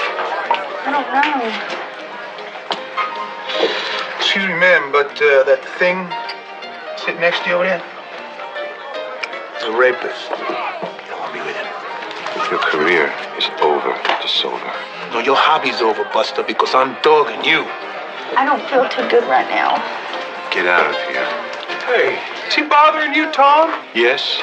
Hey, pal. Look, why don't you go put your nose back in your beer, all right? We need some air. Hey, hold it!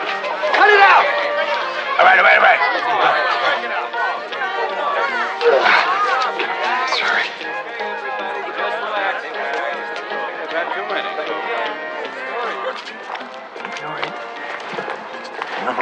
Hang on. Okay. All right.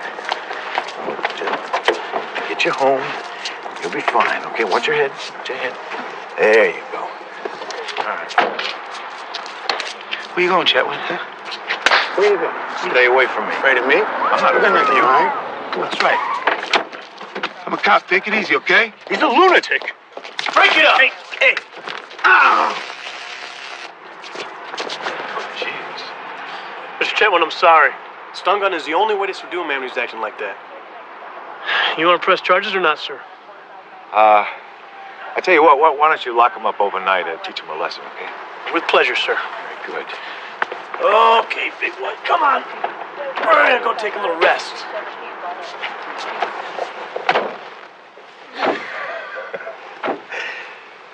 Party time.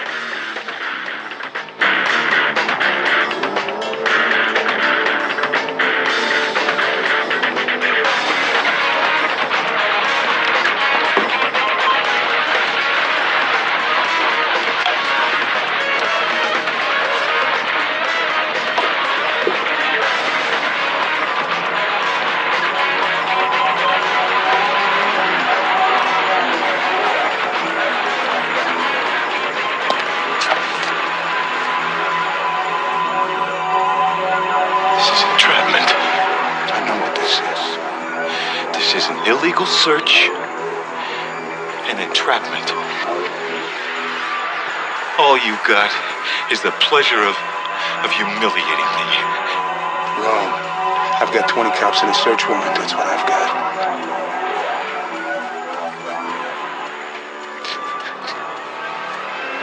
Easy. Come on, Chetwynd. Give it up. Get out.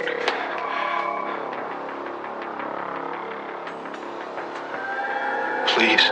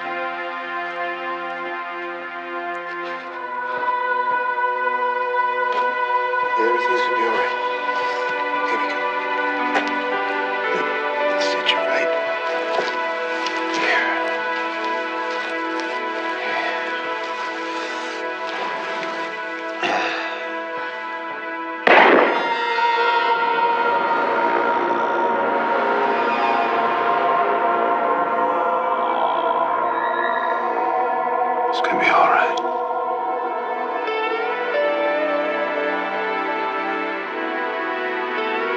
Wish I could steal your dreams. It's gonna be all right.